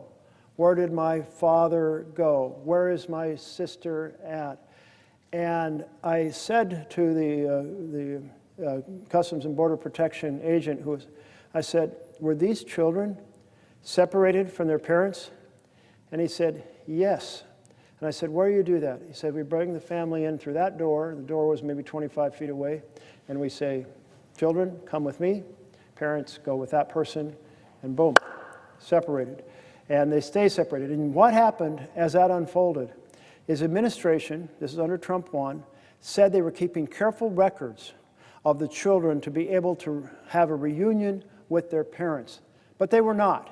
So we ended up with extraordinary efforts, including tons of volunteer lawyers and researchers trying to get children back unified with their parents. A few, 100, I believe, were never reconnected to their parents, could never be found. Whether they returned to a small village in a faraway country, I don't know. But it was profoundly disturbing. I went outside, and the press had a little huddle. They said, what do you see? And I said, children being separated from their parents. And, of course, this story immediately blew up. And then I went up the road. I heard that there were hundreds of boys being held in a former Walmart. And my team member was like, well, we asked, but we didn't get permission to get in. I said, well, let's go knock on the door. And so we go up, and he's doing a live feed. What's that called? Anyway, one of those social media, live Facebook feeds. And I go up and I knock and I say, yes, who I am. And we were in the area and we heard there were a lot of operations here. Can you give us a tour? Can you have the executive director come out? And they got back to me. And by the way, since I was doing a live feed, and I said, call me on my phone number. My phone number went out to the entire world at that moment. And so I enjoyed having hundreds or thousands, it felt like thousands of people call for weeks about this. But they didn't come out. What they did is they called the police to have me arrested. And the police declined to arrest me, but did escort me and my staff member off the campus. They did not want there to be a tour. And I had been told there might be, I think it was 1,000 boys, and there were some almost 1,500 boys in this. And because of the publicity of that live feed, the next week the administration had to open it up to the press. And the week after that, I went back and took some legislators and saw it. But this vision of deliberately harming children in order to deter immigration, that's a horrific thing. And it did stop. The outcry was massive. It did stop, thank God. But all these other now circumstances people are being hurt in all kinds of ways right now. And as you were describing. For another question, be my last question. Yes, I'll yield for another question. Is the senator aware of the fact that 2 weeks ago, ICE offered to children under the age of 18, and they were children, an option of $2,400 reward if they would leave the country and go back to their country of their birth? Children who are being asked to sign a contract to give up any claim to citizenship in the United States, and the $2,400 was available to an adult that they would identify in that country who would meet their airplane. With all of the trafficking that has been going on, it was a ridiculous idea to take children and ask them to make that decision and to give them a financial reward if they went along. Was the senator aware of that? I had heard a reference to some kind of payment program being tested, but I didn't know the details. That was the detail. I'm going to yield the floor and thank the senator from Oregon. Thank you very much to my colleague from Illinois, and thank you for being a champion. And I noticed that we have a senator from Washington State. No, we do not. Do we have a senator? No, we do. We do have a senator from Oregon who has arrived. And would the senator from Oregon like to ask a question? I know you have to ask permission. I just want to say that today has been an extraordinary day for Oregon and for the country. We look forward to continuing this discussion, and I thank, and would the senator yield? Yes, thank you for the protocol. Was just checking. Thank you for asking me, and yes, I would yield for question. Would the senator be willing to continue this discussion in the days ahead? Because this has been extraordinary. It has begun to lay out the implications of what this is really all about in terms of authoritarianism. It's important for our state. It's an important debate for the country. Would the senator be willing to carry out further kind of discussions? Might not necessarily be here on the floor of the Senate, but elsewhere as well. Thank you to my colleague, and as long as that discussion is not taking place in the hours I might be sleeping tonight, absolutely. And I do feel like this is so fundamental to our nation. That's why everyone who has come down to the floor, everyone here has asked a question today and made solid insights as they prepared their question. And we are collectively ringing the alarm bells. We're ringing the alarm bells because authoritarianism is not down the road or around the corner or next month or next year. It is here right now. And it has been so astounding to hear all the dimensions that have been highlighted by individual senators about how this tyranny is taking shape. And in every possible way around the world where authoritarians have developed a strategy, they are all being done here. It's like all of them. Rig the next election. Yes. And then proceed to pressure the newspapers. Yes. And pressure the broadcasters on what they can put out. Yes. And weaponize the Justice Department. They are doing it. And the list goes on and on. And for us in Oregon, certainly the one that is on everyone's mind is striving to have a pathway to legally send in the military when there is no rebellion, no insurrection, and no invasion. And that one terrifies me. That administration is hell-bent on getting judicial thumbs up, green light to be able to move troops where they want in this country when none of those things are happening. My colleague has richly earned a few hours of sleep tonight, but I'm going to make sure that here in the Senate and across the country, people understand that this is the beginning of further discussion, not the end. And I want to thank my colleague for taking this time today to lay out what this is really all about in terms of this issue. We still have 25 minutes. I'm checking. More colleagues would like to ask a question. The senator from Michigan. Would the senator from Michigan like to ask a question? Well, I would. Thank you, Senator Merkley, for yielding to me. I do have a question for you, and certainly I appreciate all that you have been saying over all of these hours. You're right, we are in a real crisis here in this country. Before you go any further, can you just say these magical words, would you yield for question? And I will say that I will yield for question. Would you yield for a question? I will yield for question, yes. Well, thank you. I appreciate that. And again, thank you for bringing this to the attention of the American people in such an eloquent way.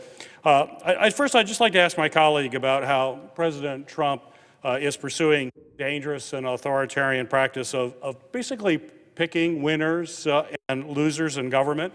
Clearly, he's like a king. As we've seen, he's picked winners and losers by illegally refusing to spend money that Congress has directed. He's picking winners and losers by withholding federal grant funding for programs, disaster relief, and medical research unless people basically bend the knee to his draconian demands. He's picking winners and losers by firing nonpartisan experts in programs that he doesn't like and he's replacing them with people whose only qualifications that they're loyal to the president. Only qualification he cares about. And in classic authoritarian playbook, he's covering all of this up by removing independent watchdogs that conduct oversight of executive functions. One of the most egregious examples of this power grab is the ongoing effort to illegally withhold funding that Congress has authorized and appropriated with bipartisan support for critical services. He's withholding it. President Trump froze funding that helped Michigan communities build new radio towers, prepare for natural disasters, and construct safe and modern infrastructure. And when the president breaks the law to give a windfall to some states and some communities, but not others, he is picking winners and losers. We've also seen how President Trump has picked winners and losers among the employees who work on critical government programs and protect our national security. President Trump has fired tens of thousands of nonpartisan federal employees, all because they carry out a function that the president simply doesn't like. And just this week, President Trump's Department of the Interior fired hundreds of workers who protect the health and safety of the Great Lakes, an economic and ecological gem for Michigan and all the states that surround those lakes. At every turn, President Trump has instituted policies that increase his power and sway so that he can more easily pick winners and losers among the federal workforce. He's made it so that only qualification for being a federal worker is someone who voted for you, whether or not you were voted for him, whether or not you actually do the job. In fact, he's taking us back to the spoiled system of the 1800s. And it's not only politicizing our nonpartisan expert civil service, it's jeopardizing our government's ability to deliver crucial services to the American people. And like authoritarians in the past, President Trump doesn't want you to know about his illegal actions. So he's covering them up by undermining independent oversight at every single turn. And when it comes to picking winners and losers, we know that President Trump always chooses himself as the winner. He blatantly uses the office of the president to promote the sale of his own meme coins. He accepts large investments and gifts from foreign governments without regard for national security concerns or federal ethics laws. Meanwhile, his family and friends peddle influence and make deals to enrich themselves and the president. And what have all these efforts to enrich himself add up to? It's no surprise that his net worth has risen by $3 billion in the past year. So I'd like to ask my colleague from the great state of Oregon a question about what these decisions to basically unlawfully pick winners and losers, what do you believe that means for the future of our country? Well, I so appreciate the point that my colleague from Michigan has been making. And if we think about the fundamental difference between a democracy and authoritarian government, one way of describing that difference is that in a democracy, elected representatives of the people, like folks who are gathered here right now, work together, bringing their diverse life experiences, their knowledge of their individual states, and together find a strategy that will address their collective challenges so that each and every part of the country is represented and things are addressed that are important to every part. That design of the programs and how they will operate and how they will fund happen in a democracy in a chamber like this. In an authoritarian system, it's all happening on the executive side. The executive is saying, here are the programs that are going to be funded. Here are my priorities and what I'll do. Here are the grants I'll cancel and the ones that I'll redirect. Here is the way we'll run these programs. And that is exactly what the Trump administration is trying to do. They are trying to move the responsibility we have under the Constitution to design programs, to decide how much they should be funded, to resolve questions about how they will operate, and move that responsibility over to the executive. And the head of Office of Management Budget, he was very upfront about it. He said, I believe in the unitary executive, where all power rests with the president. And that means the president can cancel programs at will. And I was shocked when I heard him say this. This is before we had the hearing in the Budget Committee, probably about the same time you were holding a hearing on Russell Vogt. And I said, you know, that's already been adjudicated by the Supreme Court. There was an effort in 1996 to do a line item veto and allocate to the president the ability to say these programs go forward, these programs fail. And the Supreme Court said, hell no, you can't do that. The Constitution assigns the responsibility to the legislature to decide what gets funded, and the executive has to implement that plan. And when the question of impoundments came up at an earlier date, we're on a different strategy. Nixon said, hey, I think I'll just not forward the funding. I will impound it so certain programs won't get funded. Again, that had gone to the Supreme Court. And again, the Supreme Court said no. But Mr. Vogt sat in my office, and he said, well, I believe that we will get this issue to the Supreme Court, and the Supreme Court will back the unitary executive, strengthen the executive powers in this country. And I just shook my head. I like, that can't possibly happen. But what happened just a short time ago? A piece of this went to the court, and in their shadow docket, and the question was, could the administration slow walk funding to the last 45 days of the fiscal year, then bring over a request for us to undo that funding, it's called a rescission, and then because there's a 45-day grace period pause, the fiscal year expires and the funding authorization goes poof, and suddenly the president has killed the program. And the court, on their preliminary response, said, yeah, we think you can do that. So Russell Vogt certainly seems to have a better grip on where the Supreme Court is, but I just feel like we have to do everything we can, therefore, legislatively, to stop that.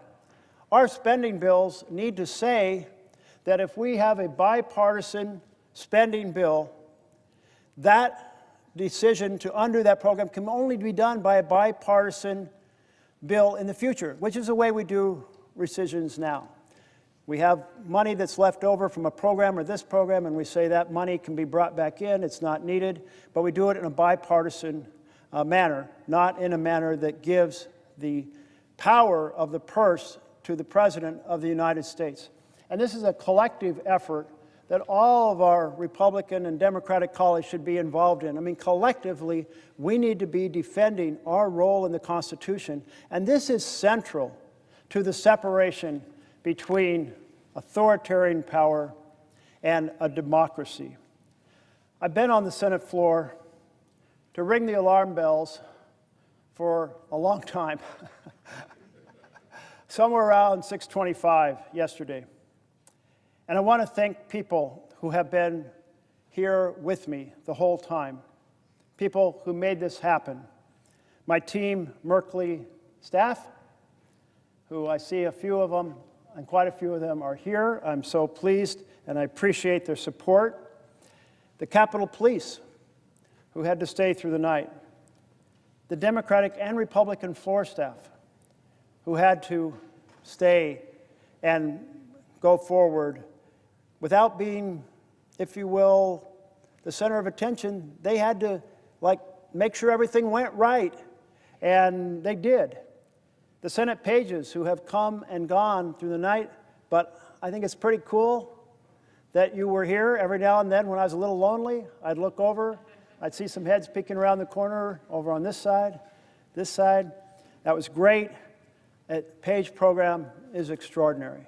And I hope all of you will think about how you find a path in life to build a better world. There is no better mission for a soul on this planet to find a way to build a better world. A million ways to do it.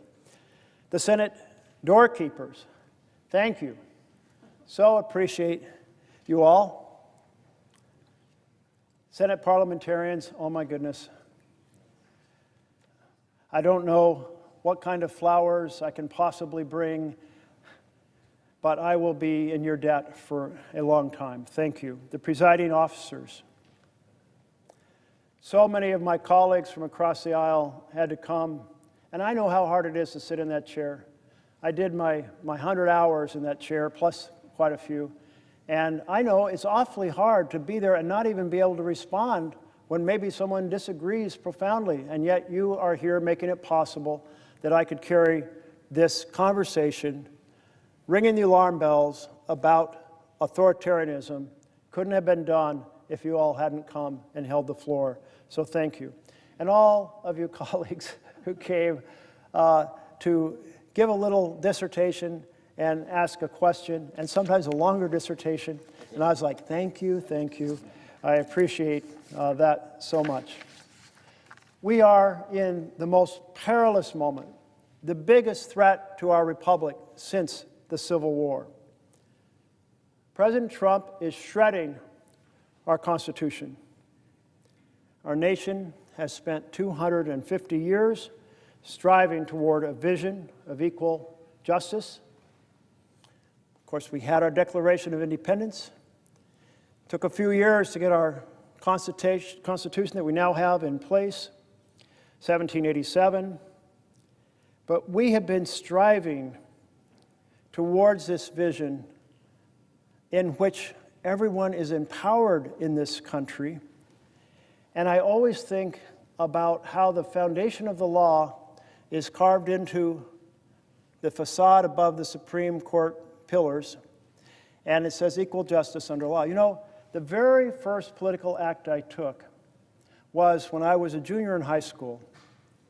And I read an article in the evening paper, back when there was often a business paper in the morning and a labor paper in the evening, the Oregon Journal.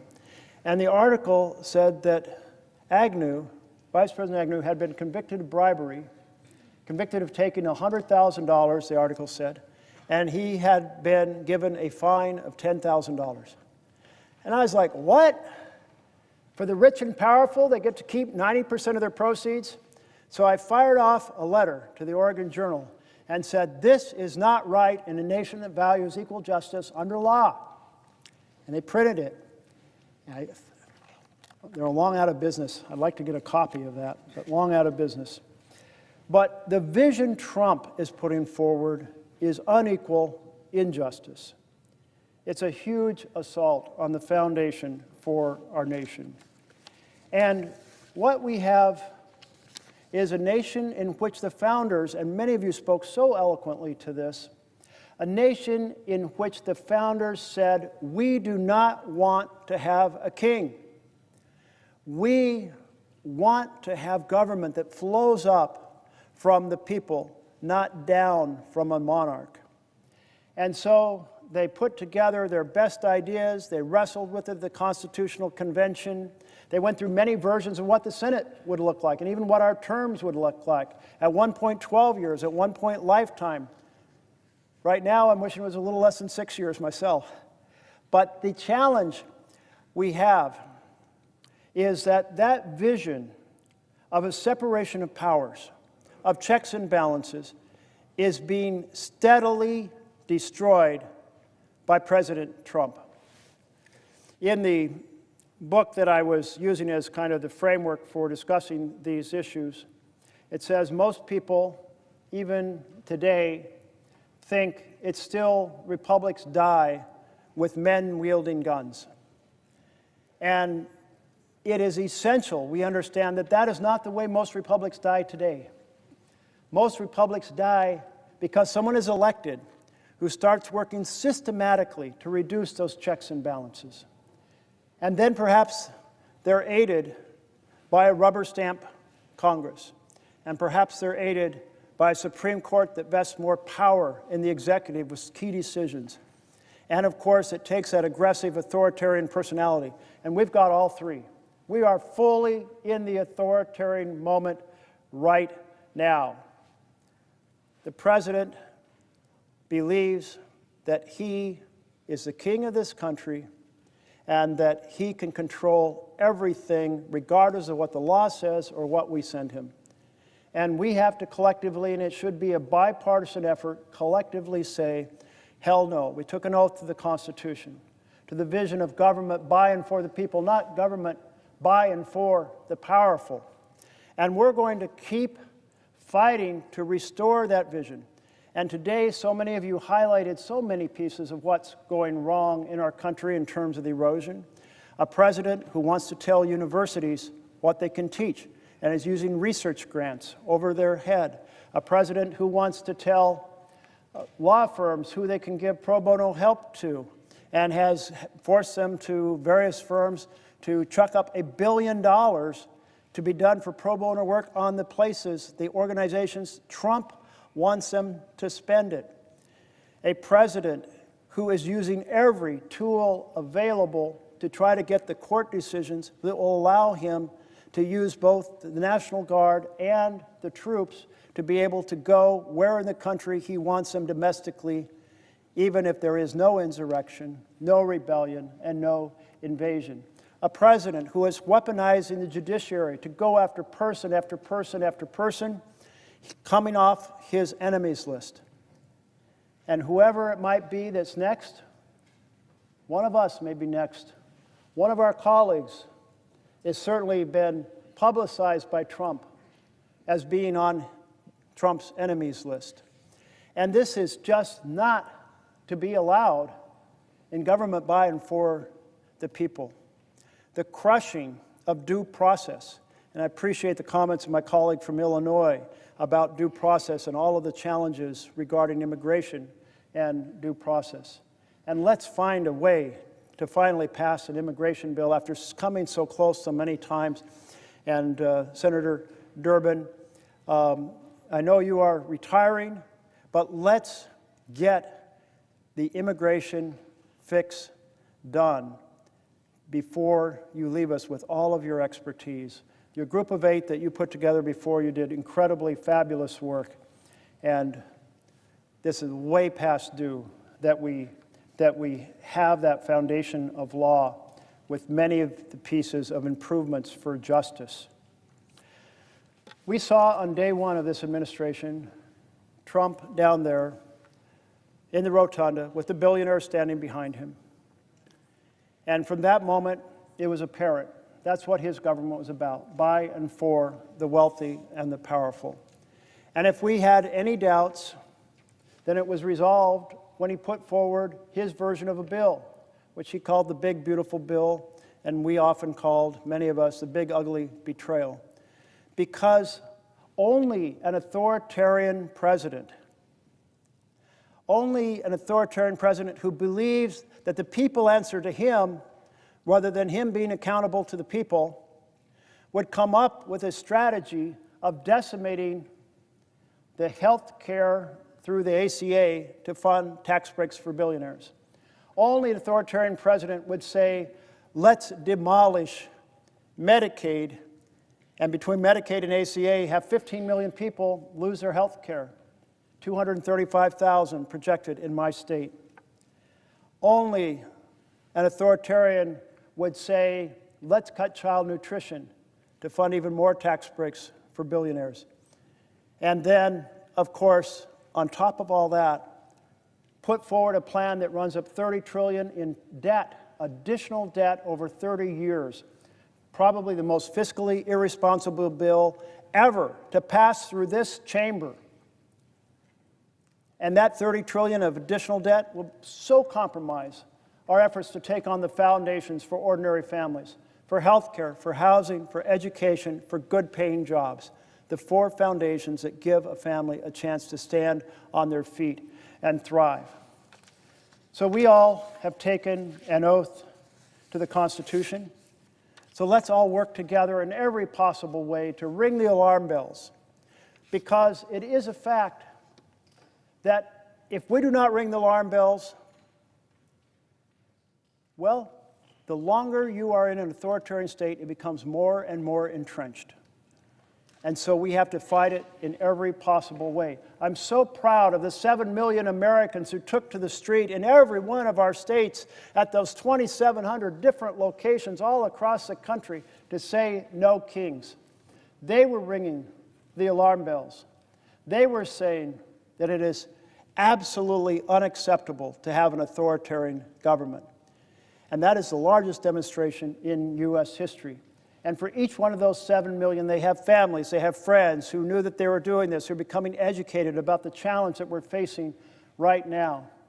And we have to recognize that the next election is absolutely critical if we're going to save our republic, because the strategy of an authoritarian is to rig the elections. And the more time they have, the more entrenched it becomes. And already here is Trump trying to do a national voter registration file that can be more easily manipulated for the elections next year. Here is President Trump trying to do massive gerrymandering in a whole bunch of states in order to offset the balance between Democrats and Republicans that are fairly represented in the House of Representatives. Here is President Trump saying he will do everything possible to stop the use of vote by mail across the country, because we know why. Because vote by mail has such integrity. It can't be manipulated on election day like precincts can. In precincts, you can move their location. You can put them where there's no parking. You can understaff them. The machines can break down. You can send intimidators. You can proceed to put out fake information about their location. You can put out information the election was last week when it's really this coming Tuesday. Can't do that with vote by mail.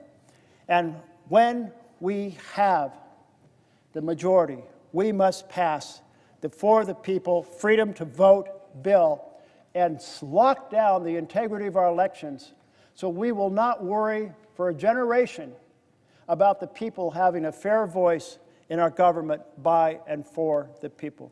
I'm proud to be colleagues with all of you in this effort. Thank you very much, and I yield the floor.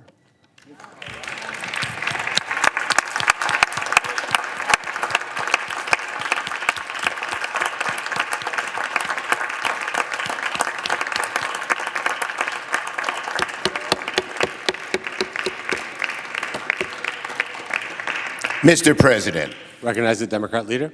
Mr. President, let me express the profound gratitude of all of us for his amazing tour de force over these many hours. Jeff Merkley has been the Paul Revere of 21st century America, literally, figuratively riding from one corner of this country to the other, alerting people to the danger our democracy is in with the would-be king as president. No one has done it better. No one has done it with more persistence. No one has done it with more passion. No one has done it with more effectiveness than Jeff Merkley. Not only this Senate, but much more importantly, all of America owes you a tremendous, tremendous debt. Thank you.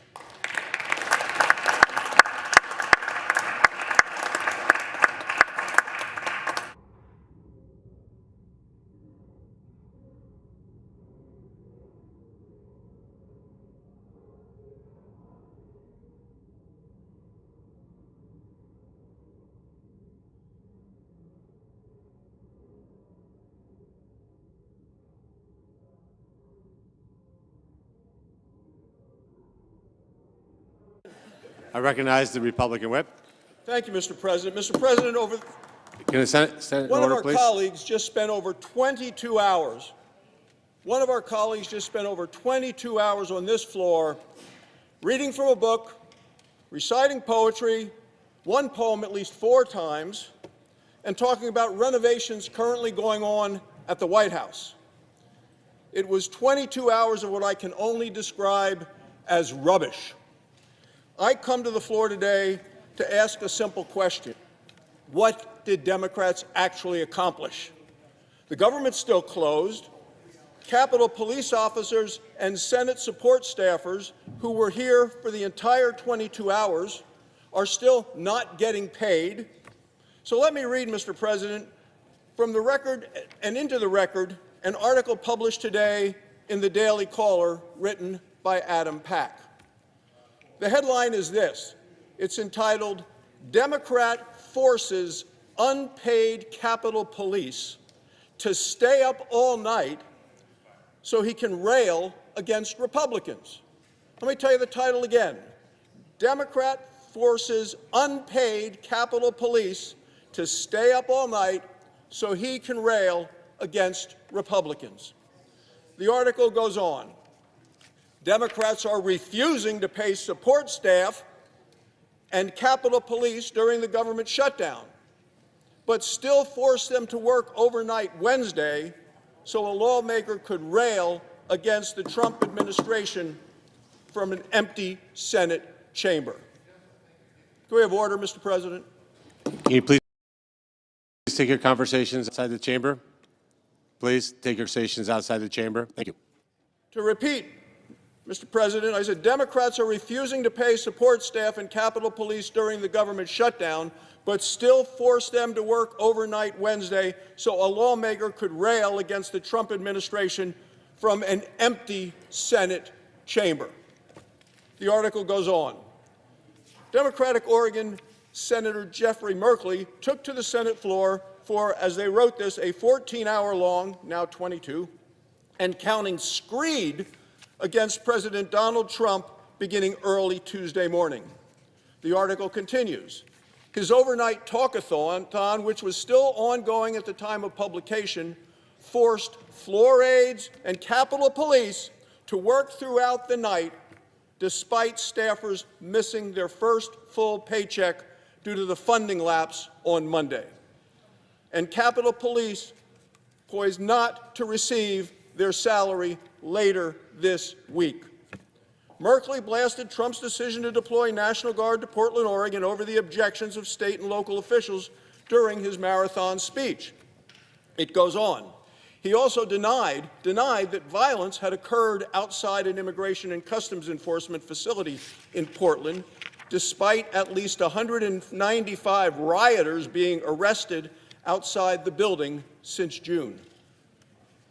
Portlanders have responded in a very interesting way, Merkley said in the opening hour of his speech. They are demonstrating with joy and whimsy. The article goes on. They want to make it clear to the world that what Trump is saying about there being violent protests or a rebellion in Portland, Merkley continued, it's just not true.